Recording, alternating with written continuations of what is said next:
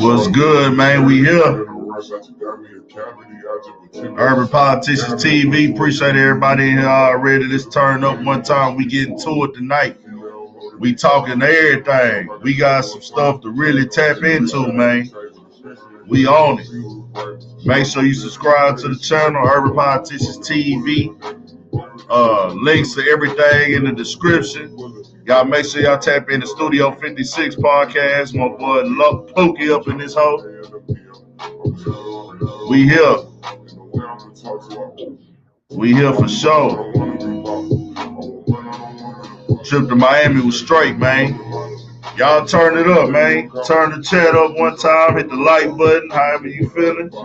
We finna get to it. Courtney Love in here.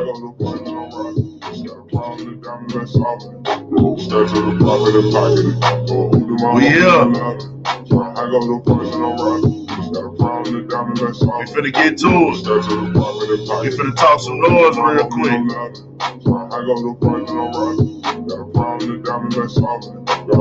Let me do some shout outs. I'm gonna do shout outs in a minute, man. Let's turn up one time. Get your vibe on. Get your drinks ready. Get your weed rolled up. We talking that shit tonight. For sure. We lit tonight.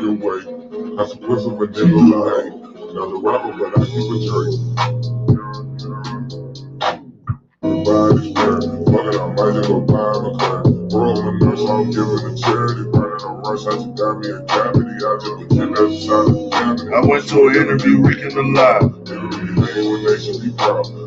Female hoe to be down, saying to myself I can turn to a clown. Tripping on nigga, they shoulda continued. Every man when they should be proud. I need a female hoe to be down, saying to myself I can turn to a clown. Tripping on nigga, they shoulda continued. Every man when they should be proud. I need a female hoe to be down, saying to myself I can turn to a clown. Tripping on. One more, man.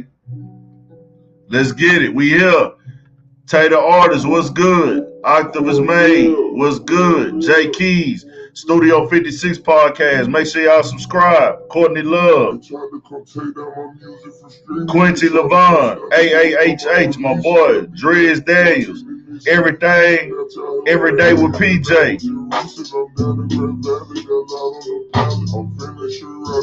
Let's get it. Soon as this one off, we gonna get to it, man.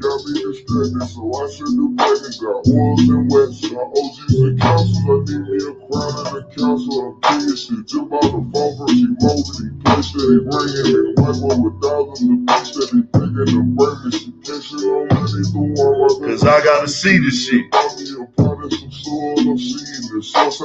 Y'all turn up, man. We talking that shit tonight too. We talking that real shit tonight. We got some shit to talk about. We smoking so peacefully. Get your alcohol pulled up. Get your, if you drink syrup, or pull your syrup up. Roll your weed up. All that tonight, man.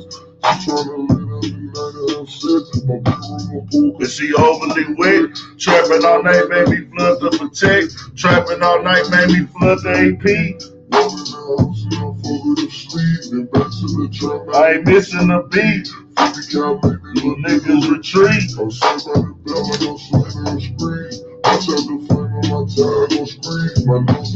I might turn down the free. Got put in, got me very fatigued. Been through some shit that you wouldn't believe. My lifestyle, you think you should leave. With no label behind me, I'm still gonna retrieve. Cause I know my success is depending on me. I know my little children depending on me. Whether rap work at night, I'ma swipe some CCs.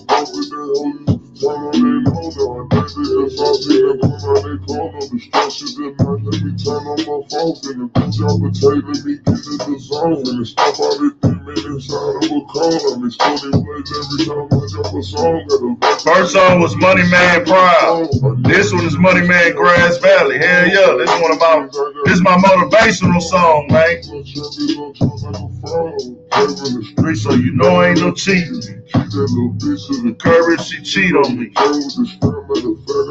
real me. They turn me into my group to success.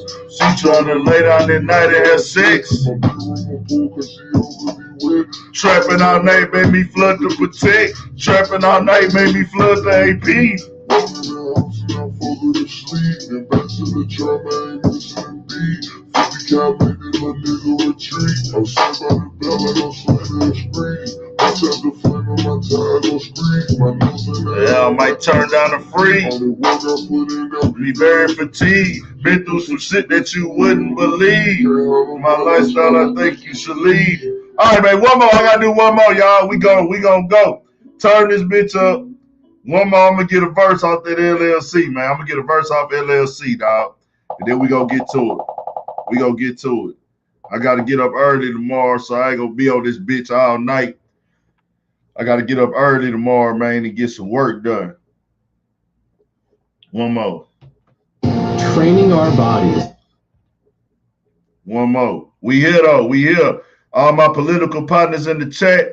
Appreciate y'all tapping in. Y'all could have been anywhere in the motherfucking world tonight, but you rocking with Big Ant. It's greatly appreciated. Highly appreciated. I appreciate all y'all. We getting heavy into the bullshit tonight, nigga.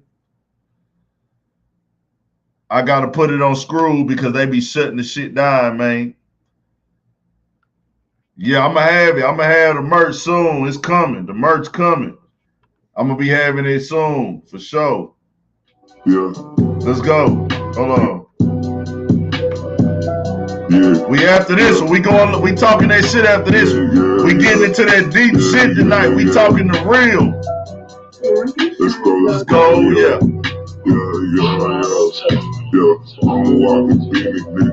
I should be at LC. I keep shooting. Studio 56 podcast, man. Make sure y'all go subscribe to that channel. Blinky like off 22G. Tripping out this cyber shit. Sometimes to put my mind at ease. Pull up with it rifle like I'm Devin Booker, number net. Told them all I ain't. Studio 56 podcast. Go run that channel up, nigga. I ain't flying commercial. I do number jets. If any heart survive when we slide, that he consider blessed. Feeling like I'm Trey on with episode 58 Monday too, nigga. It's going down. Cause I know a lot. Count another extra in the trial. I might go buy some stocks at AR-556 to go through walls just like a juggernaut. Think about my safety, so I bulletproof the SUV. The AP on my wrist, inside the clutch, shine like some LEDs. I know some niggas who learn how to shoot before they learn to read. All that money got me by a lag. They got me shot D's. So for 2 weeks, I need to clear, feel like my soul corrupted. All these players in this Money Man LLC. Right now, yeah. Go tell that nigga Money Man is coming. Drop the motherfucking tape, man. Twist off the clone. You smell this out it burn. My lady got a bin and now she earning. She keep buying purses. We on strong and draw right here natural. We not doing practice. All I do is hit you like I'm savage. We not doing verbal. All my nigga loyalists, no squares. We just do the circles. Put them on the crib. Shit show take the artist. He ain't wanna listen. Put him on the money, he was broke, but he ain't wanna fix it. Y'all make sure y'all sub. He was scared, he ain't wanna risk it. It's a competition where I'm from, who gon' be the richest? Go tell Money Man in his comments on Instagram, drop the motherfucking tape, man. Go tell that nigga drop the tape. Go on his Instagram, Money Man Instagram. Put it in the comments, drop the tape, man. I ain't trying to smash y'all one number net. Told these folks that I ain't flying commercial. I do number jets. If any heart survive when we slide, then he consider blessed. I gotta see what Lil Jeremy screwed though. I don't know what all the Jeremy songs they got screwed. Shout out to that boy Lil Jeremy, Gas Gang, 4PL shit, H-Time shit for shit show. Shout out to Lil Jeremy, man. I'm fucking with that tape. That one with him and Big 30, and that one Lit, and the one with him and Rilo Rodriguez. I think they got a video coming on that hoe. For shit show. Y'all go tap into Lil Jeremy, man. This nigga Emo back. Oh shit. Emo back. We turned up tonight. And that boy Emil is back. We finna get to it. But first and foremost, I want to send condolences to the family of Gonzoe. shot and killed in Seattle, from what reports are saying. Said he was shot multiple times in the, I guess in the torso area or chest area. Gooch was good. Sir Roberts was good. Different reports came out. Nothing was all the way confirmed, but he was pronounced dead. Somebody was saying his shot, he was shot, and that's an unfortunate situation, man. In Seattle, said his car was possibly shot up. Then he ran to a nearby Shell station, and that's where he collapsed at. And he passed away in the hospital overnight. I would suggest, if you want to get hip to who Gonzoe is, Vlad got a real good interview out with him. You know what I'm saying? He was popping. You know, he had a wave in the 90s, worked with Ice Cube, worked with Tupac, everything like that. So we want to send condolences over that way. It's a tough situation. To see another brother gunned down, 45 years old. He did have a son. You know, he had pictures with his mother on his Instagram. He started the camp. He was campaigning for guns down, gloves up. Guns down, gloves up. Him and Bosco did a boxing match.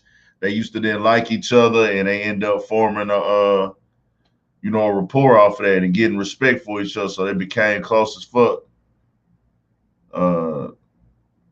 That nigga was cool, man. You know, to see that happen, man. I don't really know what the situation was. That's the streets, though. But every time nigga see some gunshots involved, you know, most of the time it's some street shit, whether it's disagreement. Okay, shout out Doggy Diamonds for shit show. But it was good that they actually got in that ring, man, and settled their differences, man. Him and Bosco. And he had history, you know. He told that story about how he linked up with Ice Cube.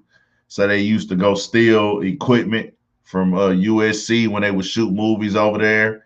And he said that they was going to steal equipment when Ice Cube and them was shooting Higher Learning.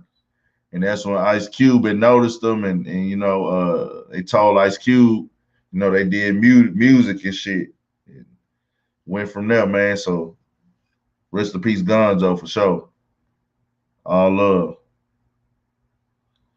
Yeah, I don't want to really put that out there, Yogi. Yeah, we don't really know. We ain't gonna put the rumors out here, man.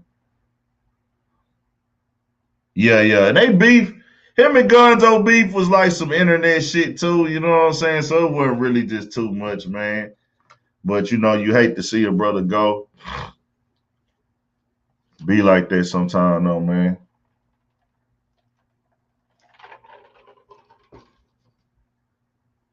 Yeah, Yogi, we ain't gonna put that out there.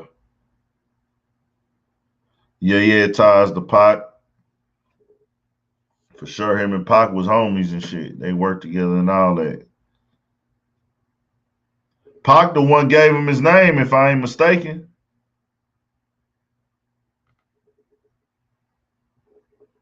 I think Pac gave him his name. So we here though, man. It's a lot of shit to talk about tonight, bro. I'm gonna get into this meme I saw. Hold on, my bad. Oh shit. I'm gonna get into this meme I saw later. Everyday thing with PJ was good. I'm gonna get into this meme I saw. The meme said, the meme actually said, y'all be wanting dudes to be like, I know I just met you, but here go your rent money. That's fucking crazy. That's what a nigga is saying. That's what women is on right now. I actually watched the Fresh and Fit podcast and a little bit of the episode with academics, and they had these girls on there, and the shit that these women were saying was like, oh my God, we are fucking doomed, dog. These women out here expecting niggas to make $300,000 a year and shit. So we gonna get into that for sure.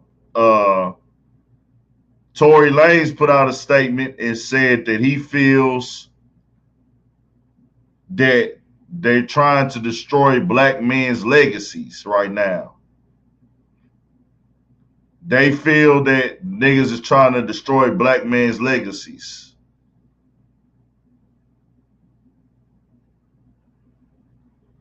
Okay, that's cool. Yeah, we ain't gonna get into that. We ain't gonna get into the Gonzoe situation. I have to, because I really want to fact check it and make sure everybody credible or anything like that before we put that out. And then dog just died, so it's like I don't need to just really know about that shit. You know what I'm saying? You know what I'm saying? But he said they trying to destroy black man's legacy. That's what Tory Lanez made that statement. It's some shit going on with R. Kelly.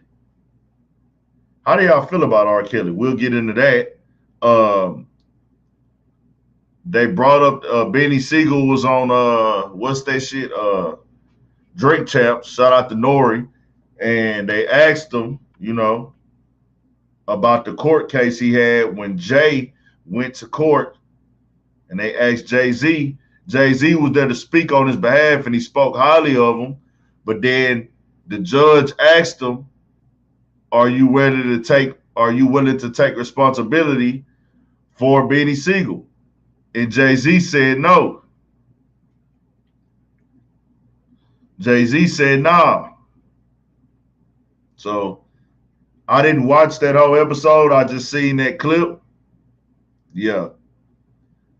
The Baby and Questlove. We gonna get some more into that. Lil Durk was speaking on niggas snitching on themselves on the internet. Snitching on yourself, self-snitching, snitching. All-time high right now on the internet, man. But we did send condolences to Gonzoe. What do y'all want to get into first? Rest in peace, Gonzoe, man. Powers to the Most High, condolences to the family. What y'all want to get into first? Y'all tell me. Questlove and the Baby. Some more of that Tory Lanez, Megan Thee Stallion stuff. R. Kelly statement that he made. Dang, the whole Rockefeller shit, or the self-snitching going on in the world today. That nigga Pookie said he would have said no too. Okay. How everybody feel about that? I will be honest, that nigga Benny Siegel was fucking up at that time, bro. He was fucking up heavy. Okay. So what Tory Lanez is saying, let me find a statement. I don't want to misquote, dog. Let me go find it. It says,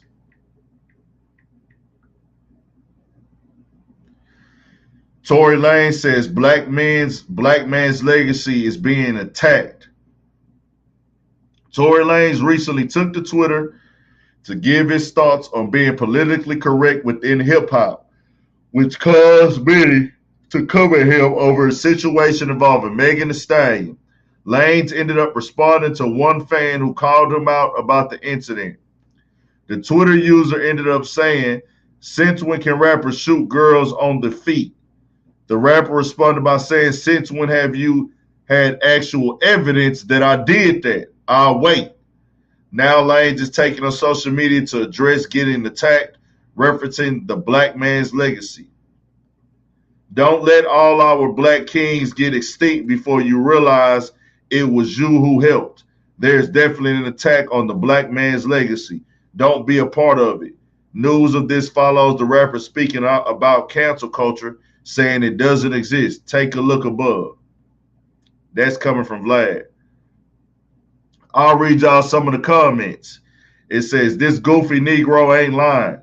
I'm glad he said don't be a part of it because 80% is us a part of it. Right message, but it don't apply to this little bitch ass.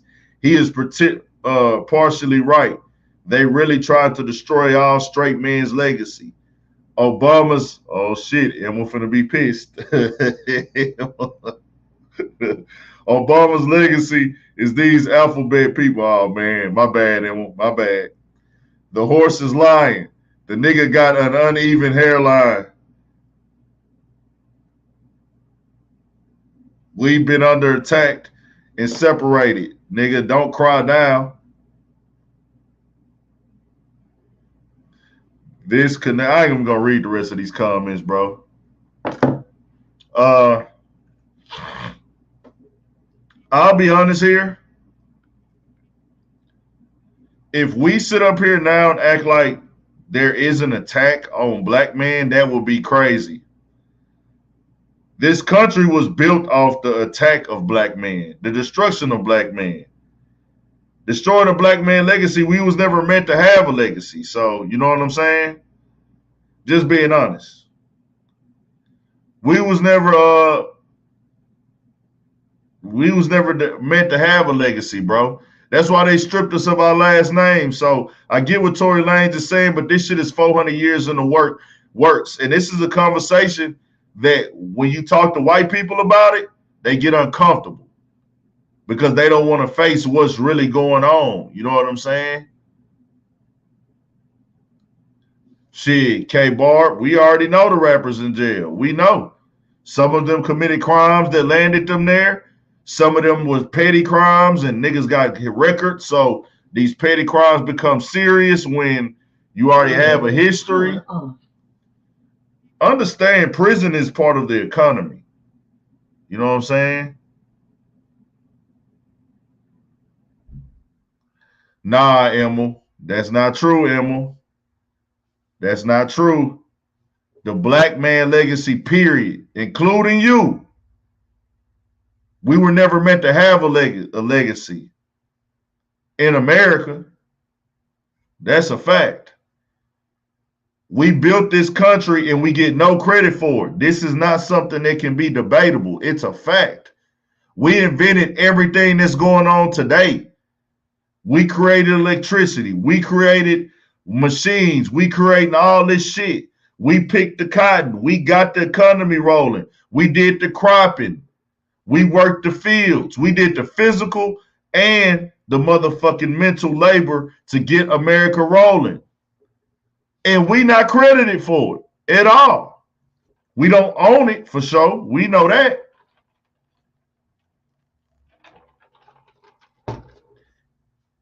Everything, and you know what? To speak on rap and hip hop, let me speak on rap and hip hop right now on this topic. It's crazy because I watched Fresh and Fit, right? And they talked about, and they wasn't even intentionally pointing my standpoint because I'm sitting from a different seat, but academics and them was talking about how hip hop came from the streets, and the streets don't fuck with niggas like Tekashi and people who snitch and everything. And Fresh was like, or Fit was like, well, man, I'm not from the streets and I don't really follow that. And Fresh was like, well, I don't really care. You know, I fuck with Tekashi music. He's hot. They talking about he's a genius and different things of that nature. So that's whatever. And then academics was like, you know, in hip hop, it came from the streets. So they try to implement these street rules, but it's gotten to the point where there's so many different lanes and different fans that don't care about those street rules, right? They don't give a fuck about the codes. They don't give a fuck about the morals and all that or whatever. They don't give a fuck about that. So they just they fuck with hip hop and it's entertainment. And I think he asked them like how much of hip hop, and I should have got the timestamps on that shit. Like, is hip hop a part of your life outside of the music? Do you try to live by like what the rappers say, or do you like how much of it in basically saying like y'all are casual hip hop fans, but they saying they fans of hip hop like they really fuck with it? But academics is like, oh man, these new people coming in, they don't give a fuck about that. And that's the point that we have within our culture. Everything we create and we are the originators of, we let everybody else come in our shit and tell us what the fuck is gonna be, what the fuck we gonna do, what the fuck we gonna have. You know what I'm saying? Like, what are we gonna do in hip hop? Like, what are we gonna do?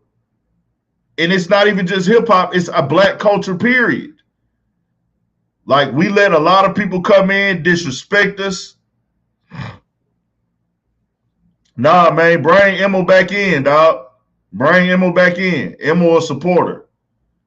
Emma good with me. I got bitch ass niggas I've been knowing forever who don't support this platform. Unblock Emma. Even though I might not agree with everything Emma say, bring them back. Emma watches this show even with it's shit that don't pertain to him, so he good. I don't agree with everything Emma say, but Emma will be a part of this platform. Gay, straight, whatever the fuck he believes in, barb or not. When it's different. Support is different when you know niggas purposely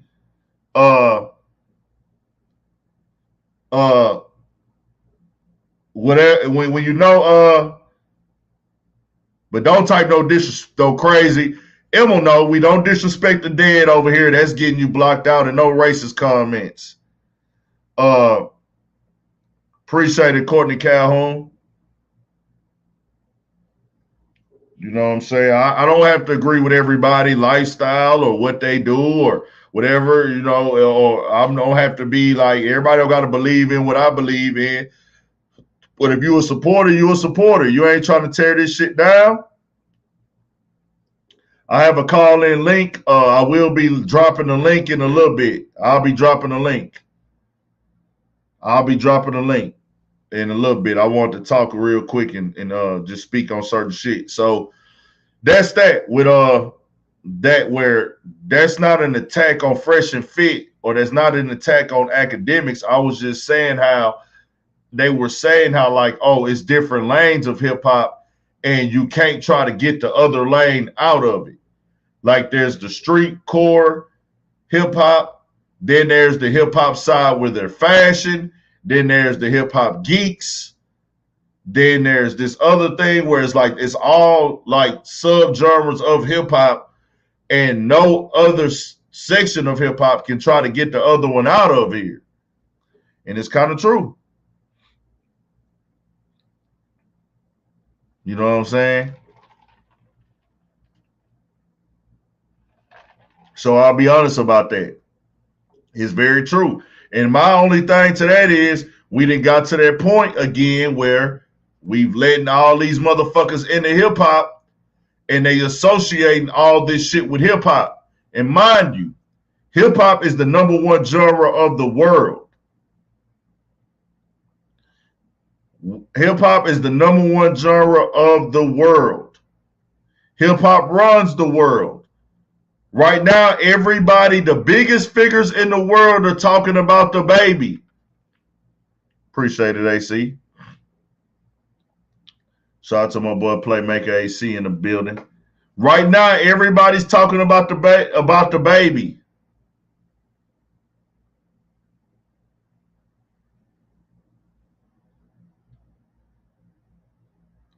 Rap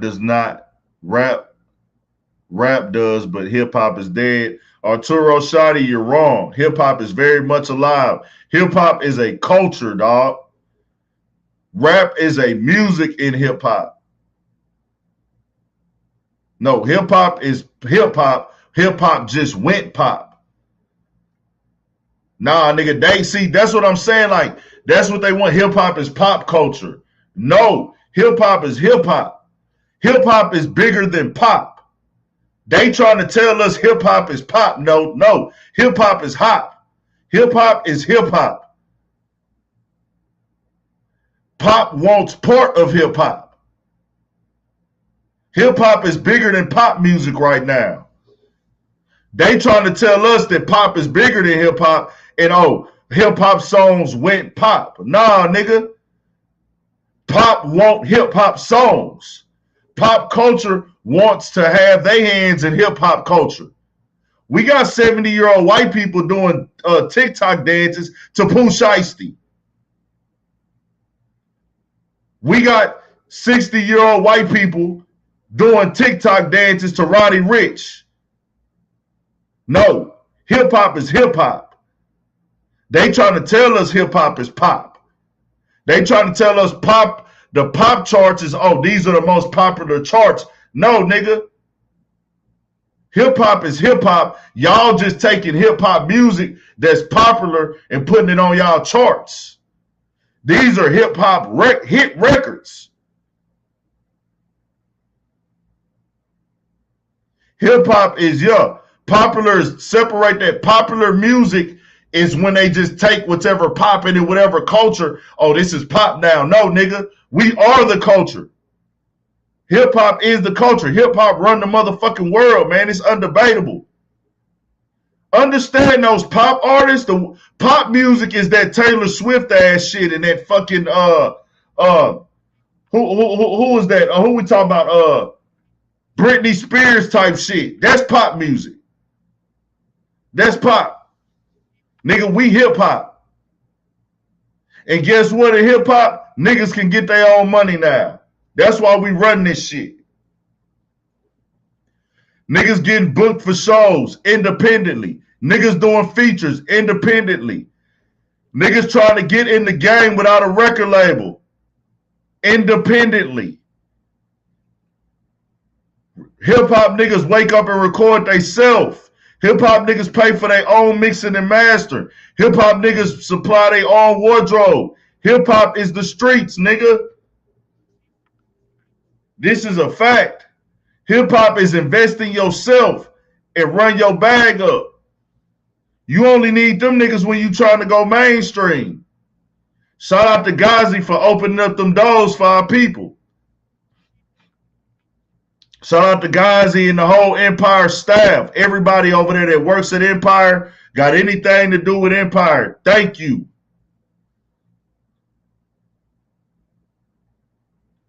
Yup. Black people invented pop. Black people invented all music, period. Facts. All the genres of music, we invented it.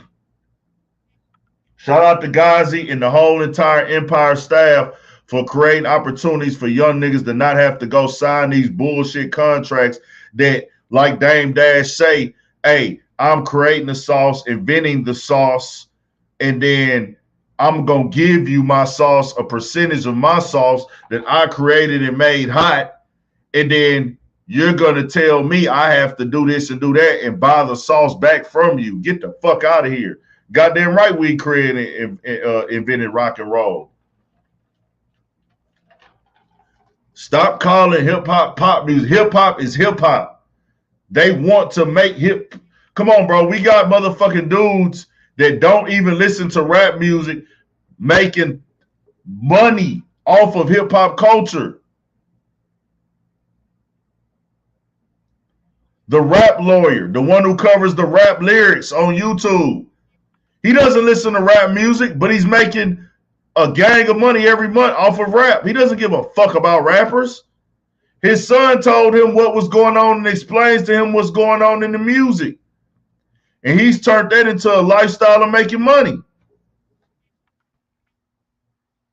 You see how many jobs we giving niggas? Hip-hop gives niggas jobs who don't even live by this shit. They don't even ride around, listen to this shit in their car, bro. These record label execs and shit, they don't ride around, listen to this shit in their car. Them niggas that Bobby Smurder was dancing for in their office, they don't ride around, listen to this shit in their car. They can't claim it. You want to know why they can't claim it? Because we always been able to reinvent it. We always reinvent it. We always come with new sounds. We always change the sound of it. But you goddamn right. If they could have, they would have been locked hip-hop up and made it what they wanted to be. We got a voice. The streets gonna always have a place in hip-hop because that's where it came from. That's why real street niggas will always be able to make money in rap music. Street music, the hardcore dissing the dead rap, I feel like that will probably eventually fade out. But just talking about your struggle out the streets and talking about street shit that you've experienced, there will always be a bag for that in rap and hip-hop. We let a lot of shit get in hip-hop that I don't agree with, but to each his own. I don't agree with men wearing dresses. who are not gay. If you gay and you want to be a cross-dresser, do you. I don't agree with niggas painting their fingernails. If you that way and that's what you do you. But using that for marketing tactics, I don't agree with that. Kid Cudi, I don't agree with you putting the dress on, brother, in 2021. Sorry. It is what it is. Streets control the narrative. They will always have a say-so. They trying to make it to where the streets don't control the narrative. But at the end of the day, if nobody bumping your music in the streets, it don't matter.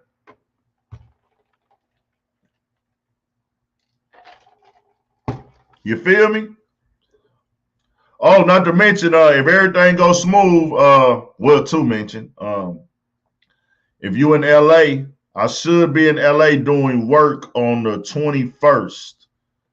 So I'll probably go out there like the 20th or some shit like that, maybe the 19th. Just gotta look at the dates. That weekend, I'll be in LA. August. All work. If you are working, I'm not going to play.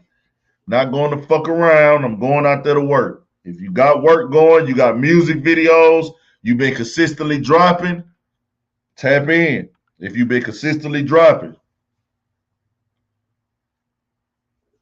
We on the game plan here, man. We done enough partying in life.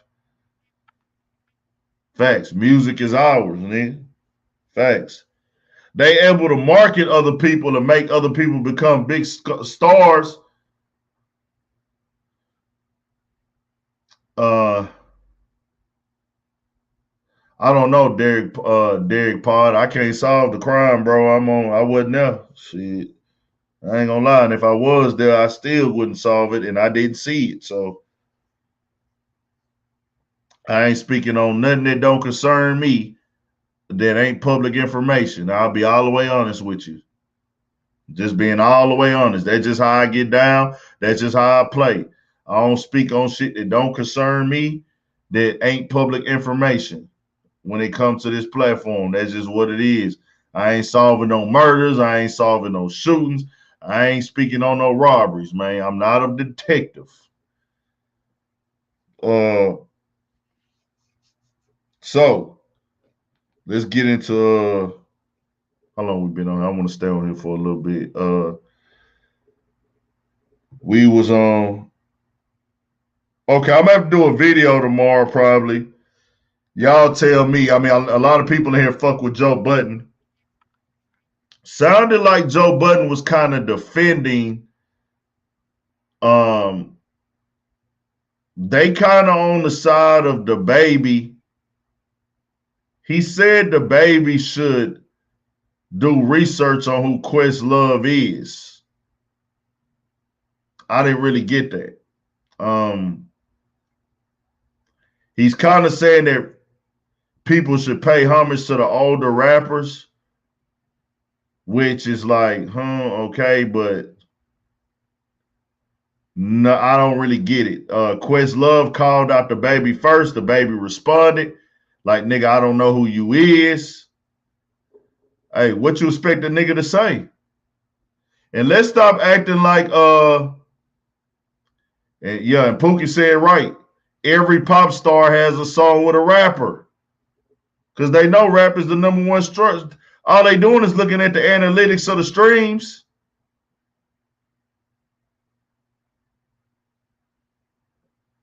All they doing is looking at the analytics of the streams and which rapper, the record labels. And then some of these record labels are now signing pop acts and rap acts. Well, they've been doing that. There's always been that where you got these pop acts and these rap acts on these record labels.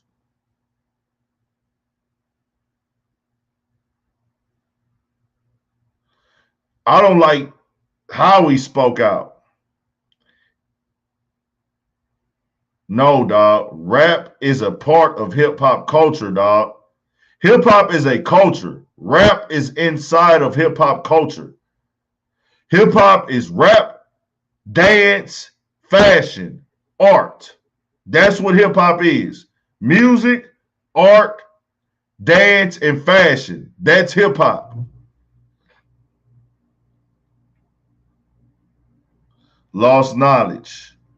Talk about why they using black women LGBT and Democrats attacking men because there's a market for it. It's a market for it. It's a market to attack men right now.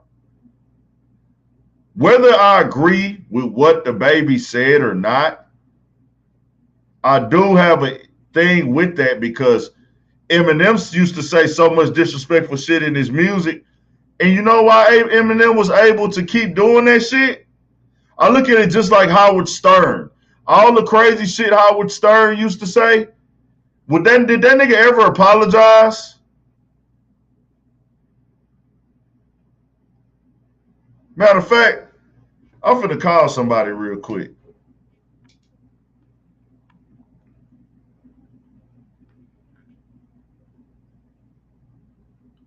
I gotta ask somebody something.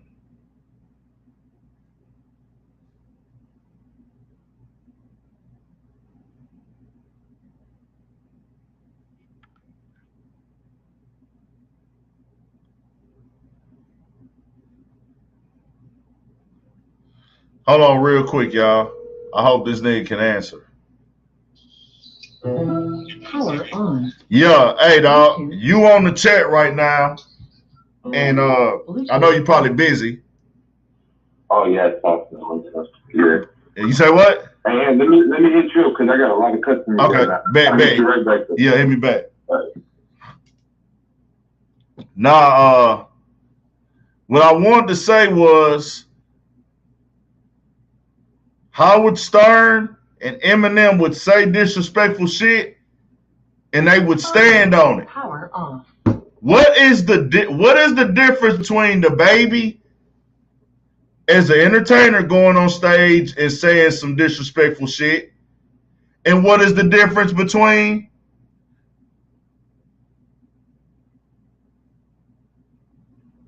Hold on, Emil. We're gonna be honest here, Emil, and we're gonna get you in here to speak your piece in a minute. Rappers get on songs all day and talk about killing black men, robbing each other, disrespecting black women, selling drugs, crack, all type of kidnapping niggas, all type of shit, right? They get on there and disrespect their own, it's no problem. A rapper goes on stage and sells stuff. If a rapper say the F word in his music right now, he could get canceled. But he could call a black woman a bitch, a hoe, slut, thought. You could call another nigga a bitch, a hoe, talk about robbing, killing them. You could diss his dead homies. Nobody sees a problem with that. But if he says the F word or says anything disrespectful to LGBTQ, we gonna see a backlash. How many times has Baby talked about shoot niggas and fucking, you know what I'm saying? You could talk about selling crack to your own people in music. I'm just asking the question. Just being honest. Well, that's for black women to get into. His ass is a see, there you go, Emil. There you go, Emil. You're not being fair, dog. We gonna get into it when we get you on this motherfucker. We gonna get into it, Emil. I'm just being fair, dog. We just keeping it honest here. Howard Stern said a lot of it. They tried to get him off the radio, but you know what? He stood firm. He stood firm. Same thing with Eminem. Eminem stood firm on his disrespectful music. Eminem stood firm on it, and look, he can come out and sell more than any rapper in the game, including the Baby.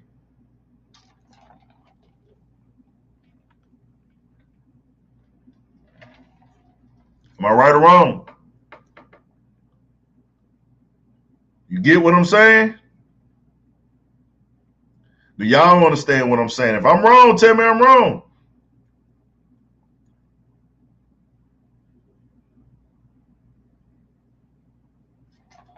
Whether we promote it or not, we don't. That's what I'm saying.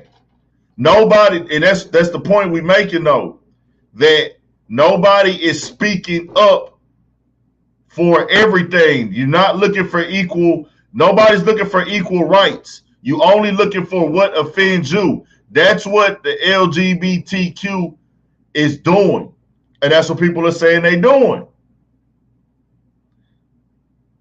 Like that's what they saying LGBTQ is doing. Where hey, y'all are not looking for human rights. You're looking for your own rights.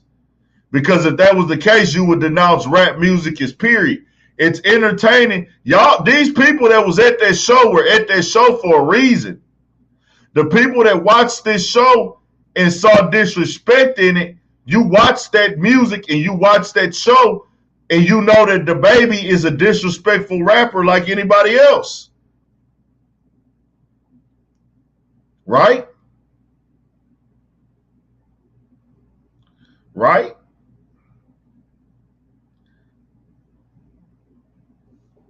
That's all I'm saying. If that music is offending other people and you find it offensive of him disrespecting you, why is it not offensive to everything that he says? See, we picking and choosing now, Emma. You know it. And we going to get to it.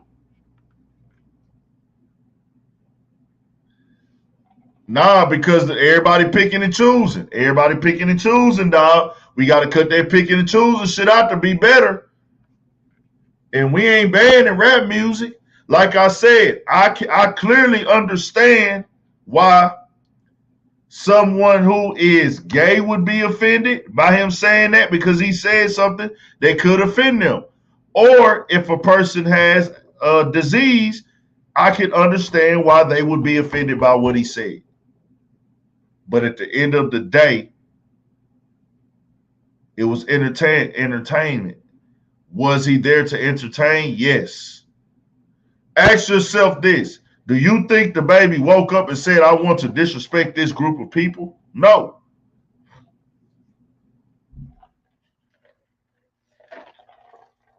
Just being honest. And he's standing firm on it. I can't knock him.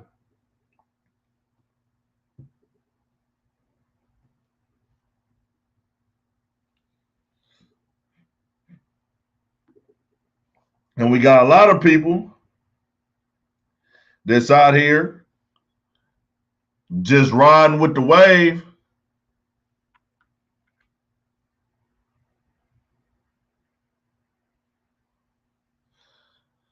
Mad YouTuber, if you ever been to a concert, rappers have been doing this for years, dog. The mad YouTuber said, what was the point of the rant in the first place? We need to ask that. It seems like he was directing it to somebody, in my opinion. Whether he was or wasn't, rappers been doing all that forever at shows and concerts.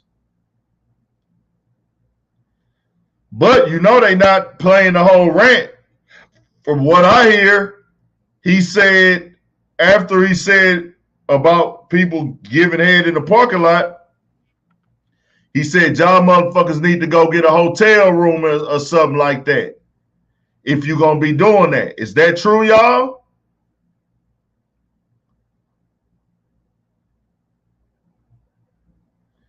Is that true?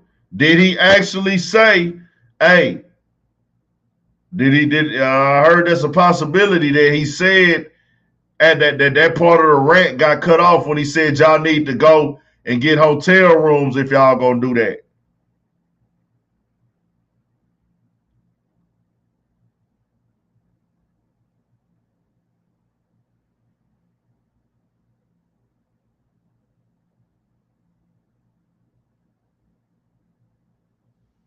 The baby will be perfectly fine because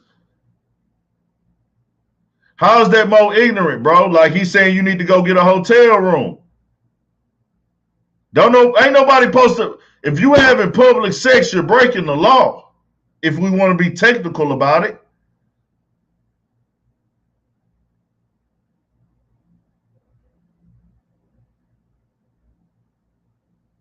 Exactly, Kennard the God. He's keeping the fans entertained.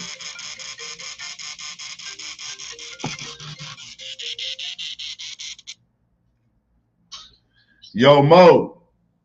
Yo, what's up, bro?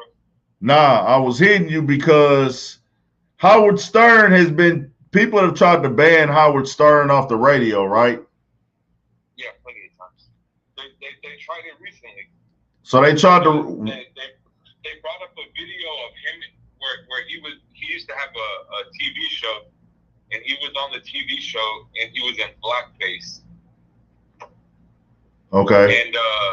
And it was a video he did with Sherman Hemsley. You know, from George Jefferson? No, I don't remember that. You know George Jefferson? Yeah, I know him, yeah. Yeah, moving on up. Yeah. He was in a video with Howard Stern, right? On Howard Stern's old TV show he used to have. And Howard was in blackface, dressed as Whoopi Goldberg. Okay. So, like, about a year and a half ago, they tried to cancel him for that. You know? Okay. But he always seems to get out of it. You know what I mean? Okay. So the other things that they tried to cancel him for, what type of shit was sexual shit, right? I mean, he was always controversial because of the sexual shit, because all the sexual shit he did on the show. Okay. Also, Joe Rogan. Didn't they just try to cancel Joe Rogan for some shit? Yeah, they always try to get him too. Do these guys ever apologize? No. Matter of fact, Howard went on The View and they asked him about it, and he denied the shit right to them, even though if you look up on YouTube, there's plenty of videos of him using the N-word and stuff like that, you know? So that's what I'm saying. So in a way where he's attacking somebody, but just using it blatantly.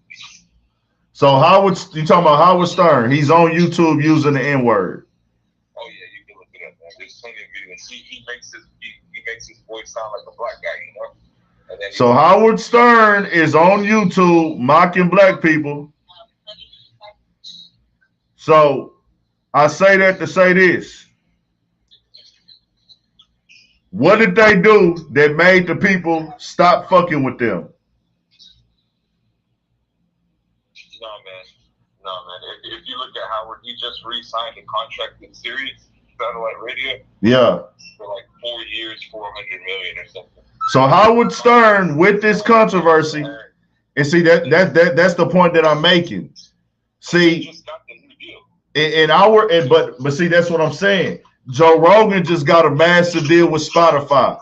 No cancellation for the things that he says and the things that he does. Howard Stern. Eminem also. You remember they used to try to cancel Eminem? These motherfuckers just would shut up and not apologize. Why can't the baby do that?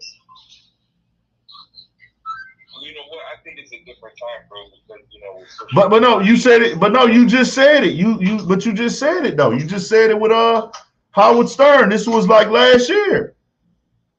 But you know what's with Howard? Man, the guy's like 70 years old. You know what I mean? He's not on social media. You don't see that shit. He lives in his own little bubble. But you know what?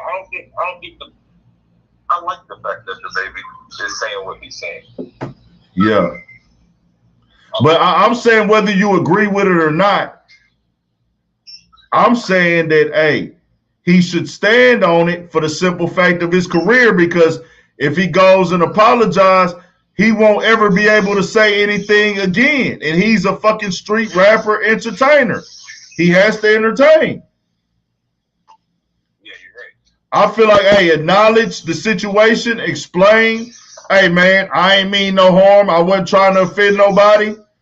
It's all love with all my fans. If you fuck with me, I fuck with you. No matter if you gay, straight, whatever. If you bought a ticket, I rock with you. Go from there. I think he said that, but I think he's still getting a lot of feedback. Because he's not subduing. He's not, oh man, I'll never do that again and da-da-da. And then his response was, hey man, that shit was for my fans at the live show. It wasn't for nobody else. Yeah, and you know what, man? Let me tell you something. Listen, man. You know you're on the live, right? You know you're on the live, right? Yeah, I'm gonna say it, bro. I'm gonna say it, bro. Yeah. So why can't straight men have an opinion nowadays? You know what I mean? And it ain't no hate, bro. Like, you want to love another man, if a woman want to love another woman, that's you, man. But I ain't gonna agree with that shit. Like, I ain't gonna hate you, and I ain't gonna fucking discriminate against you, and that's your lifestyle. You know what I mean? Mm-hmm. But I ain't gotta. You ain't gotta force that shit on me. Like with Lil Nas, you know, he be doing a lot of that shit, man. You know. And children see that shit, bro. And some people don't want their children seeing that shit. People just gotta respect that. It ain't hate. They try to make it as if it's a fucking, like it's a hate crime to have an opinion like that. Bro, fuck that shit. Mm-hmm. I ain't with it, bro. Mm-hmm. I ain't with it.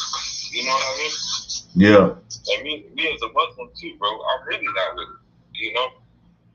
And that's the religion that people follow. Over 1 billion people follow, and you can't expect people who's had these views for thousands of years to all of a sudden be so inclusive and open for a lifestyle that we just don't agree with. Gotcha. I feel you. See, and that's what I'm saying. We got to respect everybody's situation. Like he just said, he's a Muslim, and this culture, they don't agree with that, with this behavior. And he said, I don't hate you for it, but I don't agree with it. So by me saying I'm not agreeing with it, people are going to have a problem now. It's almost as if nowadays, bro, they're trying to make you seem as if you don't agree with it, you're a hateful person. I think that's wrong, bro. I think people have a right to disagree with anything, you know? Yeah. Facts. We shall see, though, but that's what I was hitting you on because I want the people to know, because I remember Eminem used to get all this backlash, and I never heard Eminem apologize for the backlash he used to get. Hey, man, once you apologize, bro, you're admitting defeat. Exactly. And you can't go back on that. You know? Yeah. And I'm telling you, bro, most of these brands that back this shit, hold on, man. Yeah.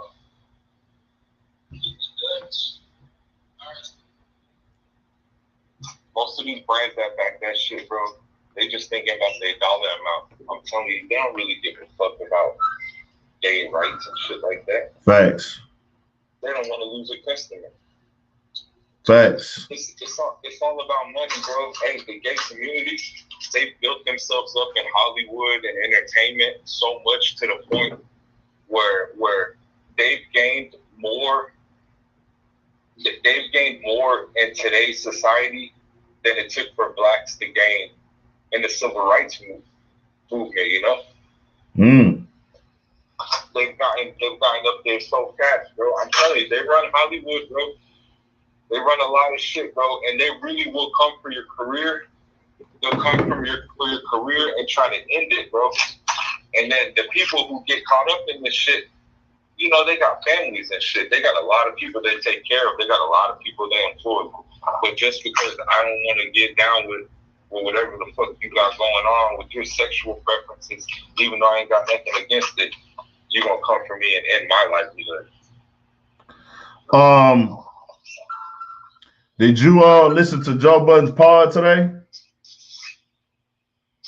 didn't get a chance, bro. I'm about to listen to it tonight. Joe seems like he's standing on the side of, like, I think it was Ice, maybe it was Ish. They was kind of like saying, you know, the baby shouldn't apologize. But Joe made the comment when Questlove called him out that he needs to go do, like, he was out of line for saying he doesn't know who Questlove is. So who the fuck is Questlove, bro? Yeah, that's what I said. I'm tired of these old heads that get so much love in hip hop as if they really did something. You know what I mean? Yeah. I don't get it, bro. You know what it is with Questlove, bro? The respect and admiration he gets is because he's in a certain crowd. You know what I mean? And a certain crowd he's in is this liberal, woke Hollywood type. You know, because he was on the Jimmy Fallon show, the Tonight Show for a long time. You know, as the band and all that. And that's really what got his name out there with like white America. Mm-hmm. So white America really thinks when he got an opinion about something that ain't stands for something. But go to any urban community, bro. Nobody knows who the fuck Questlove is, bro. And that's my thing. Go to the hood and ask people who the fuck is Questlove. Maybe in New York they know that shit. But nobody in the fucking South and the West Coast. They probably know the name because he was on the Tonight Show. Most niggas don't even know that. I didn't even know. I ain't gonna lie. I didn't know who Questlove was. I didn't know who Questlove was. I knew the Roots. I didn't know who. I've heard Questlove before, but I didn't even know that he was that guy though. Like I didn't know he was the guy with the afro. Yeah, I never knew that's who he was. I knew Questlove name rung bells in hip hop. And I knew about the Roots, but I never knew. You heard a dude I got Questlove on the track. Who the fuck going to see that? You know, I don't know what he did, bro. I don't know if he's a producer. I think he's a drummer or something. But well, and you know, I was just like this right here. When Joe said that, it was kind of like, well, nah, Joe. At the end of the day, Questlove chose to use his platform to cross the baby's name out. If I'm the baby, it's fuck you too, nigga. Like, just being honest. I personally don't have a problem with Questlove, but I know if a nigga gets on his platform while the whole world is going at me and puts my name on there and cross my name out, I'm going to say, who the fuck is this nigga? Like, you know what I'm saying? Hey, you know what, bro? Let me tell you something. If Questlove was any kind of a man, why don't you support the black man that you try to tear down? You know, instead of supporting the gay community. He's supporting the gay community, bro, because he's part of that fucking that left liberal Hollywood agenda, bro. Because that's who runs Hollywood. That's who's running the music industry. You know what I mean? Like, put this together. And I'm on some shit now where the concept is getting to the point where we got so much bullshit going on with the game and so much shit that we don't even see. Say that again. They said that Madonna, and we got to start separating that, bro. I don't have a personal problem with Madonna or anybody white who supports hip hop or the culture, but they actually brought up on the Joe Budden podcast too that Madonna, when one of the black kids got killed, she posted a video of her adopted black kid like dancing and like was trying to relate to it. And it was like, no.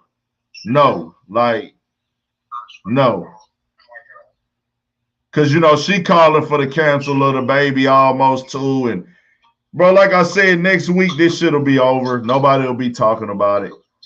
But we shall see. Because, I mean, as big as her name is, she's irrelevant. She's been irrelevant for a while. Well, let's be clear here. Why the fuck is her name irrelevant in 2021 hip hop? Flavor Chase? Hey, my bad. Nah, you good. Saturday, bro. This bitch popping in. Bet. Well, you can hit us back later or whatever. I just wanted to get your shit on that real quick. Bet. He's right here on Flavor Record. Hey, bro, yeah. Hey, listen, bro. Yeah. I don't know when Madonna's been relevant, bro. Since the 80s, she ain't been relevant. Yeah. Maybe 90s and shit. She was relevant to us when Tupac was around. And you know what? I heard, they say she fucking. Well, they had a picture. They had some pictures together and all that, but I don't know anything about Madonna for real. I just know she was an idolized white woman. I don't know nothing about Madonna. And like I say, they wouldn't be watching. And this is what goes, okay, right? Yeah. Before you go, I want to make this point. These people, as in the speakers, not gay people, not homosexuals, not LGBTQ. I'm just saying people in general who are speaking out against the baby. Are y'all really listening to the baby's music? Or if he didn't say this at this concert, would you give two flying fucks about what he got going on?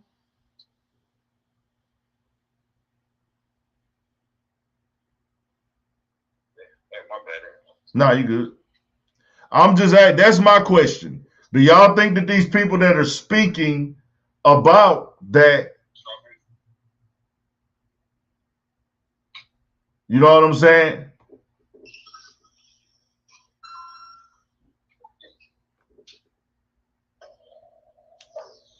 That's my thing. If this doesn't, are y'all talking about the baby ever, but everybody's coming out going at him because he spoke about something at a concert, but are y'all ever talking about him ever? Well, all these people speaking out when these kids get killed on camera, did all of these people, we need to go check. Did Elton John have something to say when George Floyd got killed? Let me Google that. Maybe he did. Can somebody answer me that? What's Breonna Taylor? What about Breonna Taylor? Did that make headlines?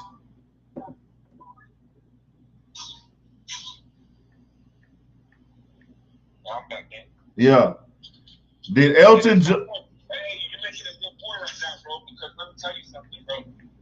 None of these people, they come out crying when it's something that's perceived to be anti-gay, anti-LGBT, whatever. But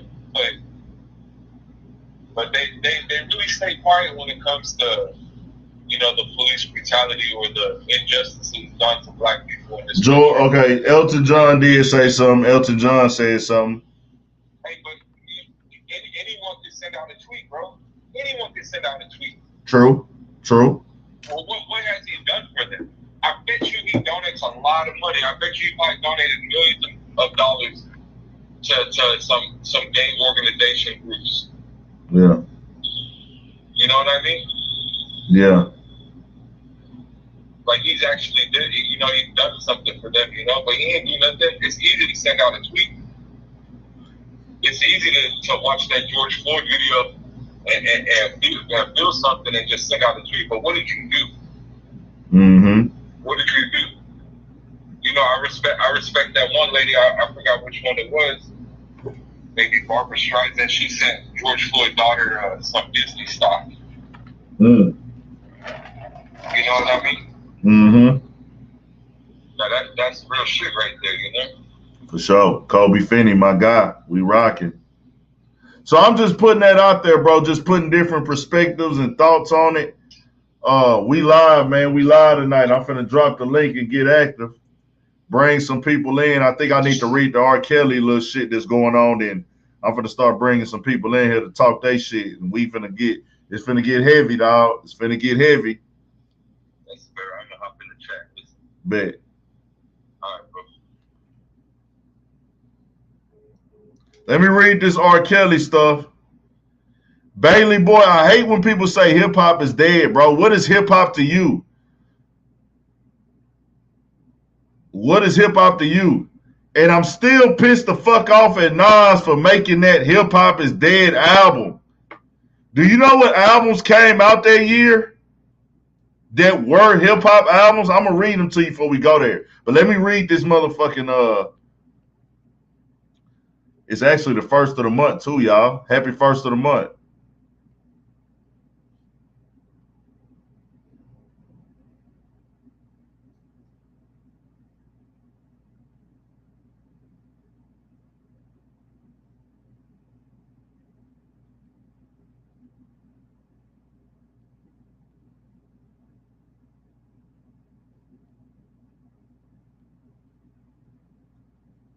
Hold on real quick.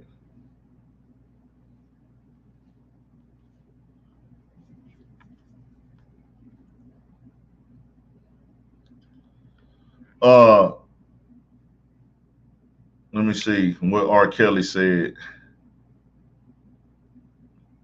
in this last statement. Did y'all see that shit? They said study says black drivers receive less respect from police officers. Did y'all have to do a fucking study to see that? Get the fuck out of here. See, that's the type of shit that's like disrespectful, bro. A study shows police officers that black people receive less respect from police officers. Man, do y'all got to do a study to see that? Get the fuck on.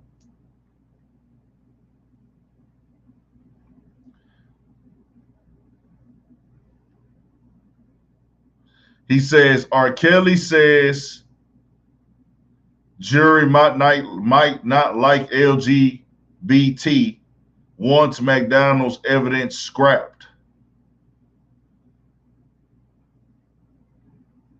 What the fuck? Breaking right now, new allegations just in against R&B singer R. Kelly. Prosecutors in New York coming forward with charges we haven't heard of until right now. Accusations of abuse involving at least 10 more girls in Chicago dating back to 1991, as well as videos of Kelly physically and verbally abusing women. Court filing just released also claims the singer's crisis manager bribed a Cook County clerk after the documentary Surviving R. Kelly. Prosecutors hope to enter all of this as evidence in his upcoming racketeering trial in New York next month. Well, they saying they got videos. Innocent until proven guilty for R. Kelly on that, but they saying they got videos. They saying they got videos and they want to put them in evidence. If they have videos and they put them in evidence, it is what it is, dog. It is what it is. Just want to put that out there. Ain't nothing none of us can do about it. It's guilty as fuck. They said 2 lawyers withdraw from R. Kelly's legal team before trial.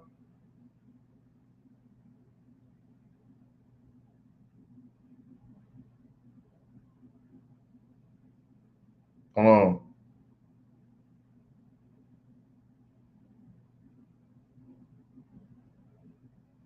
They said that they couldn't represent him because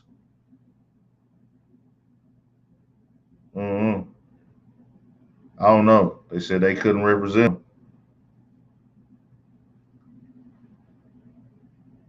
I don't know. We'll see what happens. It's crazy because people fuck with R. Kelly so much they don't want to see. It's kind of like motherfuckers on some shit like he should be able to get away with this shit almost. And it's like, nigga, you doing this type of shit, man.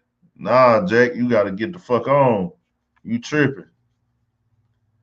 So I'm going to bring some people in here, man. Y'all tell me what y'all want to speak on.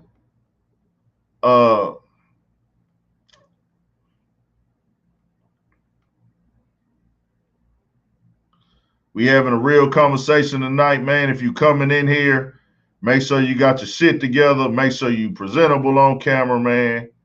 Make sure you right.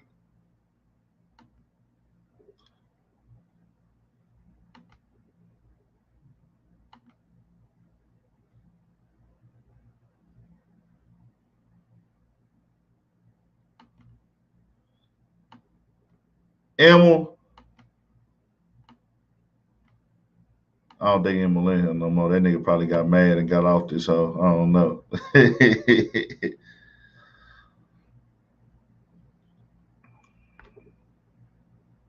Nah, that's what I want to talk about first. That Jay-Z shit. Was Jay-Z wrong? Was Jay-Z wrong for back in the day when the judge asked him, would he take responsibility for Beanie Siegel in the courtroom? Jay-Z said no.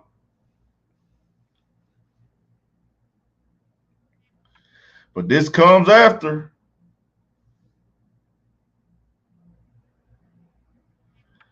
This comes after Beanie Siegel had been in trouble multiple times and kept getting in trouble. So would you take responsibility for this, for Beanie Siegel? And I fuck with Beanie Siegel, you know what I'm saying? But it's kind of like, damn. But it just sounds bad when you say it in the courtroom. When you say it in the courtroom, it just makes it fucked up.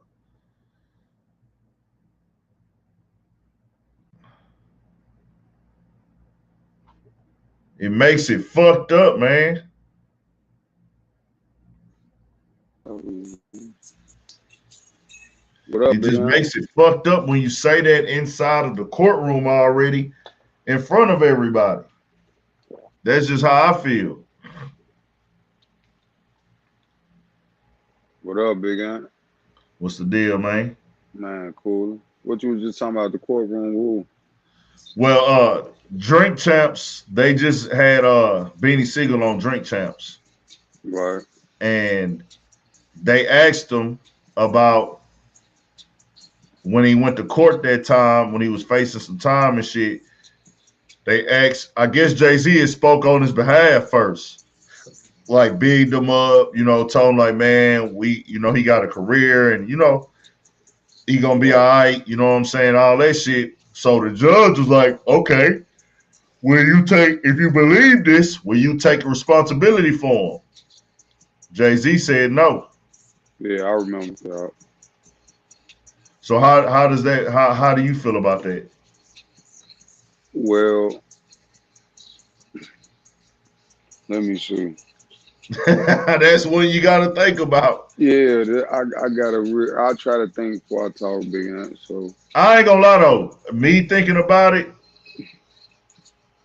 that you gotta damn near be like, I'm gonna. And you gotta be like a nigga, like if you like a day one nigga I grew up with, if you a day one nigga I grew up with, even though I know you gonna fuck up or I feel like you would fuck up, I would still say I got him. Right. I would say that. But Jay probably was caught up in the moment like, nigga, I really don't believe half the shit I just said about this nigga. I know this nigga's a fuck up, which Beanie Siegel proved to us that he was a fuck up at that time. Right. It is what it is. You know, he got better and he figured everything out now, to my knowledge, but Beanie Siegel was a fuck up at that time. So it's kind of like Jay-Z was probably like, nigga, I'm thinking business, nigga. Like, man, they asking me, am I going to take responsibility for you? And Jay-Z was thinking his corporate mind kicked in. Like, oh, no, I ain't say all that. Yeah. I ain't saying all that. You know what I'm saying? But on that point, huh? Me personally, not putting myself in Jay's position, but me personally, I would have said, yeah, I vouch for him. Because I'm up to that point, I'm giving my history between me and Beanie Siegel. Beanie Siegel has been my best artist on this label, really to this point, who I've had my hands in. Outside Cameron and Dipset, who fucking Dame signed. And, it was kind of the fallout of this whole thing. But me and Seed, though, like, man, this nigga was like my first real artist that kind of, you know what I'm saying, besides Memphis Bleak. Bleak didn't go where Siegel went. Siegel was a legendary artist, but that was the first artist he really, like, even though he fucked up, I get it too, though. It's both sides to the coin. Well, hold on now. Let's be clear. Let's be clear though. On the actual sales side, Beanie Siegel never went platinum, I don't think. Right. But his impact was No, ridiculous, no, bro. he was impactful and he Man, cold as fuck as a rapper. But Beanie Siegel never really. That nigga was super impactful, great at rapping. Fucks with Beanie Siegel the long way. Beanie Siegel was straight. They was able to spring off state property because of Beanie Siegel and everything. He put on for Philly, most definitely. But I want to keep the business side out of it but as but far as the reason of why it happened to be because you my biggest artist. I'm trying to just keep it right. Jay-Z and Beanie Siegel without the Rockefeller shit. Like, why would Jay-Z go up there and say no?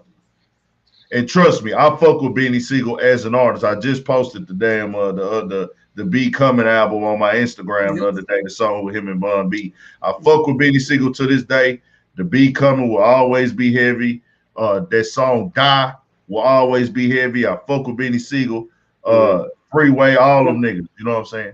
Hey, Big Amp, So yeah. to not to cut you off, bro. Like, so my take on that is, if you really want me to keep it honest, how I really feel about Jay-Z, I think Jay-Z is just a snob ass nigga. I think he a nigga that he ain't a trill like real. I don't know, man. Something about Jay-Z just give me old white man vibes like Joe Budden. He give me that snobbish, real old white man. Like, you ever seen that clip of when they was backstage at the fucking concert and Benny Siegel and Freeway and all them was back there? They had their arm around him. He was look that face he was making. I don't know if you ever saw that, bro. You I have to saw that YouTube it, clip. though. Yeah, y'all, when he was as Jay hit him, but I don't blame Jay for that. He just always was assertive, but he never handled. I feel like he handled shit. Jay the type of nigga to send you a text and tell you like, yeah, whereas he not the type of nigga to meet you face to face and really, really keep it 100 with niggas. He got to a certain point in his life where I feel like the authenticity to him kind of went out the window. You know what I'm saying? Cause so he could have dealt with Siegel a certain type of way, bro. Seeing how Siegel held the whole Rockefeller down. Like, cause you don't let's not forget that at a point in time, Siegel was really the only goon at Rockefeller. If you want to keep it honest, and was holding that whole team down. Listen to the interviews with the nigga talking about he was flying on planes, breaking guns down. The nigga had Max and shit all on tour, all on the tour bus. Like, see, he was them because Rockefeller didn't have no goons, bro. Just to be honest, they was more to Okay. get money type of, So Siegel played his part, bro, and I felt like he was real So if I'm, shortchanged. but okay, so I'm gonna play devil's advocate on that. If I'm already transitioned off the street side of the rap game into where like, what's good, Liz Chi? What's good, 918 DJ? What's good, Sir Robert the Third? DJ Margo, Two Hands, J Keys, D Rock, Jen, Chapel Way, Tater Artist, DJ Mar, Too Good, Chris the Crisis. Everybody in the chat right now, appreciate y'all tapping in. Jay-Z is already transitioned at this point past just being the street nigga. Right. Like, okay, now I'm a businessman. I'm cleaned up now. I'm in these corporate meetings. I'm in my 30s. I'm 35. And you keep going to jail. You keep getting caught with drugs. You keep catching cases. I don't agree Do with I that, big care? man. But I'm saying, do I care about what you can do for me as a goon anymore? No, because you have to allow me to grow just like you grew. Because let's go back to when Jay-Z was in his videos with pistols, and that nigga had I watched Streets is watching the movie, big guy. I'm 39 years old. That was my favorite movie, bro. The movie that they had Streets is watching, bro. Jay-Z would I have remember that do shit. rags. The nigga was slide with pistols, bro. He was out here. So allow me Mm-hmm. to grow, my nigga. Don't forget that Sieg is younger than Jay-Z too, by years, bro. So you have to allow me to grow just like you grew, bro. I don't have the millions that you had, Jay. Of course, you more mature and you on a different level because you ridiculously more rich than me, bro. Allow me to be the nigga. It's something called loyalty too. And this thing, the Jay-Z needed Siegel at a certain point in time, and I feel like he used him for that. And when he didn't need him no more and he reached another plateau, he let him go, bro. Period. when you were still up under that under echelon, you needed. I'm playing devil's advocate. I gotta allow you to grow, but I gotta keep fucking with you until I gotta keep being in court. I gotta keep fucking with you, knowing I'm knowing like, okay, bro, you not changing, you not getting right. When do I get to a point where I'm like, hey, bro, I can't fuck with this no more? Right. But even if I separate myself, I can still throw you a lick, though. I can still fuck with you in a certain type of way. I'm making say, you know what, this ain't good for my business, but you know what, you my homie, and I'ma still, because how you held me down, I'ma hold you down, bro. But everybody, that's why everybody holler how fucked up the rap game is, and this shit some fuck shit. Because these niggas that you meet, they don't really, it's a different, it's levels to this shit, bro. But I'm saying, if a nigga showing you he just can't get right, like Beanie Siegel shot a video 5 years ago holding guns at 42 years old. Right. I gotta push back to that big ant. I gotta push back to that. But I'm saying, you saying, hey man, you gotta allow me to grow. You shooting videos at 42 years old holding guns because you done got into a beef with a nigga in your city. When y'all was supposed to be beefing with a nigga from a whole nother city, you somehow turned that into a beef with Meek Mill. No, but we talking about back then though. That was way. But that's what I'm saying. You said he gotta allow Beanie Siegel to grow, but he already. I'm not trying to shit on Beanie Siegel because I don't know Beanie Siegel personally. I'm playing devil's advocate here.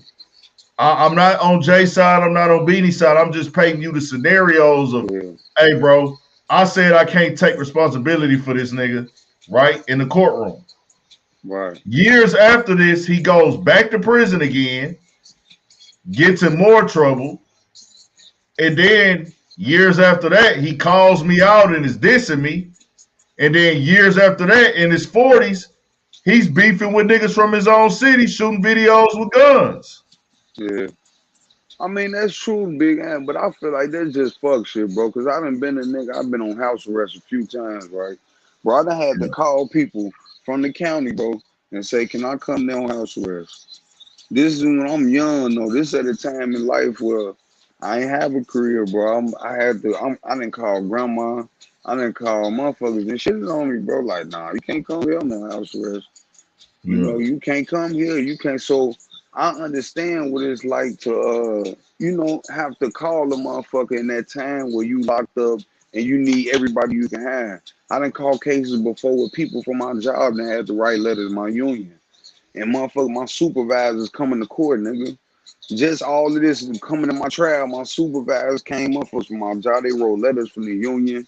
I got people coming, all my family, everybody coming, bro, to show up because your life is really on the line, bro. So I don't really take that shit lightly. Like, I feel like that's really fuck shit. Nigga, you supposed to. This is my thing, though. This is my biggest thing, man. Not to cut you off. What was the worst that was gonna happen if you vouched for him and he got in trouble? If you said that's the part that I agree. That was the part. That's the part that I can say that, hey, I would vouch for him. I said that. I said that, like, hey, I don't know if Jay-Z got caught up in that moment. I would say, hey, I vouch for a nigga, especially if you family. Yes, whether I knew you was gonna fuck up or not. If you my nigga and I really fuck with you, yeah, nigga, I vouch for you. But at the same time, that was a business relationship for Jay. I'm not saying I agree with it. I'm just calling it what it is. Facts. That's a fact. Because if that was Tata would have got out, nigga. He could have vouched for Tata. Tata or Bleak, they from the same section. Tata has shot niggas.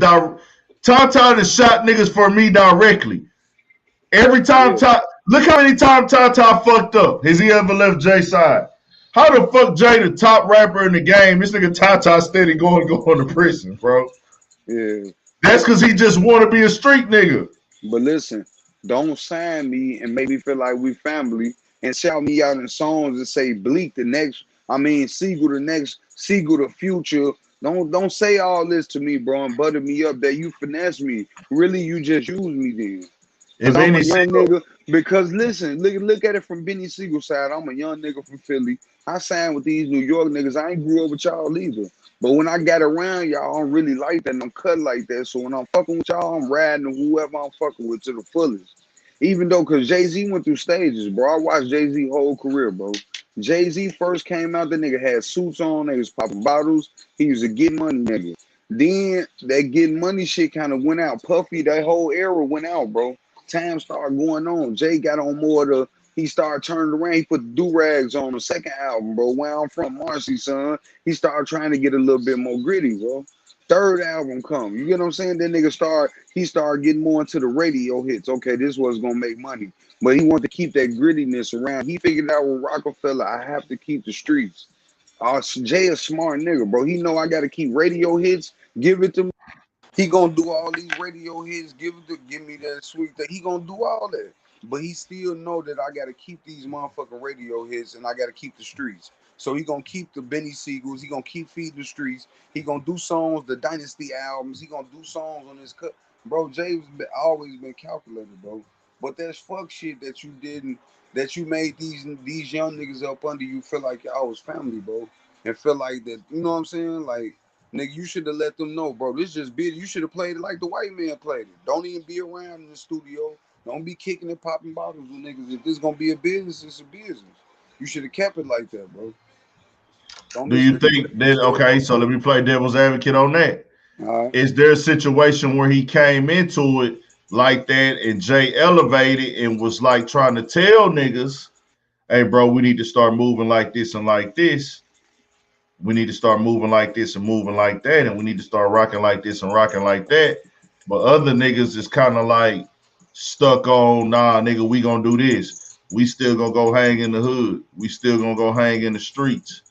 Now, Benny Siegel did say on the other part of that clip how Rockefeller made him feel whole, like just as a street nigga, he was just like, it was for him, what made it everything for him was like, nigga, I'm a part of something. These niggas is them niggas. These niggas made me a part of something, like, and I'm riding for these niggas. You know what I'm saying? Right.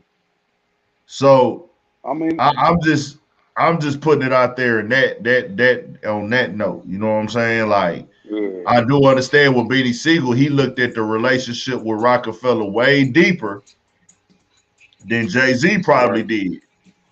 You know what I'm saying? And you you know, just never know.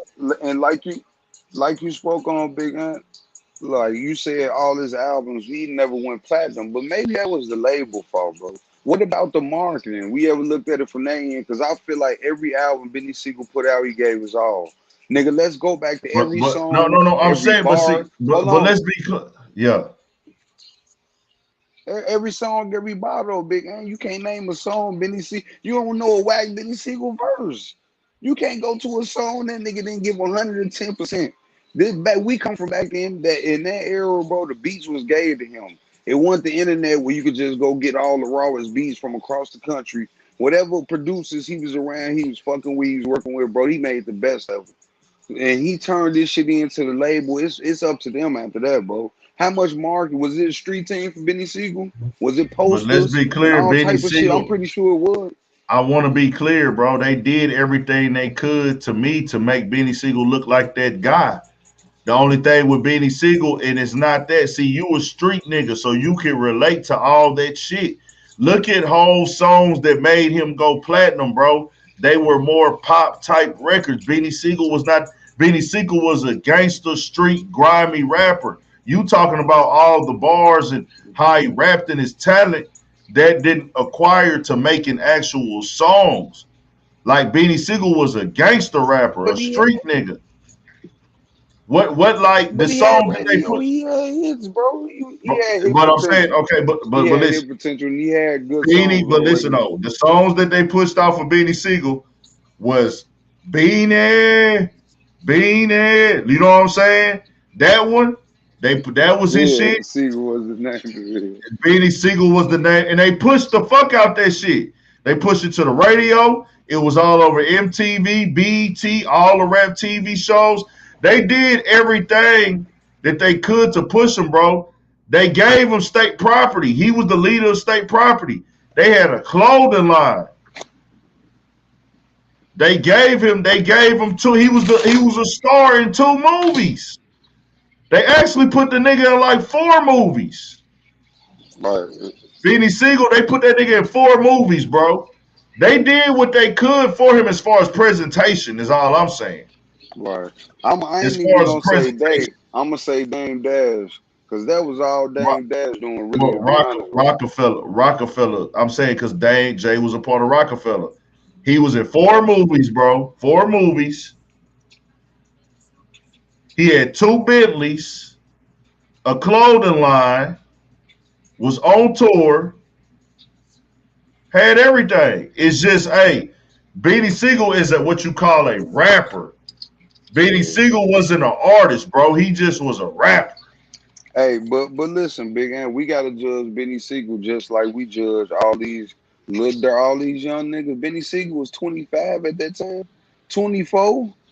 Let's judge Beanie Siegel off his age at that time, bro. He was 25, 26 years old. The nigga wasn't that old, bro. He was just like these young niggas, all these young drill niggas that we seeing running around. He is the same age, Kodak Black and all them, bro. So how is these niggas running around acting the same fucking way, right? These niggas wild and put that pistol on your ass. But if you crash out, that's on you, bro. Like ain't nobody gonna. You can't be a nigga in your mid-20s crashing out and trying to look at another nigga. You got to take your own responsibility, especially if you know better. You done been down this road 2-3 times. You done been shot. You done been shot 2-3 times, nigga. They telling you stay out the streets at the label, and you steady running the streets. But bro, some niggas is crabs too, and some niggas is manipulators. Some niggas will use you. You can't act like that don't exist too, though, Big Ant. At the same time, I'm not saying that it don't exist. Bro. All I'm saying is that you can't keep playing the streets if you're a rapper, also, dog. Yeah, bro. That's just like the prime example was that it's like Joe and Rory and Mom. Joe had them niggas thinking like, nigga, we homies. And when it came down to it, he told Mom, the podcast ain't none of your business. Yeah, bro, that's BPP. Hold on. BP said, and don't act like they wasn't. The Rockefeller was looking out for them niggas. They couldn't even keep the clothes from their videos. I'm not saying that niggas that Jay did the best for him. I wasn't there to know. That was fucked up what they did at the video shoot.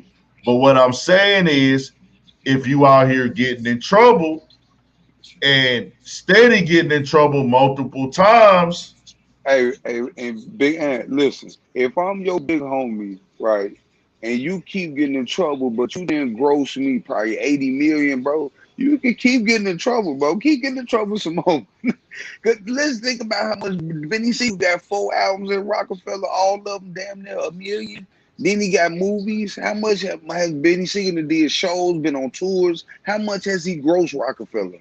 Let's talk about that, because this on millions, bro, on top of millions. Bro. I don't know what he grows. That's what I'm saying. We speaking on shit that we really just don't know. All I'm saying is we know his work. I don't know his worth. I don't know, we bro. Know his work, not his worth. No, I'm saying, but see, that's objective. That's objective. You're speaking on his talent as a rapper, which I give him credit for. Once again, his song, nigga, Siegel hard like corn, nigga. I take you outside this world like you was born, nigga. But nigga, covered in blood.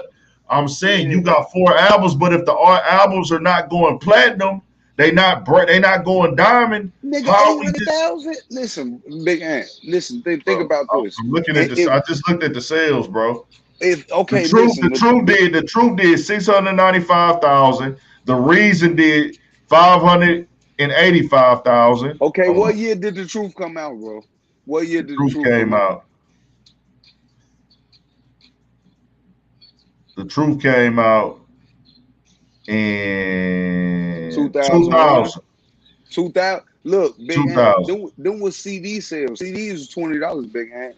That was actually CD. But they wasn't getting all that from them CDs though, bro. Like, yeah, but that was CD sales gross different though, Big Ant. When he did The Be Coming, which is my favorite album. The Be Coming did 435. Then the Solution did 346. The whole album or just the first week? No, that's the album, bro. That's the whole entire album. He never went Nah, platinum. I can't believe, bro, that his last. I'm looking at the Wikipedia bro, right now. Well, fuck Wikipedia, big. I can't believe Benny Siegel. Jay-Z shot that. Jay-Z shot that. Hold on. I'm not saying I agree with Jay, and I want to keep that very clear. I'm not saying I agree with Jay. I'm just speaking the facts, bro. Jay-Z said that nigga never dropped the platinum album. He had a clothing line, he had his own record label, and he had 2 Bentleys. What y'all want me to do? Man, fuck that Bentley, man. Fuck you talking about, nigga. That's all I'm saying. Bro, do you know how many niggas in the hood right now would kill for that? Yeah, but I'm on the Rockefeller Cash Money tour. Y'all probably giving me motherfucking 8,000 every show, but y'all probably done gross 26 million off this tour. What did you talking about, man? Fuck all that. Fuck a Bentley you gave me, nigga. That's 200. That's a write-off for the company. I'm saying, all I'm saying is this right here. If the paperwork is fucked up, that's that. I don't know. Most of these rappers, and probably Benny Siegel's too, paperwork was fucked up. But all I'm saying is he was gifted. He had the talent, and he could rap. And that nigga cold as fuck. He got his opportunity to be put on the stage. I'm saying this right here. Niggas come from the streets. Niggas be fucking up. Niggas be going through shit. I'm not saying that don't exist in our community. I know. We see it with rappers. We see it with this and that. But at some point in time, you got to say, all right, bro, I'm out here fucking up. I'm going places, getting in shootouts. I'm getting in fights with niggas. I'm this and that. Just like Kodak. I fuck with Yak. Look at Yak. I fuck with Kodak. Not supposed to be. Bro, though. But I'm saying, no. See, that's the thing, bro. That's the thing. We gotta let niggas grow, but we saying free you, and then you get out, and then you go do some dumb shit again. No, but we got examples where it's not, because I swear to God, that's one thing I want to shout out. I don't know if you've been watching Kodak since he been out. Kodak been on a run, bro. All this shit Kodak been putting out been Shorty trying to change his image like Gucci. Bro, that's nothing. Nigga, yeah, Kodak been in the game. Hold on. Kodak been in this shit since 2015. We in 2021. Anytime Kodak has been free, he's been on a run since he hit. No, but this is nothing new. That nigga been on a run. But this time it's a concerted effort, big man. He's trying. If you notice, the nigga just threw 100,000 in the water. But he got loud. I follow that all urban central shit. If you go on there, he been giving out shit to the hood. Kodak been doing that though. Yeah, but his publicist is working, man. I'm telling you, bro. No, that's who Kodak. Kodak been that nigga. Kodak giving back to the hood. This is. I salute Kodak because he been on that. Kodak been had an old soul. Nobody just listened to the nigga. Kodak been had that old. Bro, you can't tell me, bro. I've been fucking with him, bro. But I'm talking about the people in general. Yeah. I'm gonna tell you like this. I salute and respect Kodak to the utmost because he don't have to give nothing back. He always been that nigga that did that. He always had deep intellectual music. Some of his hit songs, they don't touch like that. But if you listen to the B-side records, Kodak is like a 40-year-old man in a 20-something-year-old nigga body. If you listen to that nigga music, and you know, bro. Only people that know. Bro, I know, bro. The nigga been giving back. Listen to Malcolm X, man. Listen to Kodak Black, Malcolm X. Bro, that's one of his hardest. Shorty is so intellectual on the man. Shorty goes so crazy on it. Bro, I've been fucking with Kodak, bro, since Lil Big Pac, nigga. So, and that's what I'm saying. Kodak I've been going since the first time I heard Kodak. When before the Kodak bopping Kodak took off. I seen that nigga on World Star Hip Hop. That's how long ago I got hip to Kodak. Right. He had a video that was on World Star. I was still getting on World Star at that time. That nigga had a video coming on World Star, and he had just got out of jail for something. and he went and did a show. He looked at way younger. He did a show and he was rocking that hoe. They had like a little documentary. His mama waiting for him outside of jail. Walked up, went to the show and shit, and rocked the show. And I was like, damn, who is this little nigga? They fucking with him. That made me look into him. Then he ended up dropping the other one. And I said, okay, nah, this nigga here, he gone. He's went up, steady went going up. He been doing all this shit. But like I said, if you keep doing things that's gonna get you in trouble, then it's like, hey, bro, that is what that is. That's totally separate. And that's what I'm saying. That shit is so much, but that shit goes so much deeper, Big Ant, than we could ever imagine, bro. Because I wasn't 20, I won 23 in the millionaire, 22, and had all this money and came from it. Because when I was that age, bro, I was real super thick in this shit. And if you would have gave me super money, I'd have been feeding my homies. I'd have bought more guns. It would have been all bullshit, bro. So I can't judge these young niggas for the point of life that they had because I've outgrown. It took me to get in my 30s and all this shit to outgrow. I'm saying, and I'm telling you, I'm not judging them either. But it is what it is. If a nigga got you with the opportunities, you got the talent, we put you in the place to win, and then you keep fucking up, then ain't nothing we can do about it. It's just what that is. I'm not judging Kodak. I'm not judging the label. I'm saying, hey, Kodak is here for you to win. Go get it. Go get the bag. Go get the sack. Go run it up. But if you keep fucking up, nah, nigga, I can't do nothing about that. Right. We can't put no blame on nobody but yourself. It's like, hey, bro, and then the situation, like I say, niggas is born into these environments that's out of their hands. Right, exactly. But I didn't create the environment. And these niggas come from a foundation, bro, where they don't you gotta bump your head because niggas ain't too much got that male role model around to kind of stop them from and prevent them from bumping it, so they make them mistakes, and the niggas that surround them ain't doing nothing but feeding the bull. It's a cycle, bro. So that's why I don't really judge the young niggas too much. I know I just pray they make it out of position they in so they can get a little older to really realize. Because if we saw a lot of these little niggas that passed away and got killed and all this shit, bro, get older, they would have been different people. And I fuck with Kodak. I'm telling you, I fuck with him. But right now, he's got a whole lady at the crib. Why is he making music, singing songs to Southside Baby Mama? Right, yeah. He do a show out there. Kodak a crazy. And I fuck with that nigga. But that's what I'm saying. That type of energy is like, okay, you asking for some bullshit. You know what I'm saying? Yeah. That's all I be saying. But you know, I fuck with that nigga Yak. If you know, nigga. Kodak, one of the most. I fuck with him. Like I tell niggas, that nigga's one of the most lyrical niggas ever. Yeah. That's a fact. You know what I'm saying? It's just trying to tell my homies that, bro, like all my homies like older than me and shit.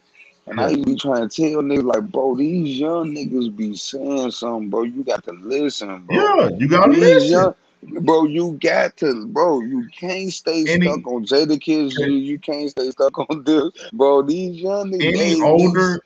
Any older person that I want to who come from that era of rap, Emil, I'm gonna get you in here in a minute when we get on a different topic, Emil.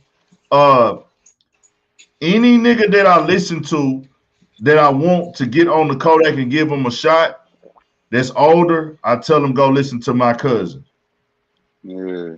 My cousin. Like I say, I don't want to see any of these young niggas in jail. I don't want to see these young rappers in jail. But if you keep doing shit that's gonna get you put in jail, nigga, you gonna go to jail. Yeah.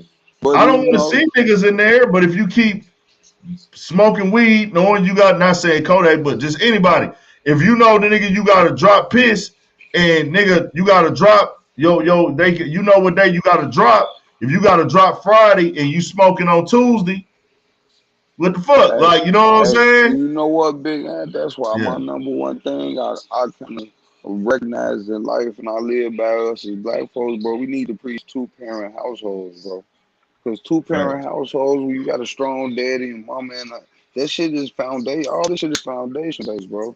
When you got a strong daddy and mama at home, bro, you ain't got all this shit, bro. But you know, it's the cycle. But we get more money than ever, and this shit slowly changing. Shout out to motherfucking Yak, bro. Nigga been like I tell this, I'll be like Kodak been giving back. That nigga been showing the hood love, been donating, been buying the kids backpacks, been doing that shit. Bro, music in a dope ass place, big man, right now, bro. Like, we got some niggas on here saying hip hop is dead. Man, it's so much motherfucking to what? Bro, hip hop is alive, nigga. Bro, niggas ain't what? Niggas ain't listening to everything all over. See, niggas just stuck on drill and listening to the same shit, bro. You gotta listen to all motherfuckers all over, bro. I'm listening to Vez, V's, out of motherfucker Detroit. I'm listening to Crispy Life Kid. I fuck with Draco. I'm fucking with everybody, bro. The West Coast, I'm fucking with motherfuckers in Houston, down south. I just got my nigga Pookie Loco on that Detroit Flint shit. Yeah, it took me some years. He on it now though.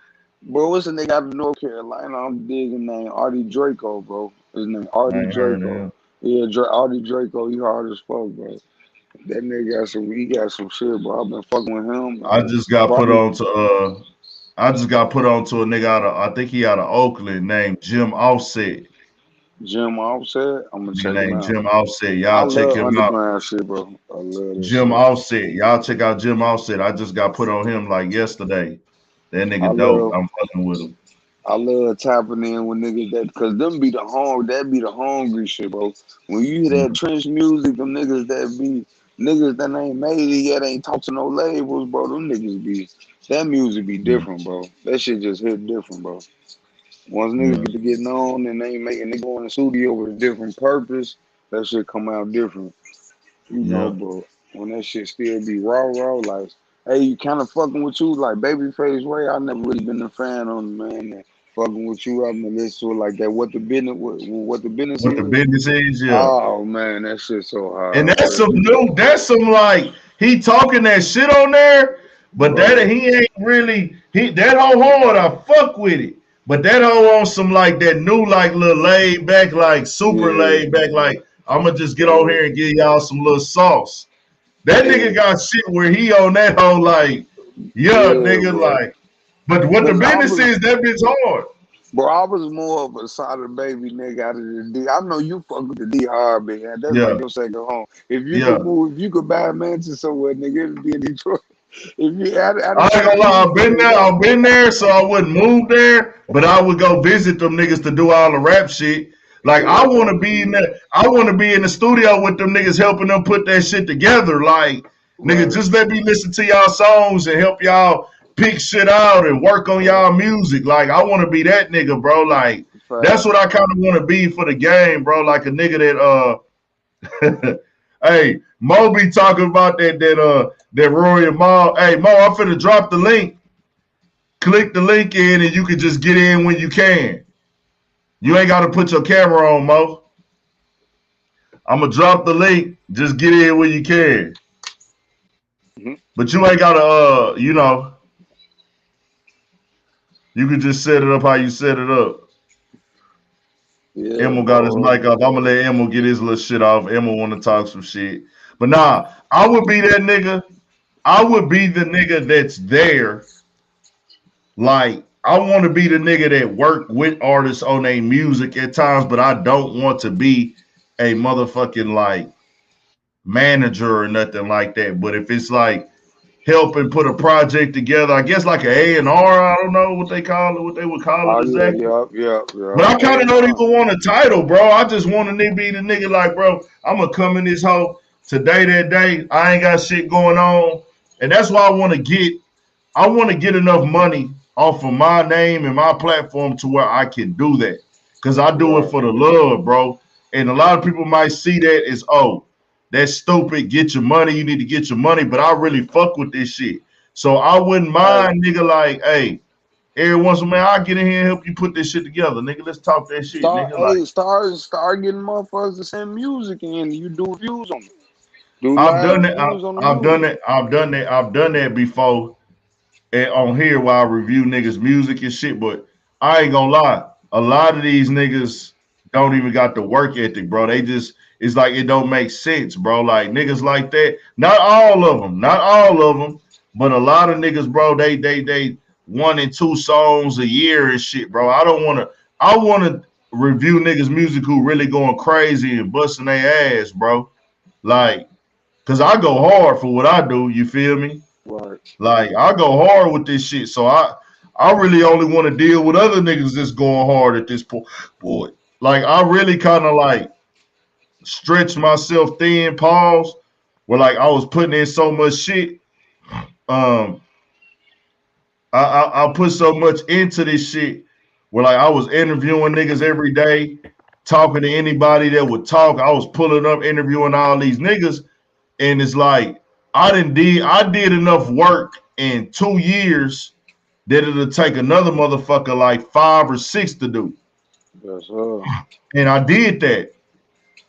And that was because I wanted to show niggas I was serious. The gift and the curse was that, hey, niggas saw that work, right? Certain niggas saw it, but certain niggas was like, okay, Aunt, you did all that work, but where are those niggas at that you worked with? None of them niggas took off. None of them niggas went up. You know what I'm saying? None of them niggas went crazy. Like, so now you kind of like gotta go back and you get new people that follow you, right? I got niggas in the game that follow me right now. Whether the artists were big or not, though the niggas that follow me right now, the new niggas that just tapped in this year, if they would have seen that work ethic I was putting out in 2018, they would feel very different. They would be like, hey, they would probably reach out like, hey, bro, you going hard than a bitch. But now I know that working that hard, it was part of the grind, and I don't regret it. But now I know, like, okay, you learned now. You kind of was wasting a lot of time, not wasting time, but you could have put that energy somewhere else. You know what I'm saying? You still got them. You still got them fucking uploads, nigga. Do flashbacks like that. Like, no, but no. I'm saying a lot of those artists, they not even worth flashbacking because they not even rapping no more. Right. Or they don't be active on Instagram no more. You know what I'm saying? Not all of them. See it for just you though. I don't even know how to do that. You interact with and I don't even got all that camera content no more. I don't know where the fuck all that shit is at. Vlad, Vlad is a whole machine, bro. Yeah, he got a whole crew working for him. It ain't nothing for him to upload a flashback. Because I remember shit when you was doing it in the front yard, bro. That was me talking. Yeah, that was just you talking, doing the daily news and shit. But that shit was dope though. Even if you put some of them flashbacks back up, like when certain shit happened, or certain shit you were speaking on, and them topics get brought up again, you put that flashback up, like that shit'll be dope, bro. Man, content is content, bro, and that's one thing you stay working. You know what I'm saying? You're an inspiration to me because I want to do my YouTube, but I've been sitting really plotting, planning on which angle I want to come from. I ain't gonna just go and jump out there. I want to know which angle I want to come from and do it. It's a long grind, and it can be long, but I'll tell you this right here: if you like it, you'll do it. You know what I'm saying? If you like it, if you love it, you'll do it. Emma, let me let Emma get up in here for a little bit. Let me let Emma get up in here. Emma, what's up? Hey, Emma. What's up, man? What you got to say, dog? What you on? What you got on your mind, man? Well, I'm gonna on my mind. I was here earlier. I was kind of in and out because I'm doing something, but I heard what you were saying earlier. I was just laughing. I don't know. I mean, everybody has. Emma, speak your mind, bro. Why you acting like you trying to spare some people's feelings, bro? What you mean spare people's feelings? I'm saying you acting like you don't want to say what's on your mind, my nigga. No, I mean, honestly, I just feel like this whole conversation about with like straight people and gay people, to me, it's just becoming very like annoying because I feel like we're not getting nowhere. To be honest, we not gonna be able to get nowhere, bro. I feel like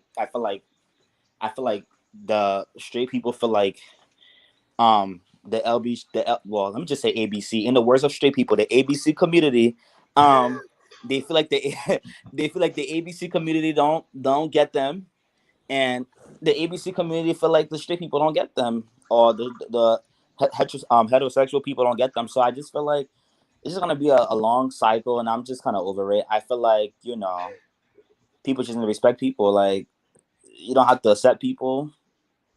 You don't have to agree with the lifestyle, but I just feel like to bring people down is one thing.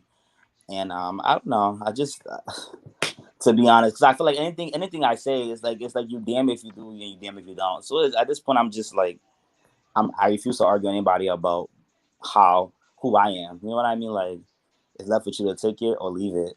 Like. So what about the point that I was making, Emma, about people is not, because I seen you said something about that. People are not speaking on the fact, these corporations, people like Madonna, Elton John, they're 100% fine with us disrespecting black women, and I'm saying us because I'm a part of it. Mm-hmm. I call women bitches and hoes. Oh, child, yeah. Oh, child, yes, y'all do. I call women bitches. You call women bitches too, nigga. Don't be up there. No, Y'all I be up there. don't. Hey, bitch. Hey, bitch. No, Say, bitch. I don't call black women bitches. I don't do Yes, that. you do. So you don't call Now, your homegirls bitches? well, that's See what I'm different. saying, nigga? Don't be lying, bro. No, Don't be lying, Emma. but that's different. If that's my homegirl, we kick it like that. But I feel like that B word can just be thrown at anybody. Just how they say that just how the F word. People they don't want straight people saying that because they feel like they don't have no connection to that.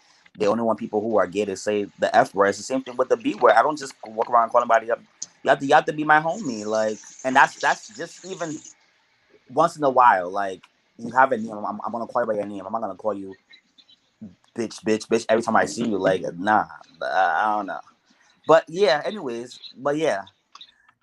So that's what I'm saying. If you call if niggas, straight niggas, is saying bitches and hoes in their songs, how come LGBTQ has not spoke out about that? But listen, it's the same way how these black women, no shade. I know people like to say I throw shade, but I say no shade, but no shade. It's the same way how these black women was not sticking up for are not sticking up for these people who are going through a lot because they feel like it's not their issue. I mean, there's some of them who defend and stick up, but a lot of them don't. And it's like I said before. I think I said that in your last live, or I think I said that somewhere else. If the baby would have got on stage and said, "F dark skinned girls, yellow bone is what he wants. He likes light skinned girls." These dark skinned black women would have been dragging him until Judgment Day, but because they don't pertain to them, so they don't really care. So I feel like that's not really their issue, and I feel like at the end of the day, like I feel like that's how you know that the ABC community, that we're really strong because I feel like they come together and they really be putting people in their places. I feel like these, like, yeah, if you want to stick up for them, you stick up for them, but I feel like it's the black women, duty to come together and try to fight that stuff of like black men or men in general calling them bitches and hoes in their songs. Like I feel like they need to come together as a community and stop But that. But I these feel women, nah, but see, these women, that's what we trying to tell you, Emma. They are speaking out, and you ain't gonna like what I'm gonna say. They're speaking out for disrespect towards the LGBTQ, right? some of them are, yeah. Some of them, a lot of them, a lot of them. You gonna sit up here and tell me the LG, the like as you say yourself, the ABC community, are the women riding right now more for the ABC community than they ride for black men? Child, I think it's half and half. I think Nah, nigga, come on yes, now. I feel Don't like be it's half. lying, bro. You I feel like lying now, no. nigga. You I'm gonna lying. keep it real with you. I feel like it's half and half. I feel like there are a group of people within that community, within the black women. I feel like some of them do go hard and they stick beside them, and then some of them are on the side of people like, I want to say you, but well, yeah, people. No shade to you, but people like you, like they're on that kind of side. Like, it's like, nah, I don't stand with that, or All nah. I'm saying is, bro, like I said, I'm not do what you want to do, live how you want to live. All I'm speaking on is the aspect of the the concept of how business and all this is getting mixed in. These women, that sit up here and that are speaking out for LGBTQ are the same women that will go fuck a nigga who they know got 7 or 8 kids that's a rapper and got a wife at home. I mean, I just find it interesting though because it's like, am I right or wrong, Emma? Am I right or wrong? You have a point, but I find it. That's all I'm saying. But hold on. Future can fuck all these bitches right now, man. We know this. Future. Who else? Who else the nigga that's fucking all the hoes now? I can't even remember. It's so many niggas. Let me say this though before I lose my thought. I find it interesting though that there are some women who don't really, who really want to be on people's sides, like want to be on like the boozy and them side. But it's funny because these are the same people that when their niggas beat them down and abuse them, they come to the gay people and cry and they talk to them about their problems, and these are their besties. And to the straight niggas too, y'all, a lot of y'all girlfriends and y'all wives, the Bush Queens, aka the Bush Queens, actually they put them together and slay them. Okay, Ari. What's the Bush Queens, my nigga? A Bush Queen is one of the terms that they love to use for the gay people.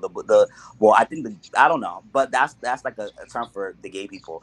Okay. And all these girls y'all see, Ari, what's her name? Jada, Little Baby's girlfriend, Ari, Moneybagg Yo's girl, India, all these people y'all see, they're getting slayed by Arrogante and Jonathan, all these gay hairstylists. So it's like a lot, but it's like I don't even know. Like honestly, I just feel like I said, you do what you do, I do what I do. You stay in your lane, I stay in my lane.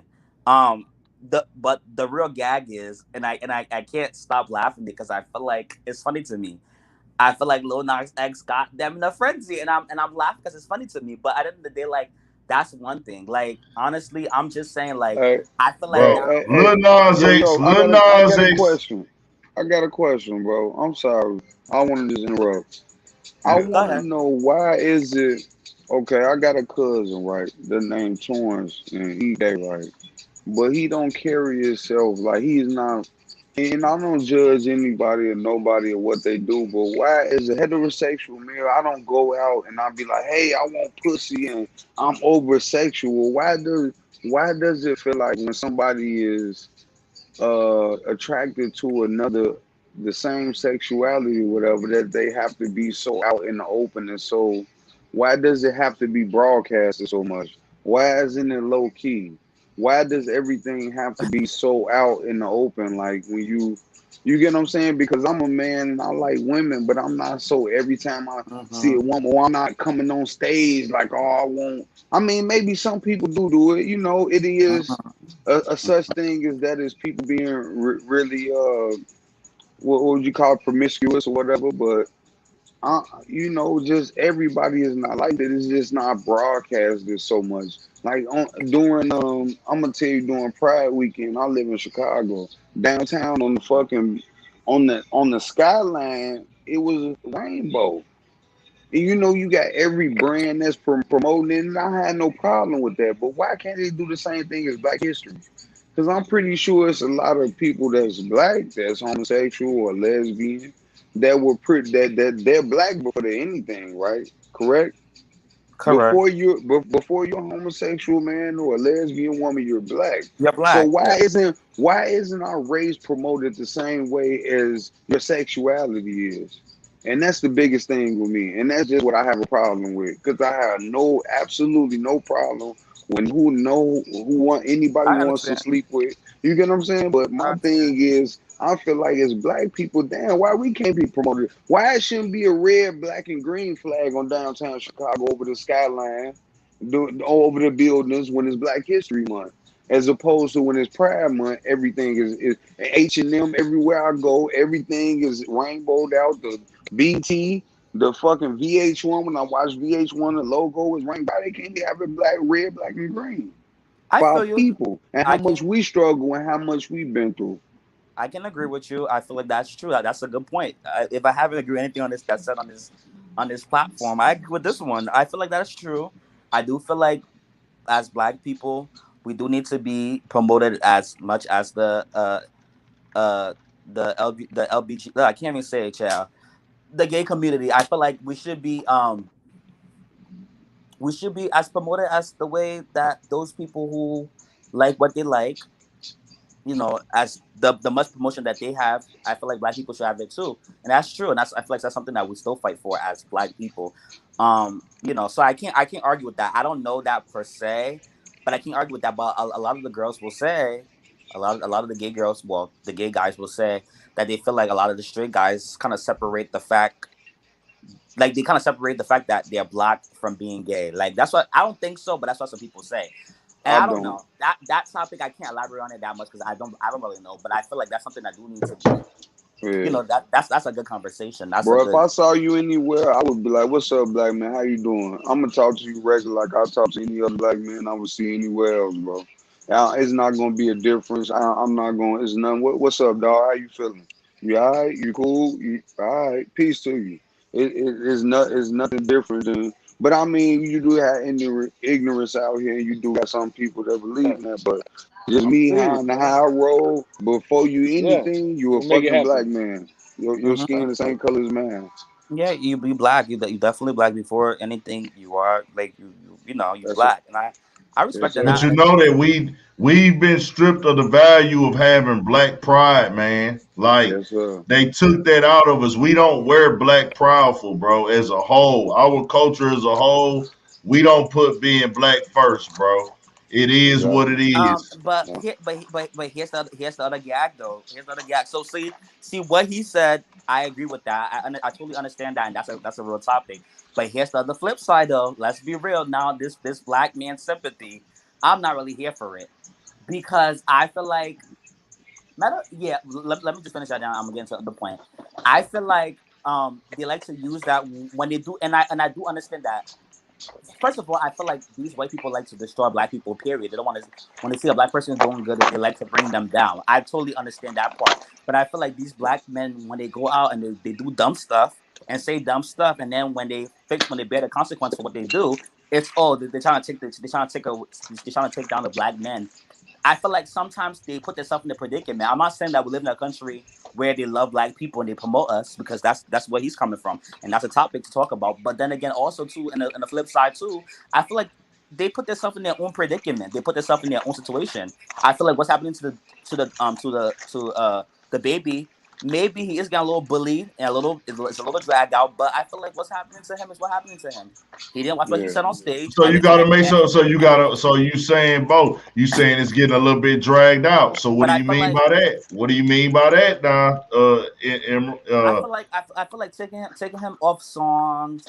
I just feel like that's not necessary because I feel like at the end of the day you worked with him before. Keep him on it. You see, and honestly, I don't even hate the baby. Like I said, I don't feel like the baby's homophobic. I feel like the baby just said something stupid on stage. So, but you do feel like the Boosie homophobic. Oh, hell like yeah. I don't get into him. I don't speak on him. I don't like him. I don't get into him. I don't get into that man, and I don't even want to speak on him. I feel like with the baby. Go ahead, bro. The baby, I feel like he's not homophobic, but I feel like he said something stupid and arrogant, and I feel like what he could have did was just apologize for what he did and move on. Sometimes we all make mistakes. I don't have anything against him. I just feel like, but all the other antics that he's doing, I just feel like that's a lot. He's doing too much. And also too quickly before you get into your point, I feel like if we don't notice, public service announcement, Google is free. The internet is very free. Google is very free. If you need to search something up, you can go on Google and it's very free. I don't know how you a rapper, but you don't know who Questlove is. But yet you was performing at Jimmy Fallon's show, and he was right behind you playing the drums. But I mean that's somebody else's seat to dissect because it's not mine. But it's just like Google's. I don't know who Questlove is. Google is free. It's very free. But I'm saying when he said it, he was like, bro, who is this? I'm pretty sure he looked at him like when the nigga Questlove, when he got the tweets and the mentions that Questlove was crossed his name out, he probably looked and seen. And he was like, bro, I really don't even know this nigga like that. Like, who are you? And really, for our lane of hip hop, Questlove is nobody. Just being honest, I'm not disrespecting him. I'm just saying where I come from. I'm from Houston, Texas, man. We not riding around listening to Questlove. Right. Just like when Gucci said, "Hey, I'm from Zone 6 where we do not bump the Blueprint 3." Saying, "Hey, nigga, we not riding around in Atlanta in my hood jamming Blueprint 3." H-Time niggas, bro, we not in the car listening to goddamn Questlove playing his drums. You know what I'm saying? He's not out here attaching himself. It'll be different if a nigga. I'm gonna tell you what. I'm gonna tell you some real shit. Everybody in here, Sway got more of a connection to hip hop culture than motherfucking Questlove. Facts. Ice Cube do. Ice Cube do because, and I say that with Sway because, bro, you want to be recognized as that nigga in hip hop, you got to be tapping in with everything with hip hop. Exactly. Snoop do. If Snoop would have tweeted that, the baby would have felt it. If Snoop say something, the whole culture gonna feel it because he's still relevant. He tapped in, bro. And he tapped in. You not even fucking with niggas. Yeah, Questlove is a part of hip hop, but he's not a. He's an eccentric part of hip hop. He's for more the hip hop heads, bro. And quote unquote what they do call the heads, bro. Like the average just 25, 27-year-old wouldn't know who the fuck Questlove is. He ain't been in their household. They mama wasn't playing them. They uncle wasn't playing them, riding up the street. That's what I'm saying, bro. I don't listen to these niggas. Yeah, nigga, the West Coast niggas we would listen to, nigga, we would listen to as a kid, we listened to West Side Connection. We listened to Too Short. We listened to E40 as a kid when I was young as fuck. We listened to the Goody Mob and Dungeon Family, A-Ball, MJG. We listened to Do or Die. You know what I'm saying? Nigga, we're listening to Wu-Tang and da-da-da. But we wasn't on all these niggas, bro. Like, nah. And you can't expect a nigga to lie on him for him to say, oh, nigga, you this and you that because, oh, you work over here or you was a part of early hip-hop. Like, nigga, I didn't know who Lord Jamar was till he went on Vlad. I knew who Lord Jamar was. I ain't gonna lie. I didn't know who that nigga was, bro.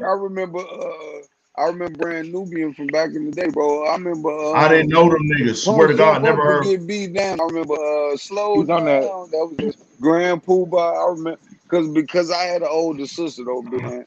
And my older sister like 9 years old. Now she 8 years older than me, right? And you know, I'm born in 82, so she born in 74. So when I was young, like a shorty, she was playing all that type of MC Light and fucking Big Daddy Kane. That was her era. You get what I'm saying? So I was up to on a lot of shit probably before I should have been, but yeah, bro, that shit. I got to speak on that, the baby shit, not to cut you off. What he was saying about the baby, I feel like the baby went on that rant and nobody ever said this take. I feel like he had an encounter with somebody that was homosexual, whatever, and I feel like that's what made him rant and go off like that, bro. Because that was just random. The baby has been out. How many shows the baby done? Now this is what we gotta start doing math. This is what we gotta start doing math and science. The baby has been out for 3 years, like you say, Big Ant, right? How many shows? We know the baby working. How many shows he done? How many Rolling Louds has been out? How many Rolling Louds he done? He's done plenty of shows. That was an emotion that was invoked because of something that happened. That was something, that was a situation that happened, and that emotion got invoked, and then that nigga came out and said that. That's all that was. He was reacting off emotion, something that happened, bro. It was something backstage with a style. It was something. I don't know what the fuck it was. I wasn't there, but it was something that happened, and it made call it emotion. He went on a rant. But he gonna be okay because we in the era where your talent will outweigh any shit that you say. Anything that you got, anything that you can do, all you gotta do is keep working. Tory Lanez has showed us that. Tory Lanez will put out the best music, bro, ever in his life since this Making the Style and shit, bro. I don't know if nobody been watching Shorty. He just put out something with Kodak. He been going crazy, bro. That album he had was crazy last year, nigga. That was really like top 5 albums of the year. Bro, Shorty been the one he dropped after everything happened, nigga. That shit was a banger. So that nigga is rapping his ass off, bro. Top level elite rapping. Like, so y'all don't feel like Tory Lanez shot Megan Thee Stallion? We don't know. I don't know. I'm confused. How do you know? Emma, you know something we don't know, Emma? Well, child, I don't know either, and I'm 50-50 about that. I'm not on the bandwagon of Megan Thee Stallion either, because I don't really get into her like that either. I stand Nicki and Nicki only.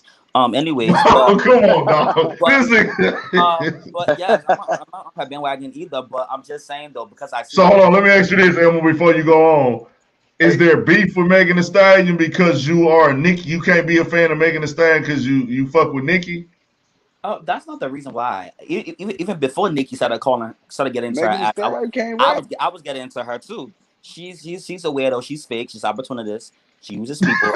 Oh, we man. ain't gonna get into her. Okay. Hey, Trumbo. Hey, But I feel Trumbo, I like- ain't gonna lie, bro. Nicki Minaj is the fucking best female rapper alive, bro. I'm just Oh, be you can honest. say it. You can Bro, say I it ain't gonna again. be honest. Bro, I'm gonna be honest with you, bro. And I've been on there, bro. I've watched Nicki Minaj since Snack DVDs, bro. Since she was on Smack, bro. Shorty can really rap, bro. I've been said that, bro. Like, the dog said something about Doja Cat. They forgot about her situation. They didn't forget what happened with Doja Cat. I think George Floyd got killed right after it was time to really check that bitch, Doja Cat.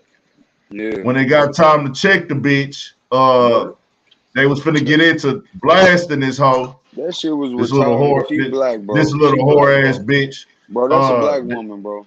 That's a black woman. That's a whore ass bitch. We was finna get ready to get rid of that whore ass bitch, but they fucked around and I think George Floyd got killed. Something major happened that overshadowed and just took the news by storm. But as far as I stand with Doja Cat, she's nothing but a whore bitch to me. I mean, I don't give a fuck about her. Like she fucking sucks. She fucking sucks. I like her any music, bitch, though. any bitch that lets white dudes like disrespect her on some black people shit, you're a whore ass bitch to me. Fuck you. Yeah, I ain't even. And then you black, but don't want to claim that you black. And that's the shit that I'm talking about. We don't have black pride, bro. Because no black person, man. You think if she was white or Mexican and she didn't want to identify publicly known that she didn't want to identify as a Mexican or a white, they'll be dragging that hoe online, bro. Mm-hmm. But that shows you like, oh, you don't want to identify with black? Oh well, we gonna gristle about it under our breath a little bit. I didn't know nothing about she let a white dude disrespect her. I don't think Doja Cat said she don't want to be black. I think Doja Cat was being stupid to sit there. I mean, let's be honest and let's not live in our heads. Doja Cat, she was really stupid for sitting there and letting them guys, them ugly guys, to sit on that live and be racist to people. And her being half black sitting there and that happened. That's trash. That's real life trash. But we can't sit here and say that she don't want to be black. I mean, first of all, this lady was raised by her white mother. She don't even know nothing about her black side. I'm not trying to make an excuse for her because she was wrong. I wouldn't give a fuck. You is what you is, bro. Yeah, that's not an excuse. That she's not black. She never said that. That ain't an excuse at all. I'm not making an excuse for her. I just said she was wrong. Yeah. So was Obama. Obama was raised by his white mom and his white grandparents. Right. It don't matter who you was raised by. When you get up and you look in the mirror and you get in the shower and she wash her body and she fucking comb her hair, she reminded who she is every day. She doesn't have to be raised by anybody. She could be in a fucking cave by herself and she would know that I'm not just a European woman. You get what I'm saying? So come on, man. That's bullshit, man. That's all like pandering. That's her way to pander. I feel like that's her way to pander, bro. I mean, I totally get what you're saying with that. I can't argue with that. I mean, it was wrong. I mean, her music, I for her music. I ain't gonna say it in front of you. And I feel like her music is too good for her to even do that shit. Like, I'll tell you, I'll tell you some Doja Cat. I don't care. I ain't gonna lie. I mean, you can fuck whatever. I never heard one song from her. I don't even know which one it is. It's a song. Look, my girl was playing it called Streets, bro. It's called Streets. Bro, that shit hard, bro. That shit was hard. And then the whore ass, then you know what the bitch do? The bitch gonna get on Twitter one day and say, Chief Keef is the GOAT. Bitch, shut up. Yeah, shut your goof. Get the fuck on, ho. Like, you're not fooling nobody with that try ass shit. Hey, I'm from Chicago. Chief Keef ain't no GOAT, man. Come on, stop. He is a GOAT, though. He is a GOAT. Yeah, He's a GOAT. He's one of the GOATs.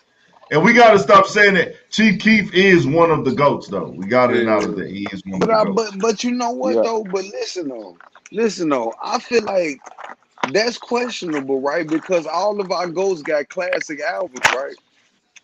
Chief Keef got the first album was the classic. Hey, that first album is a classic, bro. Okay, so listen. That first album is a classic. Okay, if the first album is a classic, don't our GOATs require to have more than one classic album? Because his impact is after that. Other than Lauryn Hill, what GOAT got one classic album? Chief Keef. Hip hop. Chief Keef. Come on, man. Bro, no. Chief Keef is an icon, dog. Chief Keef is an icon. Because of his impact. But what GOAT do we know that has? But I'm saying it's all the same thing. Impact. Y'all call anybody an icon nowadays, but I'll let hell nah. Chief Keef is an icon. The whole game is influenced by this man. Bro, Chief Keef ain't made shit that you could dance to in 5 years, 6 years though. When did Finito come out? He icon from his time, 2014, 15. It lasted 2 years. It took a whole year for that bitch to get hot though. Bro, you know Finito came out in 2015, bro. This is 2021, bro. Bro, that bitch gonna make the club go crazy now though. Why are we not calling Lil Durk or somebody other than that a motherfucker? If this nigga didn't put out I go off niggas off the work, bro. The work, okay, but I'm saying the impact. Dirk passed Keith though. He put we know that now. He put in the work. Yeah, we know that. That's just that. The thing with Keith, bro, I agree with you, bro. After he left the major, it's almost like he became lazy. Yeah, he became lazy. The quality of his music, the quality of his production. He started doing a lot of his own production. But the shit ain't hitting like it used to. Bro, that shit was not, bro. He ain't put out no quality, like no real, like mixtapes, like classic mixtapes that niggas could just, all that shit be distorted. But you gotta give it to him. You gotta give it to him. A lot of the people out today, man, they his kids, man. Yeah, I mean, just like I say, like he was like Gucci. Like a lot of them, they came up. Bro, you know what it is? He made a voice for young niggas. I'm gonna tell you something. If you look at the trajectory of rap, go to 2010, 11, go to 2009. It was all older niggas, 27, 28, 30 years old, 32.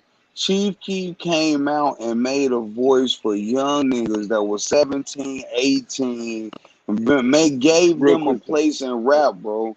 And he talked to the young niggas that was they young. That's all it was. And there's more young niggas than old niggas. Because old niggas. But I'm saying even when he came out at 16 and 17, grown niggas got on him. Like niggas in their 30s was doing songs with him. But this was crazy though, bro. My homies weren't riding around listening to Chief Keef, bro. We was too grown, bro. That nigga had a song with Jadakiss, Kanye West, and Pusha T, and wasn't even 18 years old, dog. Bro, I was not riding around listening to Chief Keef. I was 30 years old. I was born in 82. I was born in 82. In 2012 when he came out, I was 30 years old. I was not listening to this shit. I'm sorry. Okay, but I wasn't listening to it like that. The first one that came out with 300. Shit I don't like. Of course. And they had a few other mixtape tracks on there that was already out. They just redid them, remixed them, remastered them, and put features on them. But that project that he dropped before that album that came out, which was really, it wasn't even an album, it was a mixtape. They just released it like an album, but they said the official mixtape for that first one that he dropped. Interscope just basically repackaged a mixtape and singles that he had out. Because that nigga wasn't working, bro. I got a different. Every day when he dropped every day, it was called Finally Rich. But when he was dropping shit like every day and all that, you know what I'm saying? All them shit that was coming out every day, and the other one when he at the Us with Lil Reese. And then that other one where they was all in Chicago when he was like pull up on they block and get the bussing, let it go. And it was him, Fredo Bang, and I forgot who else.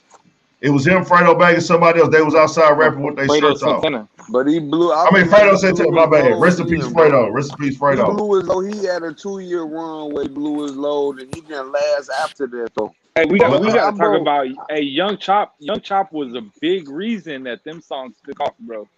Because at the time, Young Chop production was it. You know what I mean? Facts. Bro, I feel like, bro, listen, bro. I gotta agree with y'all what y'all was talking about earlier. Way harder than Keith, bro. I was fucking with Louis when he dropped that "Live and Die in Chicago." Bro, what? See, bro, you're talking about. I fucked with King Louis too, but you're talking about who's the better rapper. I'm talking about who's making the fucking music and causing the impact. You don't have to be the best rapper to be a fucking top, to be a respected nigga in the game, bro. It's a lot of niggas. Like 50 Cent, 50 Cent wasn't even the best rapper, but he dropped one of the best rap albums of all time. But listen, bro, that's just like when Paul Wall and Cynthia and them came out. Y'all didn't see the impact like how everybody else outside the state or the city saw the impact. So to us, I'm from here, so my perspective is a little bit different, bro. We didn't look at it probably like how everybody, you get what I'm saying? Because especially if you ain't from that side of town, like Chicago, real broken up, is real political. If you ain't from that side of town, motherfucker want just playing Chief Keef in the party. You get what I'm saying? But peep this though. But peep this. Whether y'all saw that or not, this nigga was on the road doing shows, dropping views with millions. I seen everybody wanted to be a part of them. Yeah. Everybody started, and then y'all know right now, y'all got the biggest used lingo in rap and hip hop. Yeah, but you know what's crazy about his impact? And it's come from him. Bro, the shit started funneling years later though, because if you look at all these places that's influenced by Jacksonville and all that shit started popping up in 2019, 2020. Chief Keef came out in 2012. Bro, this shit. But these niggas that's rapping, they started rapping because of him. Yeah. So this shit just even Pooh Shiesty said it. Pooh Shiesty, nigga, Lil Durk and Pooh Shiesty Lil Durk and Chief Keef and Pooh Shiesty OGs in the rap game. Yeah, that's a fact. Them niggas, because they 27, 28. Pooh Shiesty's 20 years old. So who was he looking at growing up? Chief Keef. Ops. We gonna drill on the ops, nigga. Can I ask you a question? I got to switch, nigga. Like, I'm getting this shit from the Chicago niggas. Like, even the bitch ass nigga Tekashi, even bitch ass Tekashi 6ix9ine was influenced by this nigga. Lil Pump, Soulja Boy started rapping and acting like them niggas. Yeah, that shit, Bro, a lot of niggas, Soulja Boy definitely, he was lying. But this shit it's sad because it's a negative. It all has a negative stigmatism to it. So I can't really embrace it like I really want to because I see what you're saying, but I'm just telling you what it is. Yeah, but look at the impact that music had on places like New York. Like New York really took that real movement, and they try to make it their own. You know what I mean? Shout out to New York, but nigga, London niggas, you got niggas in Toronto trying to be demons and drillers and nigga top 5. This nigga's online like a dumbass talking about like taunting the police while he's on the run from them. Like, are you fucking serious? Hey, bro, and I want to tell any motherfucker that's watching, any kids that might be young or nothing, bro, that shit ain't nothing but when you living in this shit, bro, out here, it ain't nothing but paranoia, it's destruction. That shit ain't nothing cool. It ain't nothing cute. Bro, I live in Chicago, bro, in the heart of the South Side, bro. Hey, I don't live in I don't live in the suburbs nowhere. I ain't nowhere tucked, bro. I'm in the heart of this shit, bro. Hey, I told you, it's not nothing cute, bro. It ain't nothing like motherfucker want to be cool. Y'all, the motherfuckers look from the outside and think it's cool, bro. But all these like motherfuckers can't party right. Don't nobody want listen, bro. When people have a party here, it has to be a private location. Got to be text to people. You can't have a local party, bro. It might get shot up. Everything is surrounded around if shit gonna get shot up, bro. And that shit is sad. It's sad and it's depression, bro. Motherfuckers can't live their life regular, bro, because you worrying about some shit gonna get shot up or not, bro. I'm 40 years old, G. Why I gotta worry about that, for?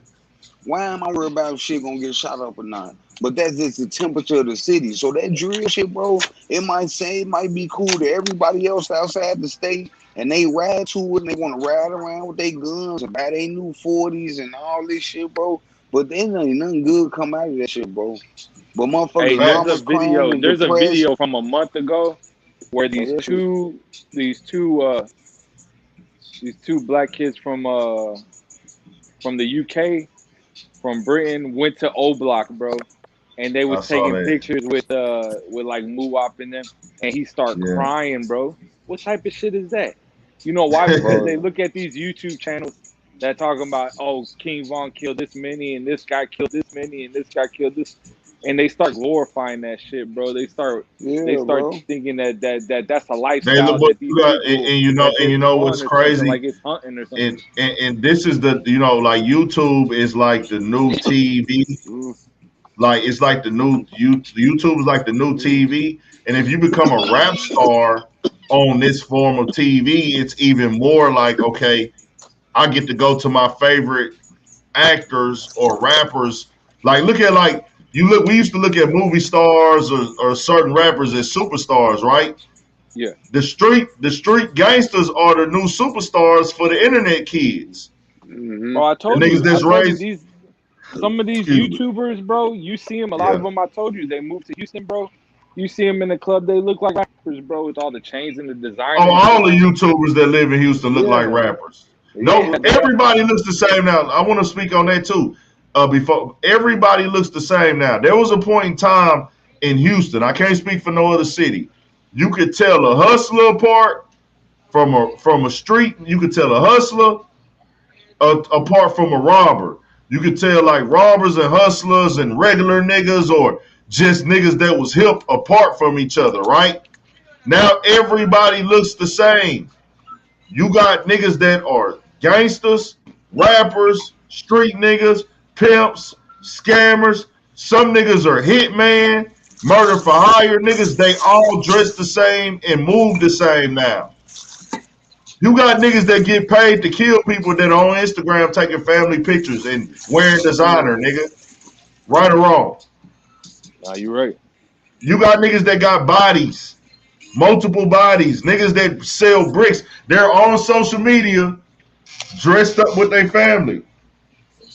Appreciate it. Appreciate it, Montre. Appreciate the donation, man. So that's just that, bro. Okay, It's different now. Yeah, bro. This shit, man. Motherfuckers need to, big hand for real though, bro. I feel like worldwide, bro, nationwide. I travel a lot. I go to the West Coast now. Yeah. I go everywhere, bro. I've been to the East Coast, everywhere, bro. I just feel Mm-hmm. like just as black folks, man, we need to just start looking at each other and seeing each other and being happy when we see another black person and being able to embrace them and build with them. Let's just start because we don't have a country that tie or a language that tie us into each other, and that's what make us different than everybody, bro. We don't got nowhere we can go back to. America is Nah. ours, bro. So while we in this bitch, bro, let's just fucking fuck with each other again, bro, and start. You know what I'm saying? Like, damn, bro, this shit is sad. It's saddening, bro. Cause But we see, got so niggas much be talking about we need to go back to the homeland, nigga. This is the homeland, nigga. This homeland. Yeah, our bro. land, nigga. Yeah, exactly, You're right. exactly, bro. Cause we built this shit, bro. So I bro. just The wish, like, largest look, and you know me, bro. You know I'm Arabic, right? Yeah. But the largest consumer in the U.S. and 15% of the population is African Americans, right? If Yeah. you took the amount of money African Americans spend annually in the U.S., it's equivalent to the GDP of countries, bro, of countries. And the way the Jews pull their money together, the way yeah, certain communities, the Asian communities, pull their money together and spend money together, it'd be a good opportunity if black people really unite and start opening businesses with each other. You know what I mean? but I mean, Right. but to be it's honest, actually and coming I'm to saying from the fruition. outside in, it is. It's gotten a lot better, but there's a lot of Yes, division in the black community, bro. yes, it is, it is. And you see it, like it'd be your own family that don't want to see you up. You know what I mean? It is. It definitely is. And you know what? To be honest, I feel like it's because man, we not too much far removed from slavery as we think we are.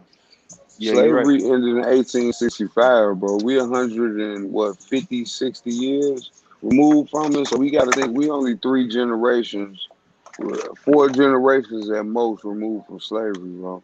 Depending on Yeah. what age your parents were when they had you. So that mentality is still there. We still just man, Yeah, it's and just but you know, it the come from crazy a part though. poverty man. Really come from a poverty mindset. Not to cut you off, brother, but because Yeah, no, you you're got right. black You're folks right. that grew up in certain parts of Atlanta, and you know they come from big houses where their parents good. Black folks are not a monolith, so I never want to put us all into one category. Like all of us come from poverty because we don't. Because there's a lot of black people out here eating and come from shit to where they never have to worry about anything. But Period. You you know know what what I I'm saying? think the key is, bro. The key is, I think in the civil rights movement, the United States made a real effort to eliminate the black male from the family, and that's Yeah, what really hurt the black community. You yeah, know, with mass incarceration, with the war on facts, drugs, and they made it to where they want black women subservient to the government and welfare. You know what I mean? facts. And they feel like as long as that a woman could think, oh, the government could take care of me, and a man won't, and a man doesn't have to, it's gonna be issues. But I see it changing though. A lot of people really stepping up and taking care of their children. Yeah, facts. Yeah, it's becoming way better than it was at one point. You know what I'm saying? I think because now, and I ain't gonna lie, a lot of it is that you on the internet, niggas is there because not just saying they doing it for the internet, but the internet is showing that it's cool to be a father. I feel like that's what's going on too. Am I wrong by saying that? In our community, like that we kind of like champion being a father more. Yeah, we do. Yeah, Generation yeah. changing, man. Because, Like it but looks I feel like, cool. It's cool to see niggas like it letting more niggas see like, okay, this nigga a cool ass nigga and he's showing his kids and spending time with his kids. So it'll make a nigga feel like, hey, bro, you should be doing the same thing. I feel like it's broadcasted more now, so a nigga gonna put on blast more if you Yeah, don't do facts. shit. You know what I'm Yeah, saying? So nigga, you gotta do facts. something now in this era because you gotta Got make it. to. If a motherfucker know you got folk, look, just check this out, right? You meet a chick, right? She know you got four. You tell her you got 4 kids. She digging you. Y'all go out, y'all kick, y'all smooth. She follow you on Instagram. If she go through your Instagram, she don't see no picture of them 4 kids. Guess what? She questioned that. She want to Yeah, know, nigga, why you ain't involved as a father? You ain't got your kids on your pictures. What's going? Everything is more out in the open now. So now a nigga is kind of more forced. Who would have been a deadbeat before? Then they kind of forced to be a, you know what I'm saying, good father because you so know. Mo wanted to say something about a podcast, but I'll let you say it, Mo, Hey, bro, we need when to you talk get about it. done. I've been telling you this, bro. Hey, Maul's a weirdo, bro. It's obvious. Yeah, It's obvious he has no talent, bro. He has no talent at all. And the Rory and Maul podcast is impossible to listen to. I, yeah. I I I never bet listened anyone to the one episode. try to get through a whole episode. That It's shit is impossible, bro. basura. That shit is basura. Trash. That shit is trash. I never And listened it's to a one bunch of episode. dick riding, bro. It's a bunch Yeah, of dick yeah. riding, bro. That's Bunch all of it dick is. riding. Hey, preach, man. What's your name, bro? What's the? Hey, shout out my nigga, His My man. name What's name his Mo. name? my name's Muhammad, Mo but was supposed to come, bro. yeah. Mo was supposed to Shout come out, to Mo. episode 56, but backed out on us. Pause. Hey, shout out, Mo. You gang, Nah, bro. man, Cause I you know don't. me, bro. I'm working every day. I Yes, already sir, know. man. He I do see be you, working Mo. every day, though. Yeah. But no, see, this was my thing. I'm giving Rory and Maul time to, get their rhythm together. You know what I'm saying? Before I just judge them uh like super duper like tough like that. I'm giving them some No, this time this the because thing, Ant. This But the thing, Ant. they got the momentum right now. They got the momentum right now. So if you don't capitalize on the momentum, hey man, you see channels come where one day they get 100, 200, 300,000 views, and a couple of years later you going back they doing 6K each video. Yeah. Hey, if you don't capitalize on the moment, bro, you lost. And bro, this You what I lost, used bro. to this what And I used to say. you could already tell they're gonna be the industry spot where these rappers are gonna come by when they got Mm-hmm. something to drop, and they're just gonna let And they Rory rub and their Maul dick ride balls. them the whole time, bro. Yeah, yeah. Hey man, I fuck with you, man. Cause I've been saying the same shit, bro. Cause I said And I like told you, bro, that was that boy Maul, he paints his nails, bro. Google that shit, yeah. Bro, bro. that's That a shit is fact, bro. weird, Listen, bro. He's a weirdo. look, Mo, that's why I stopped listening to Joe's podcast for a minute because the dick ride. Did I tell you this, Big Ant? Am I just saying this now? I've been hating fucking Rory. I always had a problem with Rory, bro, because I felt like he was just always massaging everything Joe said. He was dick riding because they don't actually. But see, you know the difference is they don't actually have talent. So when they don't have No, talent, exactly. they have to keep relationships and massage relationships with everybody because you don't have anything to Exactly. lean on when you don't have a talent. Nigga, when you actually a dope rapper and you got your talent to lean on, you don't give a fuck about anybody because you know you can create from the dark basement in the fucking cellar when nobody around. You know you can get, and that's what made Joe the dopest in that podcast. That's why I'm always listening to his shit because Joe is the whole Yeah, brainchild. He is the creator of it. They are fucking and add-ons. You could be replaced. And that's why he been figured that and out you and can see the replaced them. talent, bro. You niggas weak. Yeah, you And let me niggas tell you weak. something, bro. I see more talent in Ish than I see in Rory and Maul. And they did the podcast for how many years? Facts. You know what I Facts. mean? Yeah. Facts. I I like see the Ice too talent though. in I fuck Ish. with Ice too. Yeah. Yeah, Ice is cool. Ice is cool, but Ice is also I hate he's the way Ish political like laugh Ant and Man. shit. He be Telling like, "You stupid, yo." When Ish be laughing, it be awkward. It be super kind of goofy. You Yeah, know Ish why I gotta like be cool. Ish? Because he's into the young culture. Yeah. And I like that. Ish, I But I think like, Ice is a little bit too though, but I think Ish is more into it though, right? Like yeah. it's Ish. He's more into like all the well, YouTube Ish is channels. he, he's willing to listen and give it a shot. You know what I mean? Yeah, Mhm. yeah. Where He's Ish is an into old yeah. head, but he still makes an effort to You get to you know talking this about Ice? other You talking about generation. Ice? You know? You talking about Ice? You say Ice like No, I older, mean but Ish, he. because Ish is really an old head, bro.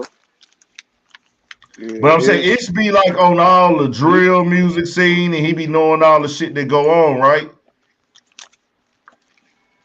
No, I that's think Ice. that's Ice Ish. be on it.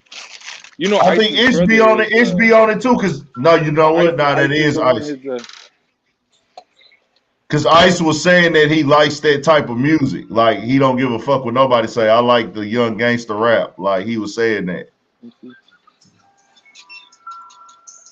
yeah, that my bad, man. I got a motherfucker. little No, busy over here. I fuck with Ish and I fuck with Ish.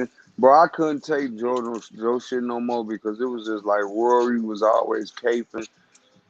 It was just, that shit was just, I didn't like that shit, bro. So I started, that was like perfect for me. My homie from the job, man, that nigga text me when this shit happened. Like, bro, you heard about what happened? You know, Rory ain't on the podcast no more. This perfect for you, nigga. I'm like, oh, man, this perfect. Because I wasn't fucking with it, bro. Him, man, Ma went so bad to me. Ma used to just kind of play his part and be the quiet nigga in the background. He kind of type, but he didn't have that. I kind of get where Joe was coming from because you got to have that same tenacity and enthusiasm as I do, bro. You got to have the same fire for the platform if you want it to be yours as I do. You got to put it in that same amount of work. You got to go be scouting motherfuckers. We can interview people. We can get on the podcast. Let's, you know what I'm saying? You got to be thinking about this shit outside of work, outside of your hours in the podcast, just like I am. And if you're not gonna put in that same amount of work, then I gotta be the boss and move on and treat this shit like it's mine. So I don't really have no problem with that, bro. Yeah, But you gotta kind of communicate with that too. You know yeah, what I'm saying? Joe And I had think his that I think they all kind of could have handled that shit better. And different, them y'all. niggas probably wasn't straightforward on how they really felt about everything, and neither was Joe. But we do know that Joe, this is like life or Joe has made it very clear that that podcast is life or death for him. And yeah, I hate when people start talking about, not hate, but I don't like when people bring up what views are getting, bro. Like, I don't look at something for views and say this content is good because it got views. That's not my thing. There's a lot of shit that has a lot, like, for instance, Lil Nas X song, all them streams. I don't like that fucking song. I'm listening to Babyface Ray a trillion times before I ever play a Lil Nas X song. I'm listening to Peasy a trillion times, gazillion times before I ever play a little fucking Nas X song. So that's what I'm saying. I don't go off of views of what I listen to. I listen to niggas that other people won't ever listen to. I listen to niggas music on my Instagram page who got 5,000 Instagram followers. They got more streams in my music than the main in my on my Apple shit than a mainstream artist. Hey, Big Ant, I'm gonna tell you what's gonna blow up, bro. What's gonna blow up is that nigga that's like that, that might be homosexual, but he's smooth. He ain't even out there with it. He don't even promote this shit. You know what I'm saying? He might come out with it. It might be like Jason Collins. He might be like the NFL. Say he might be like, what was it, Michael saying? He might be like that, bro. But he's still Oh, masculine. You get what I'm saying? I'm just saying any dude that come out like that.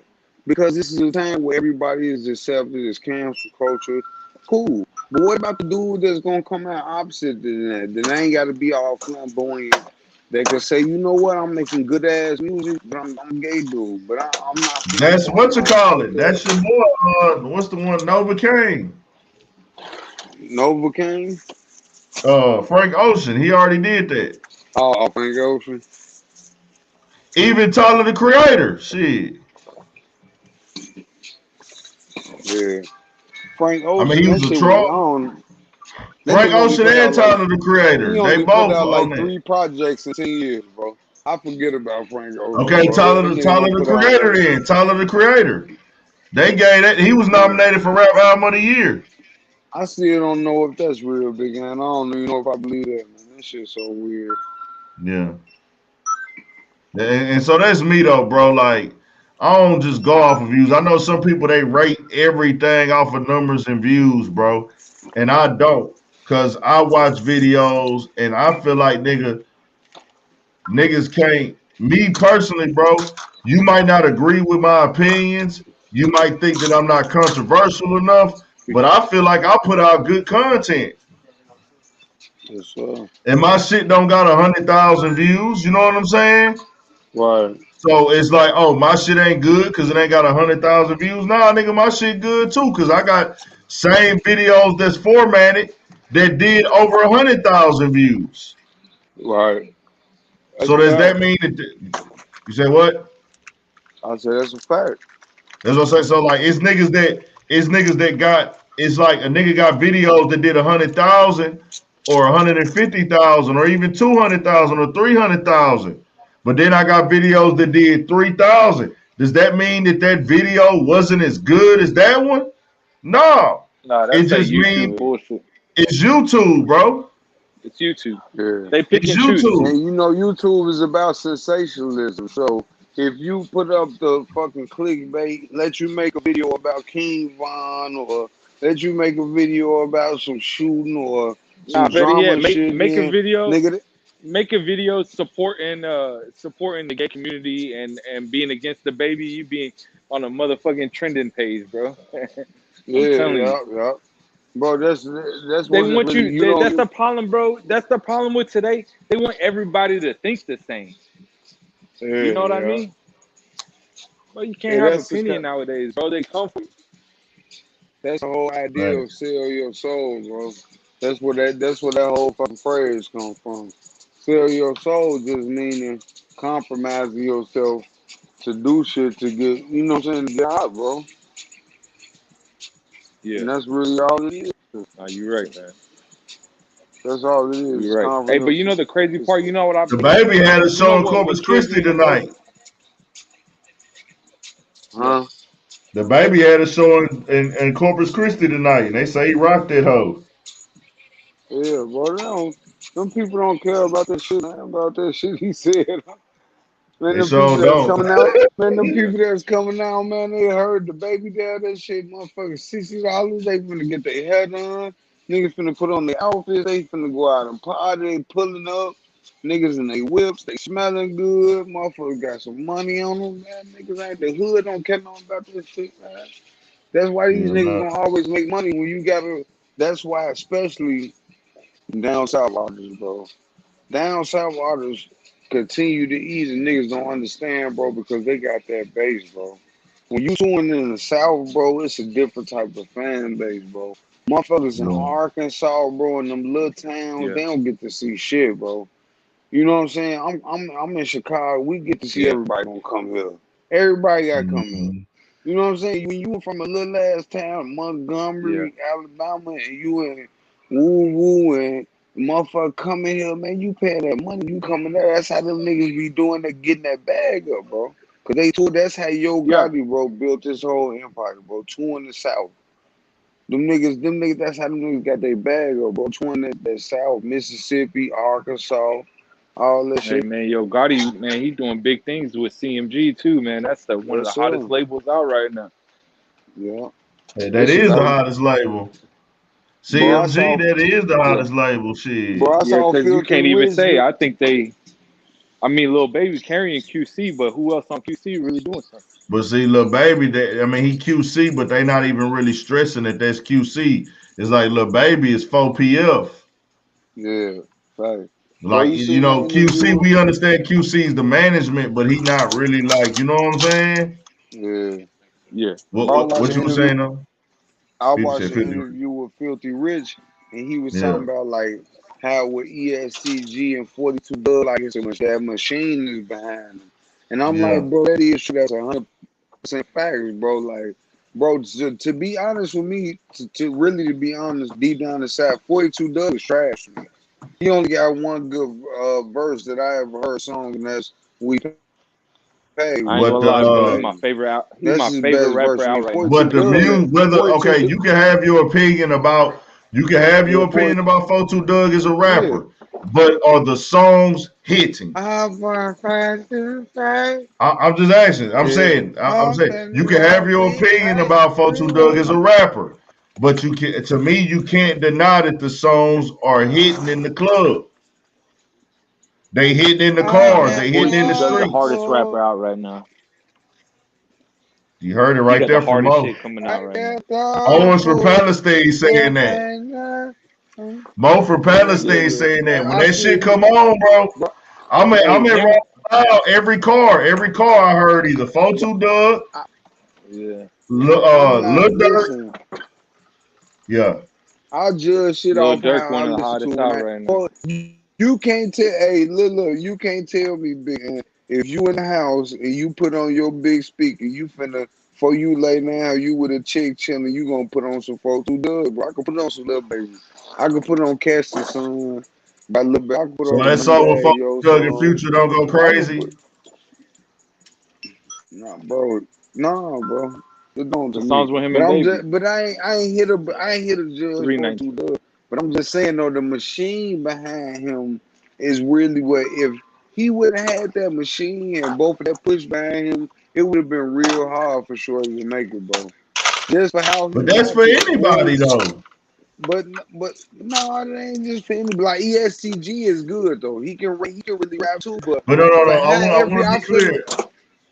I want to be clear. Whoever you are, Nope. to become the superstar status, you have to have a machine around you. You have to have a team around you that know what they're yeah. doing. I don't care who you But is I in the feel rap like game. niggas let clout determine who their favorite, who their good rapper is.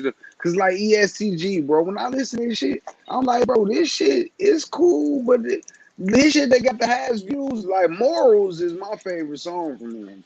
But his shit that got the highest views, bro, that shit ain't the dopest shit I ever heard in life. The beat ain't the dopest beat I've heard. It's just how it's marketed. And that had you thinking in your mind, oh, this nigga super more cold than what he is. But I can name 5 niggas, bro, that's rapping better than that. With better beats. Lil Yachty really going crazy than that, to be honest. Yachty going crazy, bro. Yachty having But this the good thing, bro. ass This beat the thing, rapping bro. good Rap has though. changed.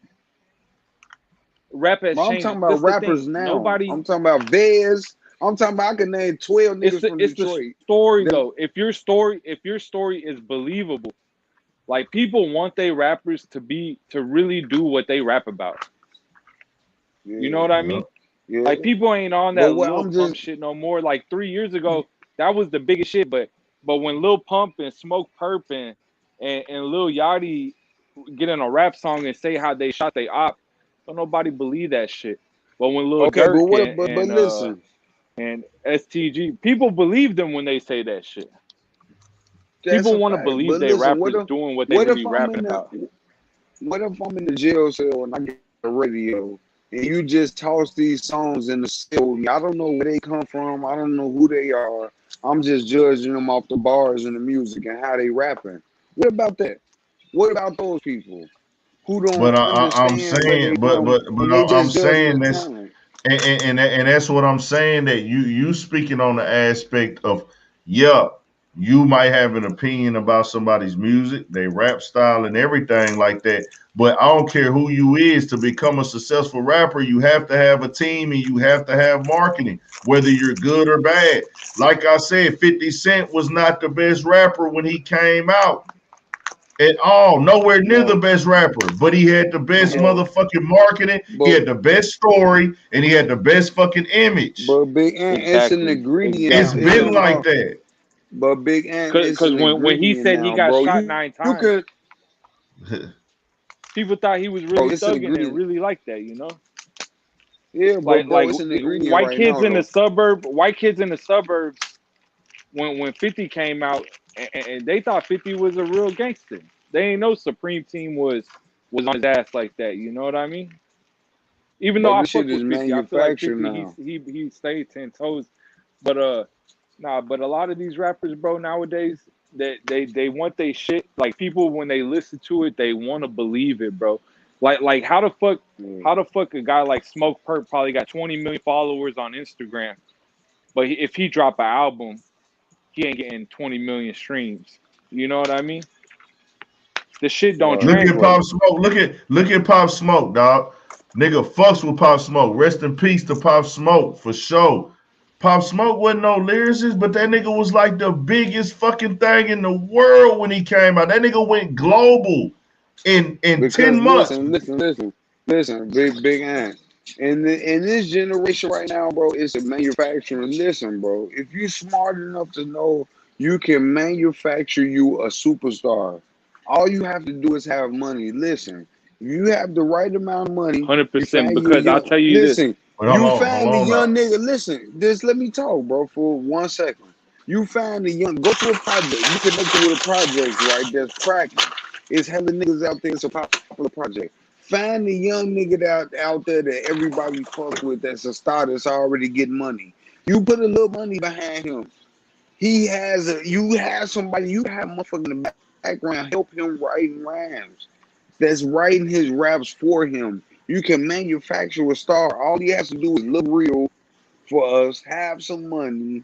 He got to have dreads. Be growing as hell. Takashi. He ain't even got to have dreads yet.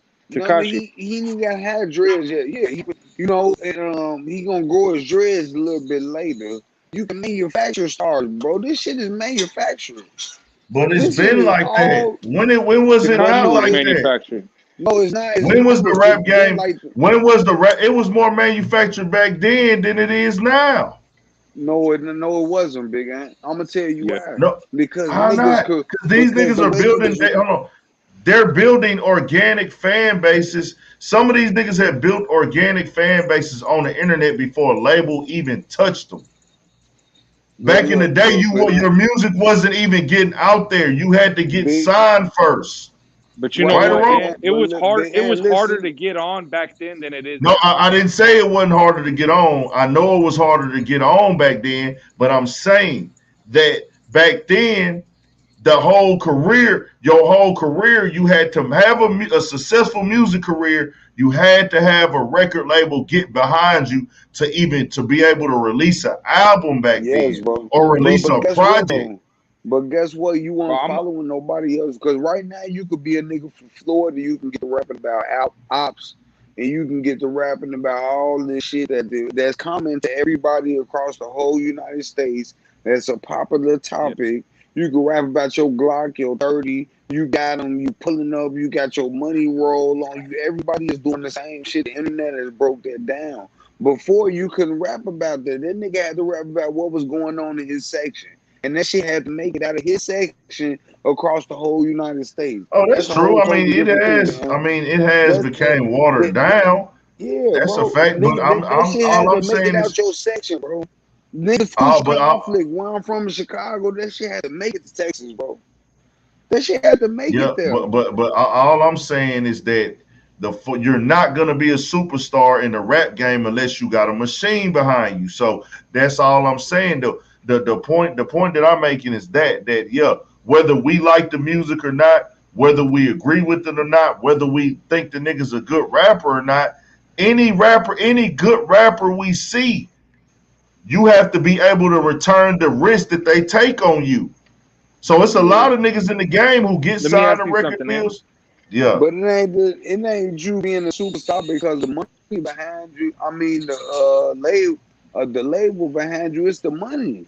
Most independent artists don't have the money to put the 50 million. The label has unlimited funds that they can put up to make you a superstar. They could put the money behind you. And most independent artists ain't willing to put up 10 million behind themselves.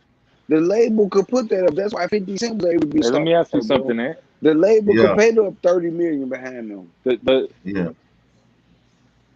Hey, and does Drake need a label? Does Drake Hell need a label? Hell nah, but it's Right 10 now, times easier. But let's be clear why he doesn't go independent. He doesn't go independent because it's already established that, hey, I get more money because they gonna put up the front money for me. So it's like I'm such a big superstar, right? They have the connections to put this shit where it needs to be, where everybody can get it. And I gotta put in a lot of more motherfucking work if I go independent. I'm gonna have to put up way more upfront money. We don't know how much money they really invest into Drake when they putting his shit out. We don't know how much they spend on promo. Jerked him, bro. Because I know Birdman, he jerks everybody. I just don't see how many artists at the caliber of Drake would be signed to a Birdman.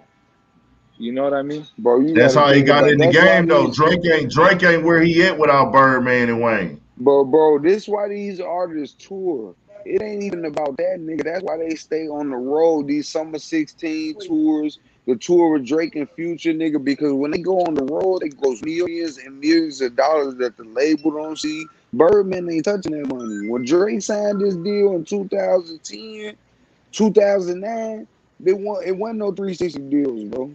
The label, some of them niggas is on some of them, but some of these niggas, the label is getting some of their show money too. Some of these niggas is on that. But that's true though. But I don't think Drake got that deal going. That nigga is eating off the road. Drake can gross 20 million a year, 30 million off the road.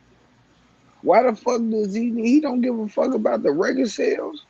Y'all can have that little platinum. Drake ain't ever sold fucking 12 million records. Think about it. Has Drake ever got a diamond record? We heard about Andre 3000, Outkast got one, Nelly got one. Who all got diamond records? 50 Cent. We heard about Drake ever got a diamond record, but he's the biggest artist of the millennium, right? Nah. Because it don't matter. Yeah. Drake don't eat off what he sells. He eat off how he tours. That's how all these artists eat, bro. That's why they thirsty to be y'all on the girl road, go. baby, Megan Thee Stallion say. Megan Thee Stallion say black ran blogs talk the most shit about me, but protect black women though. I'm so sick of that black woman fucking Hey, let me tell you argument, something, bro. bro. I'm so sick of Megan Thee Stallion, bro. Period. Ever I since don't she have an went issue to with Megan Thee Stallion. I have an and issue with really this fucking thing that black women are do your not fucking research on Rock protected. Nation. It's Rock, bro. That's all Rock Nation shit, bro. I'm telling you, bro. Whatever Rock it is, Nation, they like to whoever fucking pushing that they like narrative the about Democratic black Party women or not something, being bro. protected need to shut the fuck up. Because the black men are way less protected. Bro, we don't see black women getting gunned down in the fucking streets. Black women ain't locked up in prison. Yeah. Black women ain't expected to motherfucking sit up here and provide for a family. Do we got a lot of single black women? Yes, we do. Do we got a lot of black single mothers? Yes, we do. Facts. Should we treat our black queens better? Yes, we should. But all that old, we need to protect black women ass shit and black blogs. Who gives a fuck what a blog is saying, man? That's Who when you gives a live on the fuck what a internet. blog is talking about? Who gives a fuck about a blog? Shut the fuck up about what they saying on blogs, man. You live on the internet. You know what I'm saying? Fuck a blog. That ain't affecting your fucking life. I'm with you, bro. Like a I'm with blog you, is bro. not But you know a what, blog. man? Yeah. Bro, I'm really sick of the whole how Megan Thee Stallion started moving ever since she signed with Rock Nation, bro. And I'm starting to think, bro, this is the way Rock Nation does with a lot of their artists. You know what I mean? Like the blackballing of Tory Lanez, all that shit's coming down from Hove, bro. All that shit's coming from Desiree Perez. You know what I mean? I don't know for sure what's going on, but I And look will at say Desiree this. Perez. Desiree Perez is a This is what I will Hove got say. Desiree, and Anything, that's the this is thing. what I will I've say. always been a Dame Dash guy. Yeah. I'll say this I though, Mo. This is always what fucked with Dame, bro. I always fucked with Dame. this is what I will say, Mo, because I don't want to throw out accusations. What's done in the dark will come to the light. Yeah. It will come to the light. Anything that you can't hide everything you doing when it's shit like this forever. When you the one actually doing it. My only thing is when people start saying the shit about these blogs and these black blogs and da da da da, it's like, oh, black women are not protected. I feel like you using that for your fucking advantage because of the simple fact that, man, like I say, Breonna Taylor was killed. That was fucked up. Rest in peace to her. You know what I'm saying? Her family, condolences. That was a black woman who was mistreated and had her life taken away from her. There are several other women, but we're not going to sit up here and act like black women, black women in America, especially, or have been done worse than black men in America. The numbers show this is a fact. Nah. You know what I'm saying? This is a fact. Yeah. Women in the music industry, the female rappers. Right. Let's be clear. The female rappers don't even have to live out any of their fucking lyrics. You can't even talk to them the wrong way. If a rapper raps about gangster shit and he goes and does an interview, he has to talk about gangster shit. He has to wear that image every day. He has to wear that when he go to his concerts. He got to keep a pole on him. Somebody's there waiting to take his chain. Yeah. He has a nigga sitting there waiting to take his chain. He has niggas is sitting there to take his chain. Niggas want to check him. He got ops. Yeah, he got ops. He got niggas waiting. Niggas want to try him. How gangster are you? Niggas pay to go to your concert so they can try to take your chain because you rapping about some gangster shit. Yeah. Allegedly, they tried to take Pooh Shiesty money in the club. Megan Thee Stallion goes to the interview. Their whole catalog is about fucking and sucking and breaking niggas, but they go in the interview and they don't have to talk about fucking and sucking at all. If I sit in an interview with Cardi B and I say, yo, his song was called Wet Ass Pussy, what makes you have a wet ass pussy? Everybody's going to treat me like I'm a fucking creep. Yeah. Yeah. Am I right or wrong?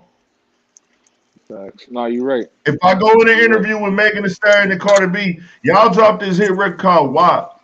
Tell me what does WAP mean to you and da da da. They won't even. They gonna send me a list of shit that don't even ask the damn girl. They don't even. She went on. They won't even do that interview though. They wouldn't even do that interview. But they won't do that interview. That's how motherfucking bougie. And this is their number one song. Mm-hmm. This is their number one song. This is the hit record that they pushed. Bro, because this interview, this generation, they know that the internet is everything. So you can kiss their ass. They don't have to do an interview explaining shit, or it ain't like back in the day where it was so much. Even though they signed a major label. Bro, Cardi B. They still. Cardi B talked about drugging it and robbing dudes. Ain't shit happened to her. Mm-hmm. She talked what is about Chapo talking about? She used to drug and rob him. Yo. Yeah, where you from, G? CT. What you was talking about? Shit. What you said? Yeah. Nah, you been in here before. You been in here before, huh, Chapo? Yeah, what's good, G? What's going down, man? Well, what y'all just talking about? I'll just tap into what y'all just talking about. And that's what I was saying. Like E said Kodak walked out of an interview because he was asked about an open case. That's because Ebro's a fuck nigga. Yeah. Ebro is 1,000% a fuck nigga. And I'll say that nigga to his motherfucking face. Nah. Because I seen Ebro, bro, all he's done. Man, that nigga's a fuck nigga, bro. And he can block me from doing shit. I don't even give a fuck because I look at it like this. If a nigga get offended because I told him the truth about his fucking self, oh well, nigga. If you can block me from doing stuff because I heard the nigga like to block positions and do shit for people. Bro, you went up there and asked that man about a motherfucking open case that he had. And the case got dropped now. What an apology at you, bitch ass nigga. Thanks. Yeah, Ebro is corny. Yeah. You went on there and asked YF and Lucci to freestyle on the Supreme beat. You said what? You said what? Ebro's, bro, at the end of the day, bro, and I know this shit ain't politically correct, bro, but Ebro's a Jew, bro. Ebro's a Jewish man, bro. He was raised by a Jewish white mother, and he get away with all his shit. He's in the position he's in because people are comfortable, bro. Look at all the Jews in the music business. Look at all the executives in the music business. Todd Moskowitz. Look at fucking Leora Cohen. I don't even want to say that. I think Ebro. They're all Jewish people. I don't want to go. I don't want to go there with it. But what I will say is, yeah. Big Al, I'm sorry, bro, to say it. This is what it really is. Fuck all that, bro. Let's cut down to the real bullshit. Them niggas don't like country niggas, bro. It has been New York niggas that's been like that forever, bro. New York niggas. Ebro not a New York nigga. That's what I'm saying. Niggas from Cali. Yeah, he from Cali. He from Cali, bro. He from Cali. He from That nigga from Berkeley. He from Berkeley, California. Yeah, exactly, bro. But he's been adopted to the New York culture, bro. He's a hip hop head. Just like Digaboo Planets, the Artifacts, all of them was from the Bay, bro. Go back to that old Bay music, bro. Them niggas was rapping like New York, like Digaboo Planets and the Artifacts and all of them, bro. Like it was another group too. Damn, man, it's slipping my fucking mind, bro. This from like 92, 93. Bro. Well, this was my whole thing with Ebro, right? I've watched him go on there and not really actually push and try to talk down on all the artists that's coming out like you care about this culture so much, but then you go take a job creating the playlist that push this music. Right. Academics called them out about that shit. Like, Y'all niggas talk bad about me for pushing certain artists and pushing a certain lane of music that y'all don't see as hip hop and everything like that. But then you niggas is the niggas behind the scenes working at Apple creating the playlist for the same music that I'm promoting. Right.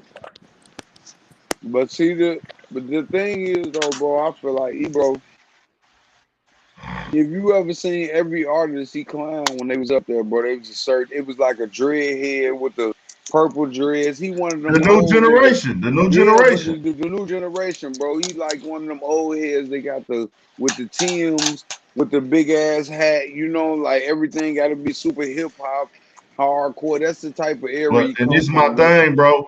I don't get into certain shit with people because I know that I'm not gonna do that with everybody. Like, if I'm cool with some niggas, like let's say whoever, when they speak on people they got a relationship with, they don't go in on them. I would Right. never ask Kodak Black about that motherfucking case in the interview, bro. Never. Yeah, Yeah, he's corny for yeah, that. Like it's yeah. I not would never even. ask that man about that. And then you tried to like get an Try not to attitude with go. the nigga. Try But he not to didn't like go. It's Kodak Black. crazy. That's why he asked that. But that's what I'm saying, nigga. You got a motherfucking job to do, nigga. Mm-hmm. You got a job to do, my nigga. That was some close case Your shit whole too. energy towards me is stupid. He did the same thing with Riff Raff. Yeah, yeah. He They end did up though. working their issues out. But nigga, I seen Riff Raff grind out the dirt, nigga. Bro, I fuck with bro. Listen, Riff Raff had a song. You say I'm balling like the NBA. I Yeah. think it's called Balling Like Detroit. It's called it's him and another white dude, bro. That shit from like like 8 years. Academics podcast come on Wednesday, and we got the verses come Got on your Wednesday too. See, look what got Rory and your Mo did. Now he want to do a podcast. who doing the That's crazy. verses. Dog say when they academic shit start Wednesday, and then the verses come on Wednesday. The Locks and Dipset. Oh yeah, yeah. That's gonna be This Man, shit my should mom, be the best one, bro. I hope they really prepared and coming with some lit type shit for this shit, bro. So wait, that Whack 100 shit that's coming off of That's academic gonna be shit. on Academics' new podcast. hey, That's man, that's my birthday shit too, man. My birthday Monday, so Okay, don't shit. the So, Locks and Dipset. Leo season, man. I don't know anybody in the Leos. hey, Shout I out to got the all my locks. Leos, my man. pops is my pops on the 9th, the Oh hottest day man, in America. oh yes sir, man. Shout out to I mean, all the the hottest Leos. day in the world. They say I think August 9th is the hottest day. Yes sir, Shit, Lion Gang, Leo Gang. I'm shit fucking with show. the pops, man.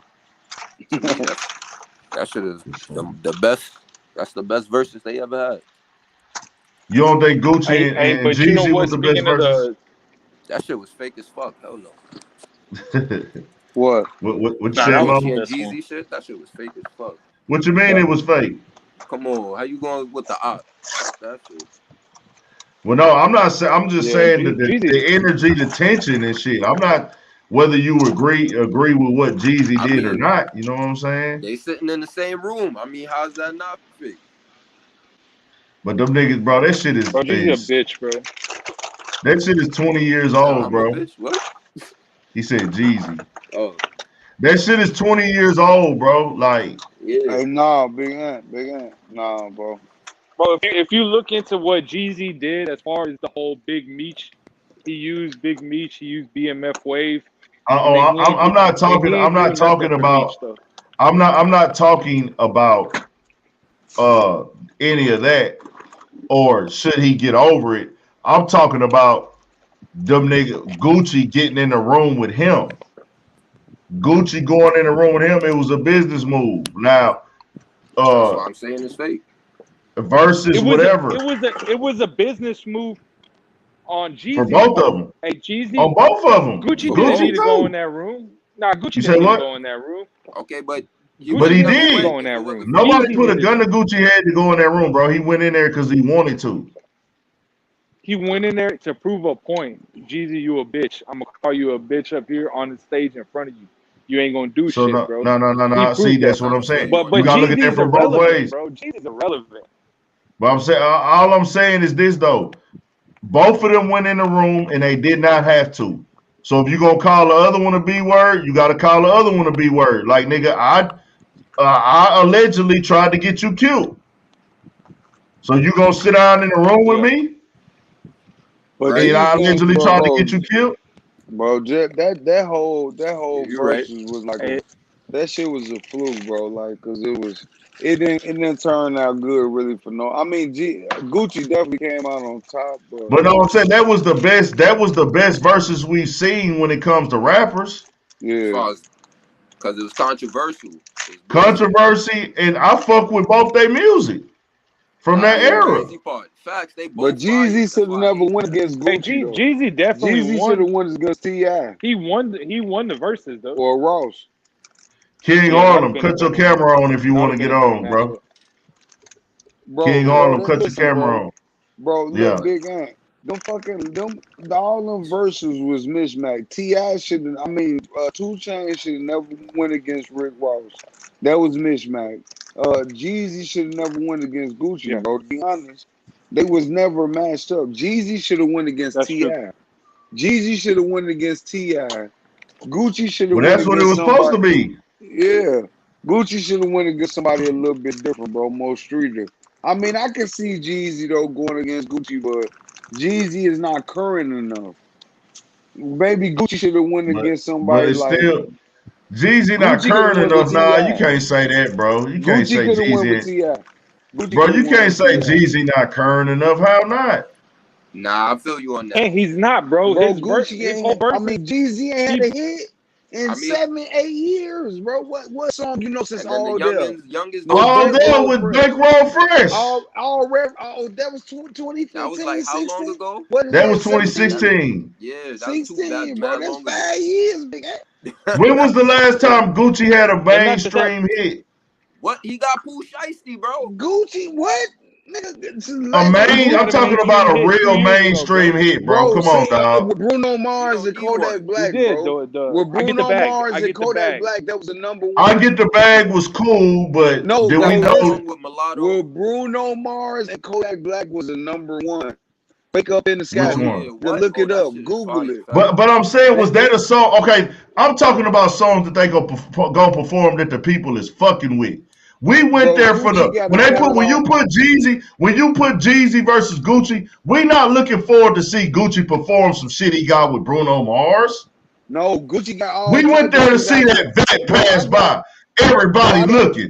6 stoves in the house and everybody cooking. But no, we're not trying to watch no motherfucking Bruno Mars. But what about the shit after Gucci got out? Like motherfucking feds outdo you. How you let a nigga from the feds outdo you? What about hit the shit with him? We didn't go to that versus for that. What about we went there for the nigga? We went there. Bro, when we went to watch a Gucci, no. When we watch a Jeezy and Gucci versus, we went there for Trap or Die, Thug Motivation. We went there for what else? The motherfucking what's that shit? Bricks. All white bricks. We didn't go there to hear the latest shit that Gucci dropped when he got out of jail. They was calling that nigga a clone when he came home. Even though, and I fuck with Gucci, and I love what he doing with 1017.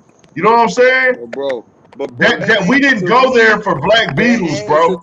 We didn't care about the streets. That was for the streets, bro. That was for the streets. Hey, but bro, Gucci said in the old verses. Gucci for somebody who set up for these cats. You said what? I set up for these cats. I set up for these cats all the time, man. They not always ready. You know, these cats. You know, they be high, they be intoxicated, and they try to do performances. So, you know, as a sound check guy, you know what I mean? Like when you try to do sound check, they're not really ready, even for sound check. Now that's before they even perform. So imagine when they perform, they sound muffled, you know, because they're intoxicated. So a lot of these artists, they don't really take into their craft what it really should be. They're not worried about sound quality. They're not worried about that. They're just worried about getting paid and getting off that stage. And I appreciate you for letting me have one to say my piece. Okay. All I'm saying is, bro, Anybody looking at a Jeezy and Gucci Mane versus, we looking for the street records. We not looking for that mainstream shit. We looking for the shit that resonated with the streets. I'm looking for goddamn what's the other one he had? Quarter brick, half a brick, whole brick. Hey, I'm looking for Jeezy like to drink, Jeezy like to smoke, Jeezy like to mix Arm & Hammer with his coke. That's the shit that niggas was turning up to. Niggas wasn't trying to hear. Yo, that's thumbs up, nigga. That's thumbs up all day. He did that, eh? I know. That's what I'm saying. Jeezy played all from Thug Motivation. That get a thumbs up on my playlist all day, nigga. His whole thing is play something relevant though, like today.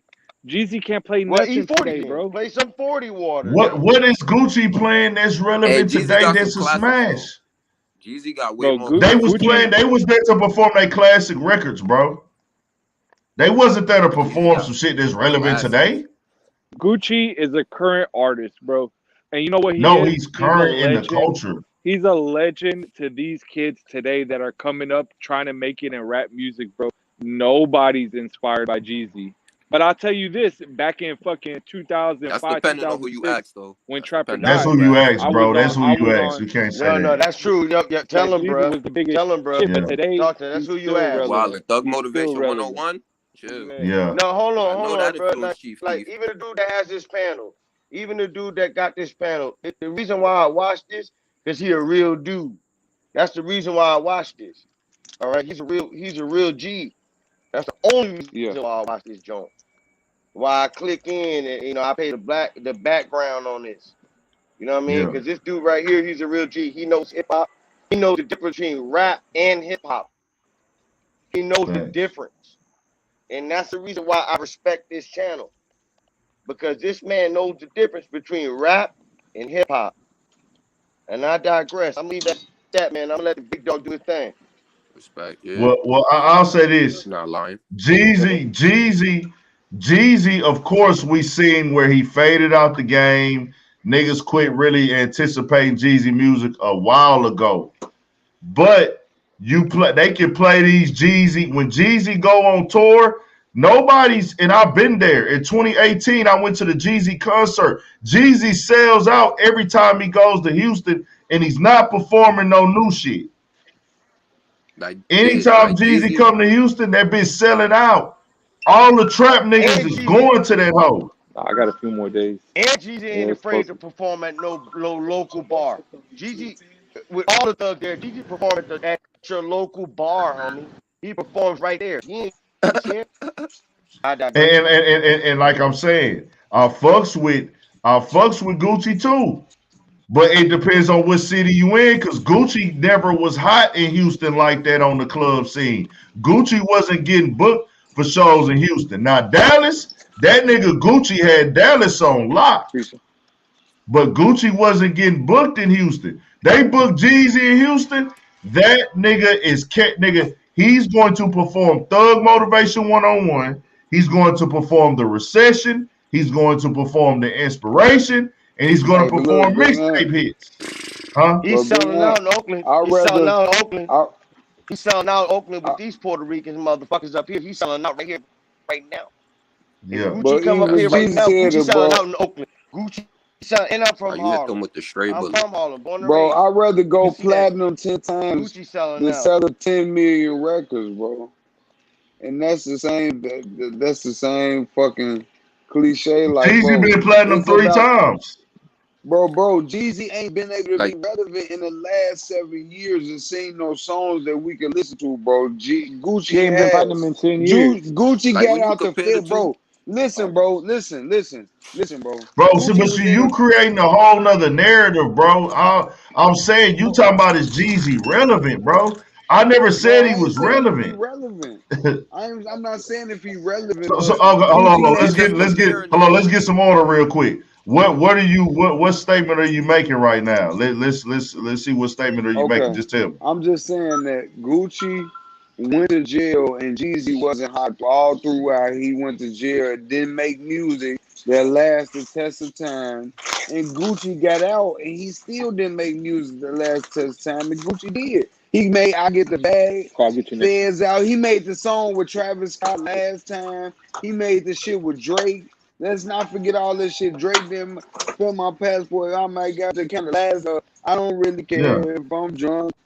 Bro, Gucci made some those, shit out let's there. be I clear. Get the Let's be Bag clear. with the Migos. Those were good. He came. Those were good. Those were very good songs, but they did not. If you He made you're not really albums. fucking. He made albums. That nigga made good. Hold on. That nigga Gucci made good songs. Gucci has always been a great song maker. We not gonna deny that, but them are not timeless records, dog.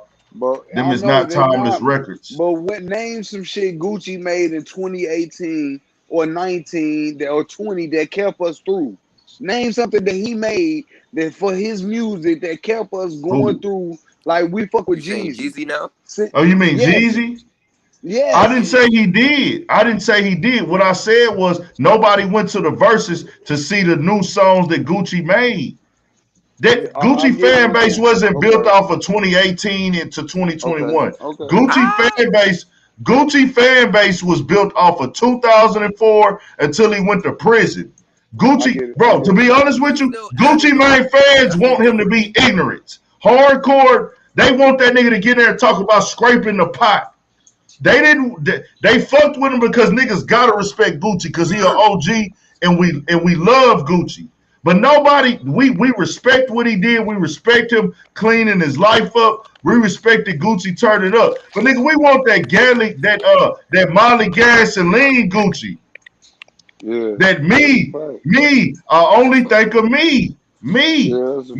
I only think of me. That disrespectful Gucci. That Gucci that gets on Twitter, hey, I fucked Black China in the ass. That's the Gucci that the streets love, nigga. Like, that Gucci that get on that hoe with Pee Wee Longway and them niggas sound like they been up drinking syrup all night. That's the Gucci that the streets want to see. But listen, big man, we can't deny the fact that my fault, bro. Go ahead. And let me ask you something, bro. Yeah. In 2021, who won, Gucci or Jeezy? Right now, who won? Gucci. That's what I'm trying to tell you. I'm not saying. You talking about in 2021? Who the nigga? Gucci the nigga. No, I'm saying in the versus battle, we didn't go. What are you saying? No, Jeezy don't even drop music no more. Gucci won, of course. No, check this out, bro. No, check this out. Man.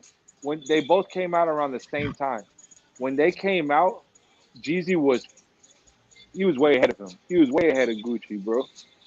Facts. I mean, his albums was the biggest shit back then in 06, bro. But look at it now, right? Look at the race, right? He blew past them in the beginning. But now Gucci won the race, bro. It's over. Gucci's hot in hip hop and rap music. Gucci's above Jeezy, bro. I could never say that. Right now he is, but are we gonna act like? Are we gonna act like that Jeezy didn't have the game in the headlock? Please tell me y'all not gonna act like Jeezy ain't had a rap game in the headlock. No, we're saying he did. We're saying he did, but like homie said, yeah. Look at this point, right? What I'm trying to say is, Jeezy had the game, bro. 06, 07 when he was dropping, bro, that was the hottest shit. No, 06, 07, 08, 09. Okay, but look, in the long run, at the end of their careers, let's say even 2010 he had the game. Let's say Gucci quits rapping today. Gucci stops rapping today. Jeezy, I think he's done rapping. Who won? Gucci won. In the long run, Gucci won. Yeah, facts. In the beginning, Jeezy had it. Facts. It's because okay, let's be clear here. Gucci had the longer relevant career, but understand that's what he's doing with his artists. No. Exactly. Hey, Jeezy was pushing artists, bro. Hey, Jeezy, but this is what I'm saying. Jeezy didn't really put no other artists on and shit. Jeezy's artists, he tried to, bro. All I'm saying is, bro, I'm talking about the music, bro. Let's not be a prisoner of the moment of what happened. Did Jeezy fall back off of music and did nobody not give a fuck about Jeezy how they used to when he was releasing music? Yes, that is undeniable. I'm not going to get on here and say this. You know what I'm saying? I'm not going to get on here and tell y'all something to win the debate. People forget this. people forget this. Jeezy is a head. He got a little division at one of these labels where he's running like the A&R shit, right? But name one artist he signed that blew up. He ain't did. I'm not saying position, that, bro. That's what I'm trying to tell y'all. Y'all are not. I'm not talking about what they did for the. I'm not talking about. But that's what I'm trying to tell y'all, bro. And I need y'all to listen to what I'm saying. I'm not saying like Gucci ain't that nigga right when now. You rank them, and yeah. If we're looking at all time, when you're gonna put the top 10 rappers all time, let's just say Atlanta, right? Is Gucci ahead of Jeezy? Top 10 all in time. Atlanta? I don't really know. I don't know who's let's what. Just say in rap period, in the list, is Gucci ahead I know of right now, I'll say this right now. And right now, Jeezy is ahead of him all the time, bro. Niggas is gonna for sure say Gucci because Atlanta has more of a now they own that type of time. But when Jeezy was that nigga, they was fucking with Jeezy at one point in Atlanta like that. You take a but now if you ask them, they gonna all say Gucci. Because it was like because of this right here. Be clear. Let's be clear. Let's be even more clear, Mo. Jeezy is not from Atlanta at all. In no form, shape, or fashion. Jeezy not from Atlanta. He got on in Atlanta. So you can't even ask an Atlanta nigga. An Atlanta nigga gotta say Gucci just because he really from Atlanta. But yeah, Gucci over Jeezy and ATL, nigga. Jeezy's not from Atlanta.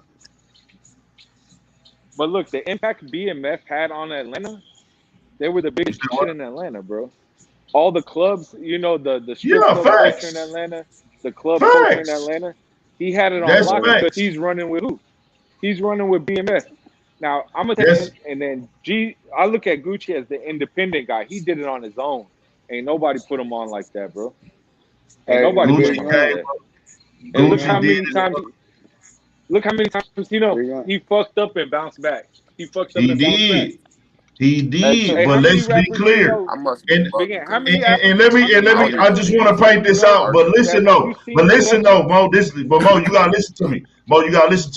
I don't even. In them 5 years, in 2005 to 2010, nigga, Jeezy dropped nothing but mainstream hits. He always had a mainstream hit every time he came out. Yes or no?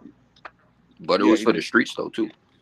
And it was for the streets. But did he? Yes or no? 2005, actually 2004. From 2004 to 2010, did Jeezy always keep a mainstream hit every time he dropped? And he was on mainstream features. This nigga had songs with Rihanna. It's like you rather have a Jordan prom or LeBron? This nigga had songs with Rihanna. He had songs with Jay-Z. At one point in time, Jay-Z was. You making my point. Because Jay was the head of Def Jam. That doesn't. No. It doesn't matter. Hold on, Mo. Listen, Mo. You're talking about how it worked. We're talking about what it was, not how it happened. It happened. It doesn't matter how it happened. That shit happened. Jeezy was a top 5 rapper in the game. The entire rap game. Gucci was never a top 5 rapper in the game. Never. And I fuck with Gucci. I'm just speaking out. He's top 5. But right now, he's top 5 most influential. That's a different argument though, Mo. We're not talking about that. That's undeniable. That's not even a debate. See, that's what I'm saying. What are we talking about, bro? Because you say what? You say what? What'd you say, Chapo? The whole thing is that if you look at it today, if you look at it 2021, bro, I'm just saying Gucci won, bro. Circles with Gucci and Jeezy. Hey, Big Ant. Yeah. I feel like, bro, for real though, whoever the closest to the streets is the ones who won. Whoever got the longevity and the closest to the streets, that's the one who's gonna have the longevity. The streets is gonna stick with you more than anybody is, bro. And that's why Gucci will forever, bro. That's Jeezy why won Gucci the corporate forever. game. Yeah, Gucci will forever be the GOAT because he touched the streets more. I'm not If you touch the I'm not streets really more, saying bro, who you won or did. won. Game I'm not over. really, I'm not even really comparing their careers because they had way two different types of approaches to music, you know, as a whole. Like, bro, like, listen, let They me give had you an two. example, When niggas used to compare them niggas, I was like, they don't even rap the same shit. Like, they wasn't even talking the same shit in music. Yeah, bro, like, listen, bro, I'm gonna give you an example. Soulja Slim was fucking for the streets, bro, but he might didn't have mainstream success. A lot of artists did, but he touched them way harder than they did, bro, because of his fucking how close he was to the streets is something you can't. That's organic, bro. You can't buy that.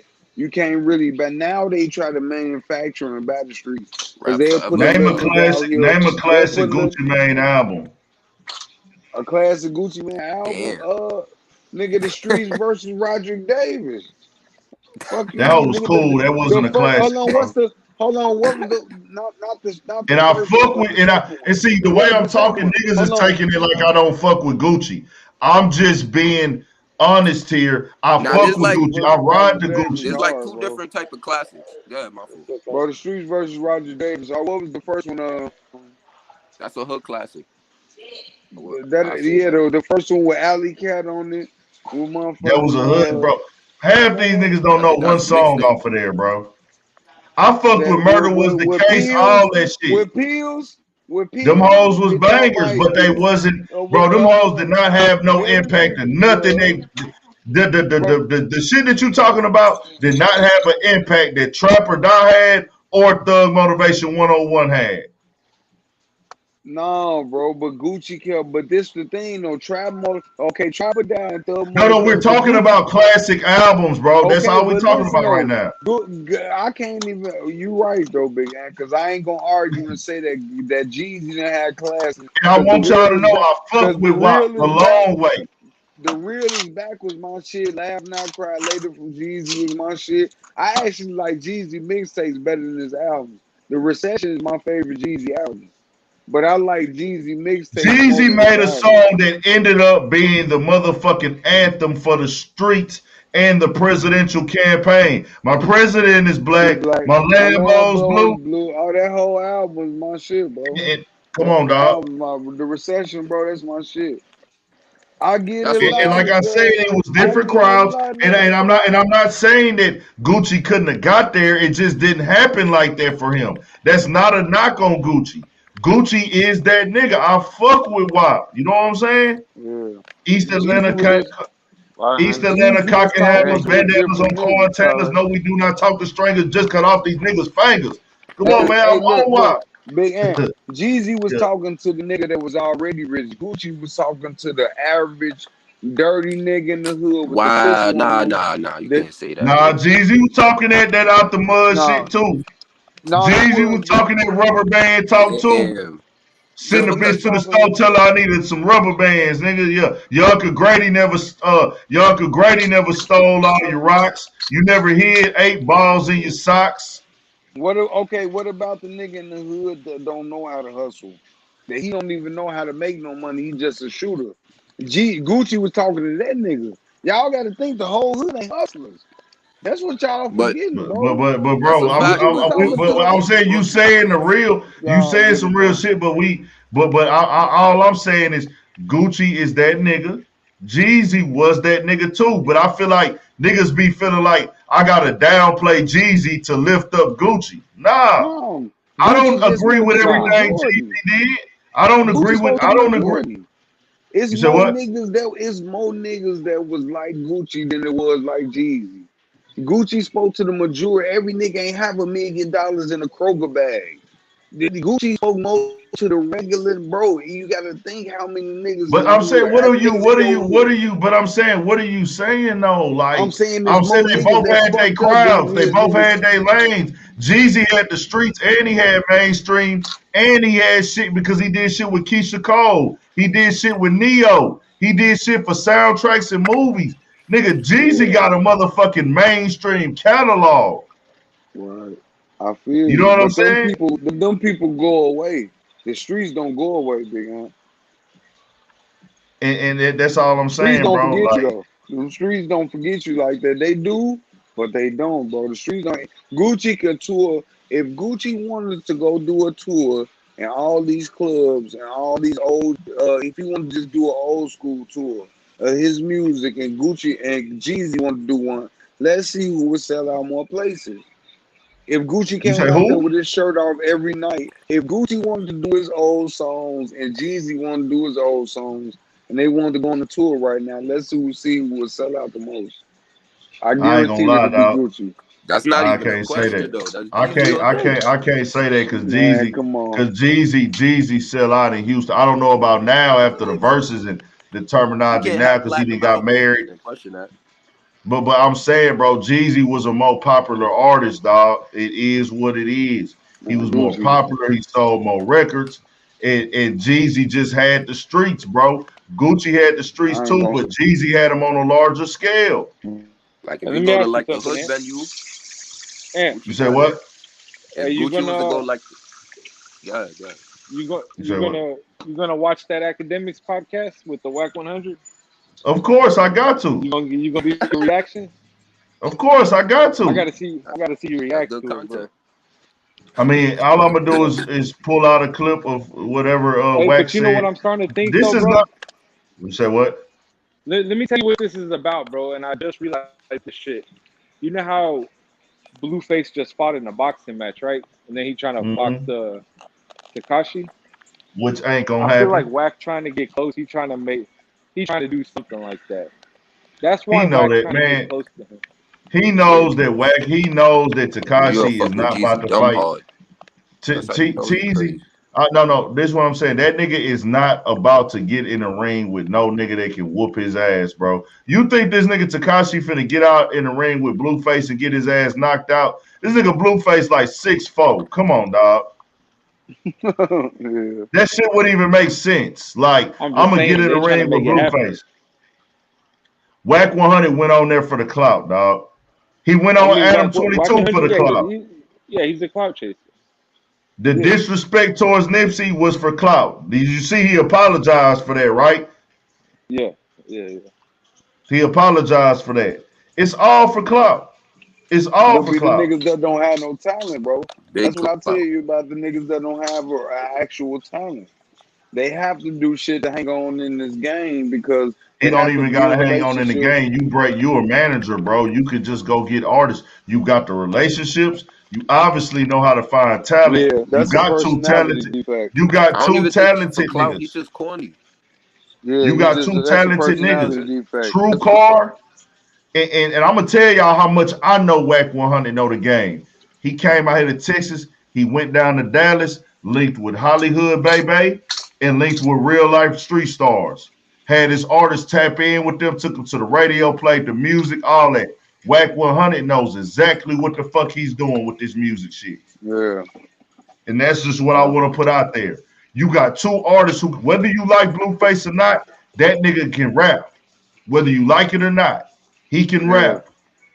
Blueface I can fuck with rap. Blueface. I fuck True with Blueface. Car. His shit ain't took off yet. That nigga has it. A LA nigga, Watts nigga. I think he from Watts. I That used to nigga fuck with has that it. respect Music. my crippin'. You gonna respect my Yeah. crippin'. If you put banana sign, you can't say can't catch you slipping. I remember the Yeah. wet floor sign. Yeah, you can with the wet floor. So I I'm saying know. Yeah, that was fire as fuck. Wack 100 has another artist called True Car. That nigga is nice. His shit ain't just took all the way off yet, but I know why Wack know how to get talent and know how to push the talent. Yeah. But hey, Cause he know the this all game I'm bullshit saying. and he know the When little he goes bullshit. on this show, this is strictly for him to be in the mix. And Wack 100 is the nigga that gets a kick out of pissing people off. Yeah. Obviously. He one of them niggas. I get a kick out of making other niggas mad. Yeah, he like attention. I Well, want look, to think piss the about game off and this and that. think about Steven. You Hey, ever heard of Blueface ain't the Steven best, Victor? but yeah, You ever heard about Steven Victor? That's the dude behind Pop Smoke. I know Fucking with Stephen that Victor Pusha is. T. He pushed the T nigga, yeah. Yeah. He used to You shoot ain't heard videos, I Steven think, too. yo, you ain't heard Steven Victor say a word, bro. He behind the scenes. That nigga responsible for all these Pop Smoke albums, Pusha T, all type of Bro, shit, bro. You were fucking with Kanye. You ain't heard him say a Man, word, Whack bro. That's 100, just Whack 100 wants to impose his gangster into his business career also. He's talking about he went in the interview and said he hasn't gang banged in 25 years, but you always yelling Pyru. Pyru. on You know, niggas Pyru. gonna rip they set On forever. Pyru. Niggas gonna rip they set forever, but when you getting online saying, oh, this Pyru business, nigga on Pyru, nigga, on Pyru business. You saying all that, bro, you're banging, my nigga. Yeah. You're banging Pyru. You know what I'm saying? You banging online. And nigga, you yelling Pyru and talking about how you gonna fight niggas on Pyru. When we catch that nigga, it's on. You banging, my nigga. Yeah. You in the rap game, you in the industry, you putting yourself in situations that ain't got nothing to do with you. The nigga just said when he see Meek, it's up. Did Meek Mill fuck this nigga gal? Did Meek Mill steal some money from this nigga? Did Meek Mill fuck up any of his artist Nah, you know career? what that come from? That come from when he was beef with the game. When Meek was The beef with game the already game. came out and apologized and said that he was wrong about that. Right. So what's your issue with him? What's The your game issue is with a the man? clown, bro. The game is a clown, though. He's had clown behavior his whole career.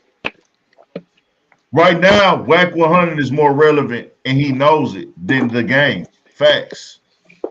Yeah. Whack 100 is more relevant in the rap game right now than the game is. Nobody's anticipating game's music, bro. Whack game is a game is one of the coldest rappers to ever touch that mic. Undeniable. Game is that. Game is one of them cold ass rapping ass niggas. Game was the West Coast. Game brought the West Coast back. This is undeniable facts. But time went on, the rap game transitioned, and right now as we stand,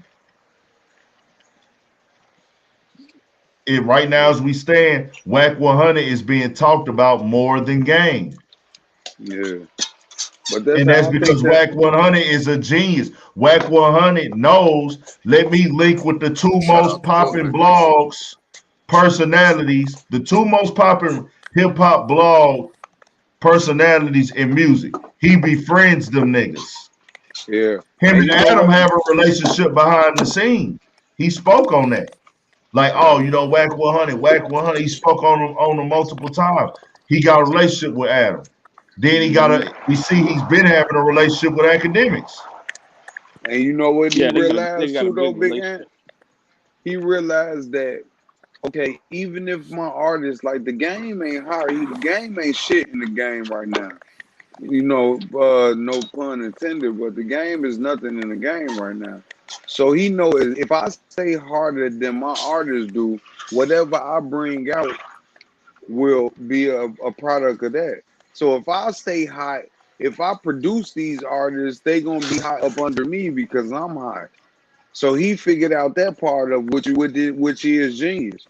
You know what I'm saying? Like, fuck, if I stay in the tabloid, no matter if my artists do, and they ain't working as hard as me, if I work as hard as them, you know what I'm saying? Anything I bring out when I come on these platforms, and I got a fucking relationship with Adam 22, I could just have my artists come on his platform and break them.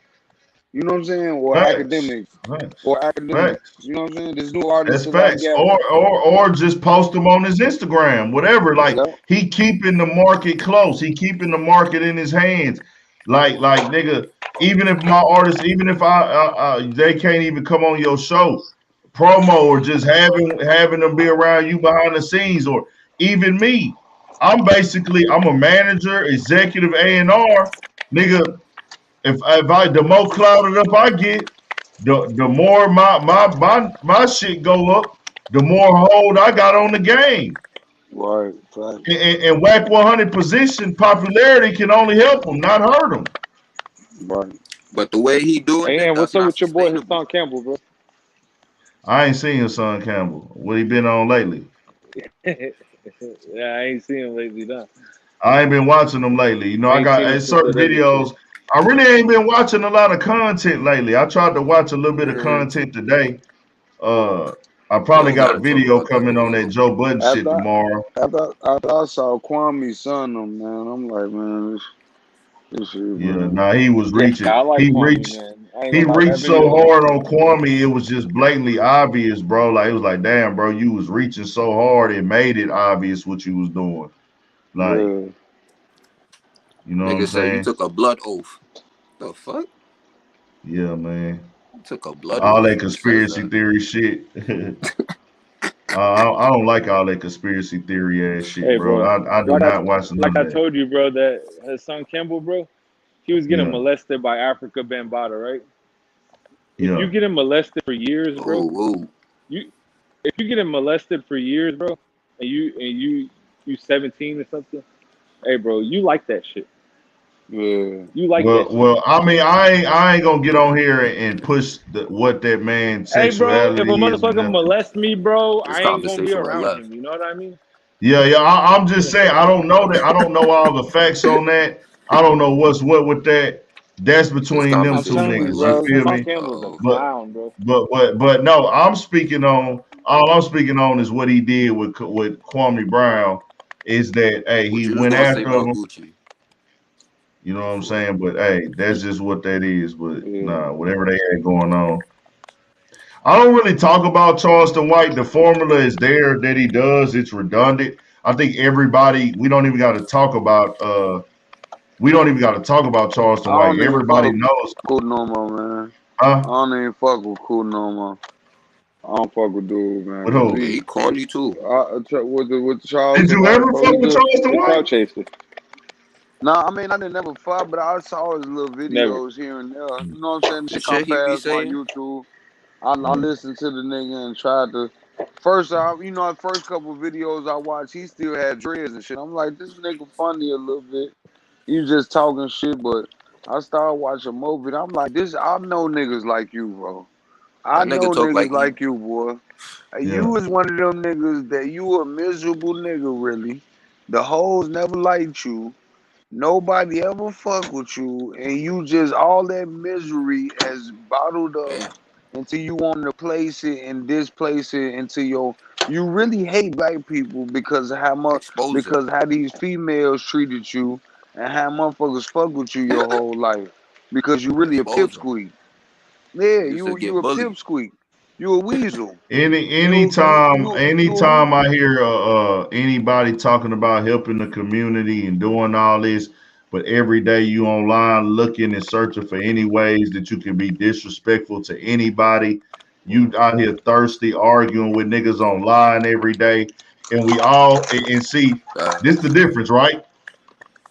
I don't get out here and use my platform or my name and get out here and disrespect niggas and talking about how I would shoot niggas and how I would fight niggas, and I'm not disrespecting no gang members. So when I go around niggas, nobody is expecting me to be on that type of time. Ain't That's nobody a fact. expecting me to be on that type of time. You feel But me? you don't need to be.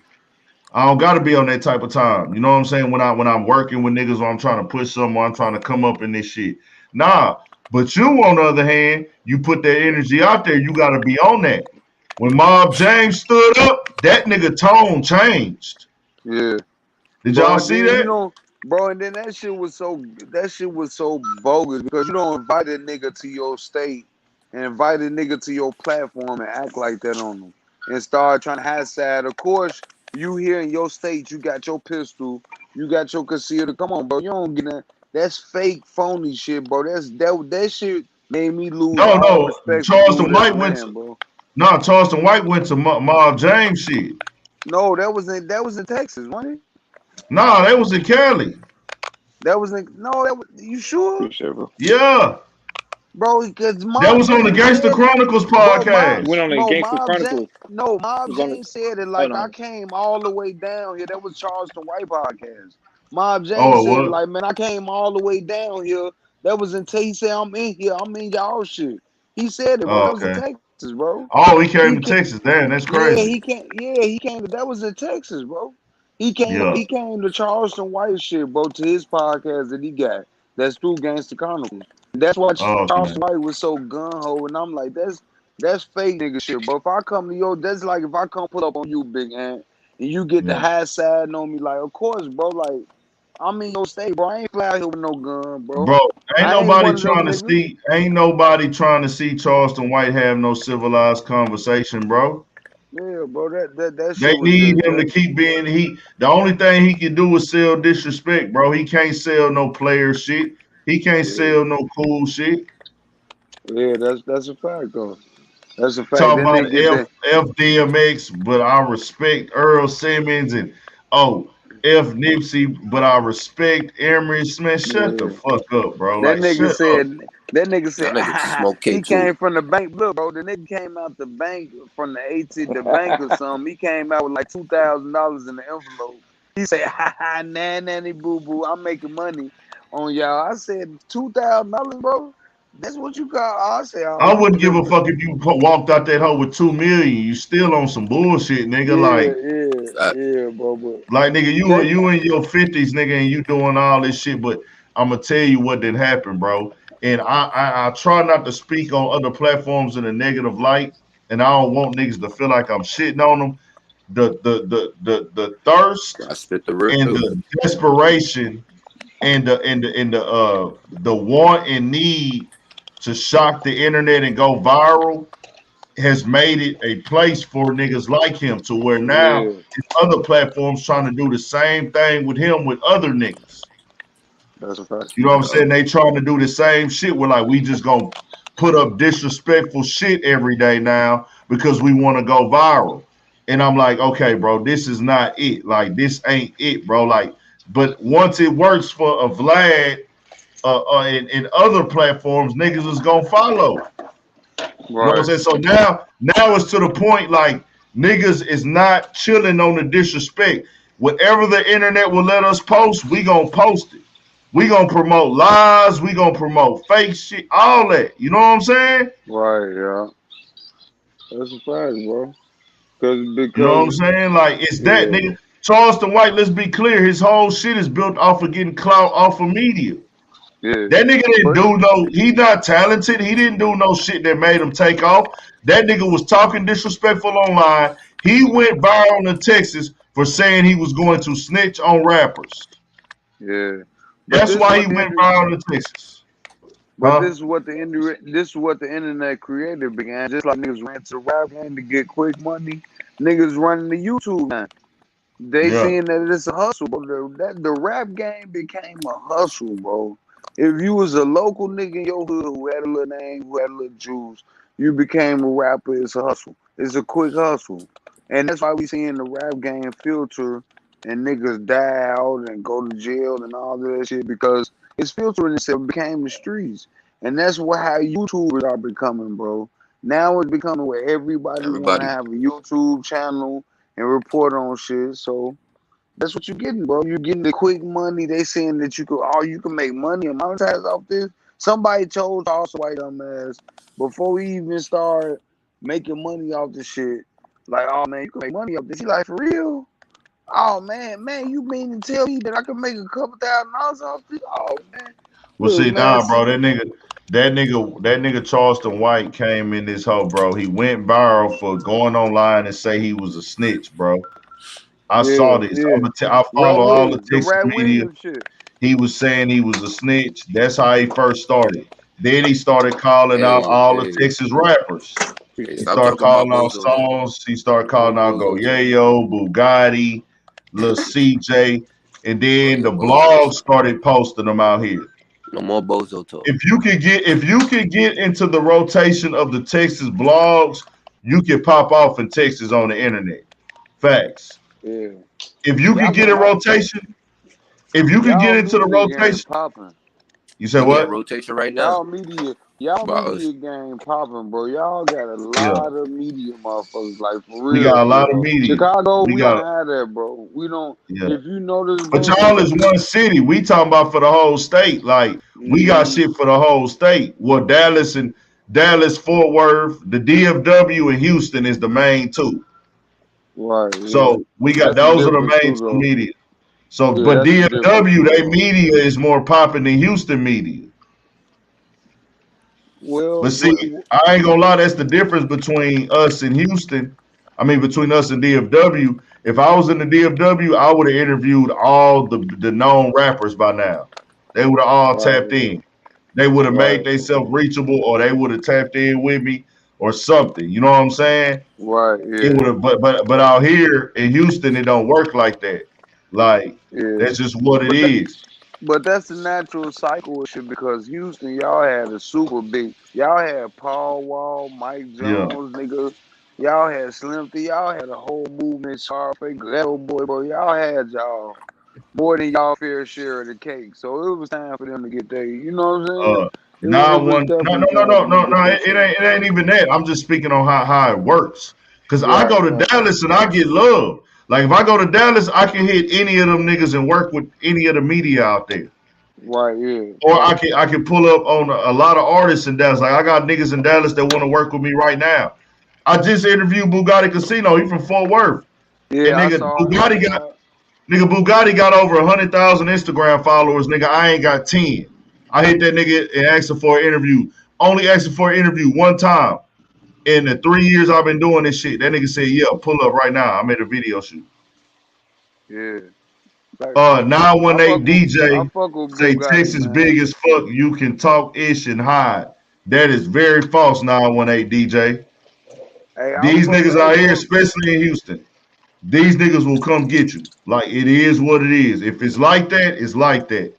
And bro, you know what? It's so sad that beef came in between that Fort Worth scene and that North Dallas scene, bro, because they had a lot of talent. Like Go Yayo, bro, to me, Go Yayo was talented as fuck, bro. Go Yayo is a Texas really go to me, bro. Him, Sauce Walker, Lil CJ, Casino hard as fuck. I fuck with them. I fuck number 7. Fort Worth got that shit, man. Yeah, Dallas too. Number 7. Yeah, bro. Number 7. Lil Loaded. I was fucking with Lil Loaded. He had they got it. Shit. Yeah. They fucking got it, bro. Them niggas had it. Bugatti Fort Worth had it though because Fort Worth. See, Dallas has had a little bit of success in music where they had like Erykah Badu. They had Doro. They had that little time when the stanky leg type shit was popping. They've had little waves in music in Dallas. You know what I'm saying? Right. Big Tuck in them. They've had waves of music in Dallas. Fort Worth, they created their wave of music of just taking control of some shit with Spud Boom, Go Yayo, Hood Fame, Bugatti, fucking Lil CJ, and everything like that, where them niggas really had their own industry. And it was looking like, okay, these niggas about to start taking off and becoming multimillionaires, but the beef fucked them niggas up, dog. The beef was helping them, but it was hurting them at the same time. This is just my personal opinion. I don't try to like get all the way deep into Fort Worth politics like that and act like I got all the answers for them because I don't. And I want Fort Worth to understand that. But bro, it is no reason why to me that nigga Go Yayo, his talent level, his relevancy, he should not be riding around in a Bentley right now. Go Yayo should not be in jail. Yeah, that's a fact. CJ turned up right now. CJ is lit. Oh, I thought you did. Oh. CJ lit. CJ turned up. He popping. Could be way bigger though. You know what I'm saying? He working though. Them niggas be working. That's another thing. Them niggas are working. I'm not saying it's not gonna happen, but I felt like that beef that they had was holding them niggas back. You gotta think if them niggas coming this shit together and everybody pushing everybody, them niggas would have been turned the fuck up. Especially if they would have had a machine. Because, you know, if you look at that Memphis and that Atlanta scene, bro, they got the machines behind them, bro. If they'd have had that much, think about a nigga like Go. See, they a smaller cities on that level. Like they got like a million. They not like no like small town, but it's like they just ain't. They didn't have a mainstream rap scene in Fort Worth. And so they didn't have nobody invested into like record labels there, and they didn't have no industry. They created their own industry through videographers, Say Cheese, the artists, the producers, they local clubs. Dallas helped for sure, but it's kind of like they got too much into division. The division of Fort Worth made it to where like, okay, we ain't got everybody pushing everybody now. We ain't all jumping on songs with each other. It's like we going at each other and nigga, we this and that. So it's like, nah, man, them niggas supposed to all be lit right now. And I'm not saying them niggas not getting money or they ain't take care of it, but they could be bigger. Them niggas supposed to be getting booked for shows in goddamn Atlanta or not even just Atlanta, just whatever, wherever, Louisiana, Mississippi. Them niggas should be booked every weekend. You know what I'm saying? They gotta branch out even They more. should be going to Oklahoma. They should be going to all the country states. You know what I'm saying? They should be going to the country Memphis and towns shit in like that. Mississippi and Louisiana. All that shit, Memphis, all They that. should be going to Kansas. They really should all be doing how Sauce be going to these little towns, Tennessee and all this shit. They should be doing the same shit. They should be going to Little Rock. The talent is there for Fort Worth. They got it. But I don't know, bro. Sauce. Me and Bugatti talked about it. Me and Bugatti talked about it in the interview. Want to be where you safe at the hood. I got part 3. I got part 3 dropping with that Bugatti interview on Monday. But like we talked about that, man. We talked about it. But it's just, bro, it's just about what niggas gonna do, bro. It's about how you gonna use your position, bro. What you gonna use your position for. And man, I ain't gonna lie, bro. When I was in my early 20s, bro, I thought one way. But once you get older, you start thinking different, and you're gonna be like, bro, them niggas can say what they want to say. When they get to like they late 30s, nigga. When they get to their late 30s, I'm not even that old that age yet, but I already know once you get older, bro, you start realizing like, man, I fucked off a lot of time and I could have been in a better position than I was in, dog. Like, even when you 25, the ages, and when you was 25 to when you turn 28, you start thinking like that, man, I could have been in a way better position, bro. You know what I'm saying?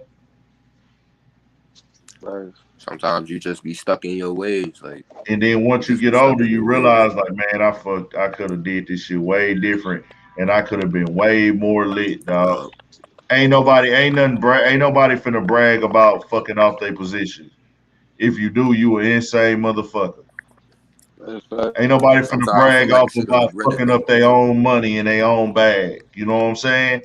That's why when niggas go to prison and do all that time, them niggas is always telling niggas, bro, don't do this shit. Don't do it. Go to school. Get a trade. All the big time dope dealers, they said, man, go to school. Get a trade. They not saying, oh, I sold all these drugs and did all this time, nigga. This shit was worth it. Hell nah, nigga. Hell nah, nigga. That's a fact. You know what I'm saying? No, I'm not saying you don't think like you got a chance. It ain't over for niggas. I never said they was over. I'm just saying when you get older, you start realizing, like, I'm talking about as far as rappers. I'm not just talking about in life. I'm talking about as rappers, because as a rapper, your window of rapping is your best time of your rap career is when you 20 to 30. That's when you building your name up. 30, when you get in your 30s, you want to kind of already be established, and you just got your core fans who still rocking with you.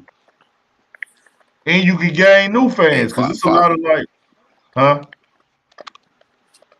He gonna be good because like even 5-year-old foreign, like he just got lit and he just like turned 30. So I mean, sometimes it just shit just works in mysterious ways type shit. Yeah. You know, but he ain't doing no major time right now either. He ain't in the feds right now. You know what I'm saying? Fabio still released. I mean, he caught that charge, but he bonded out. You know what I'm saying? Right. But it's just like, I just hate to see niggas sitting behind the cell, bro. I hate to see niggas sitting behind the cell and doing time when I know they could be getting money, bro. Like they could be getting money. Bro, like that Pussy shit, bro. That shit is just it feel like so manufactured to me, bro. Like Shorty just whole career just went. You know what I'm saying? Just me But this shit the last number like what, a year and a half? It wasn't even a year and a half, bro. Like, and then they got the nigga on the feds. How was the feds even invested? Usually the feds are investigated beforehand. So how did they just pick up this case? It's just too They in much shit. Florida. They in Florida. I got Yeah. the article on it where that lady out there in Florida was saying that she was finna get involved with all the rap violence out there. That's why Hot Boy and Glock 9 caught that case. He giving them good reason though to come for his ass. Unfortunately. You know what I'm saying? They own all that bullshit. They own everything, bro, in Florida. If you in Florida and you rap, just know if you're doing some street shit, I suggest you keep that shit to a low and you stay the fuck out the way. And then if you have to do that to survive, make sure you trying to find out your extra strategy. And like I say, I'm not trying to say that niggas don't blow in their 30s. It's never too late to blow as a rapper. I'm just saying you don't want to spend all of your 20s or your rap career behind the wall. Like, time is valuable. You know what I'm saying? Right. And not even just for your rap career, for your kids, for your family. You know what I'm saying?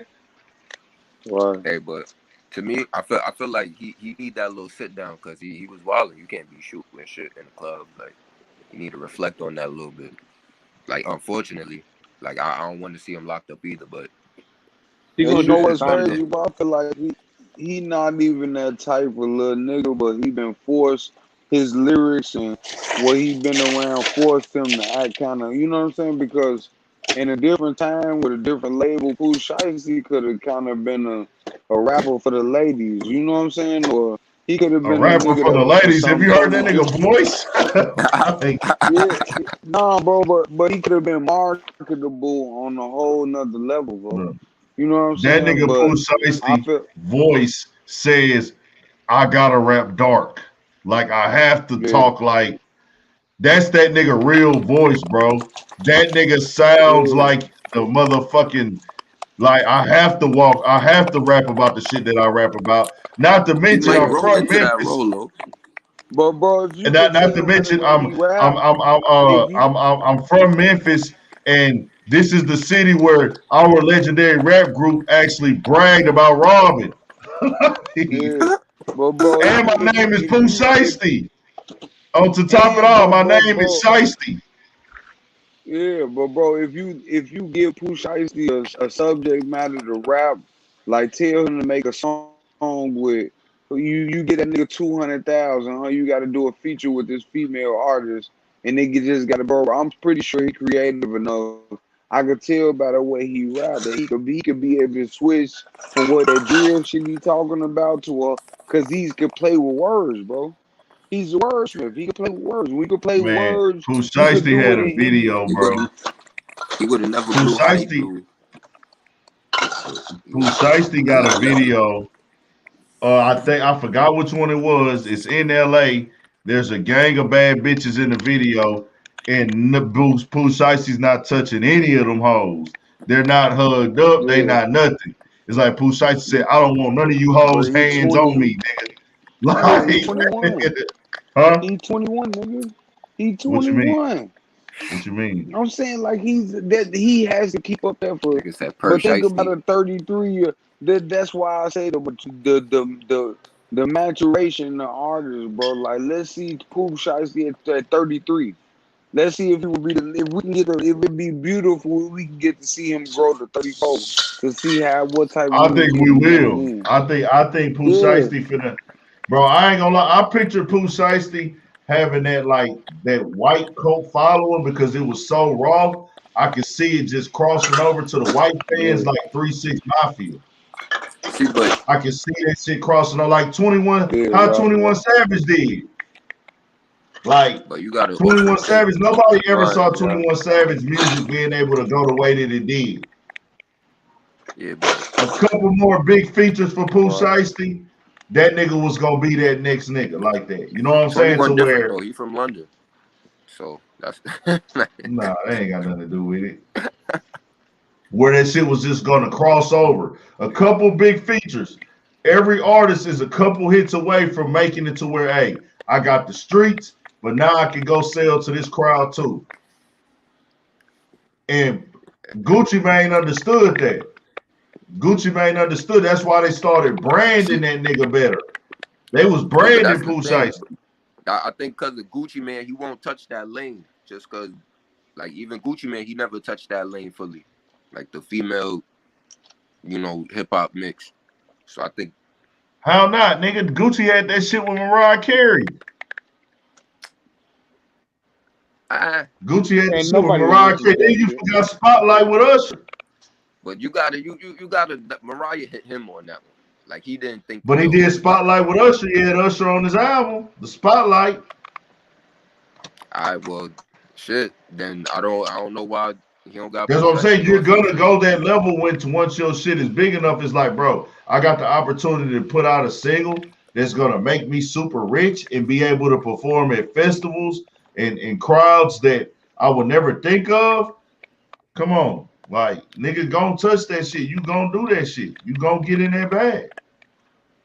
Hey, well, it'll definitely help his career, but I don't know if he really thinking that way yet.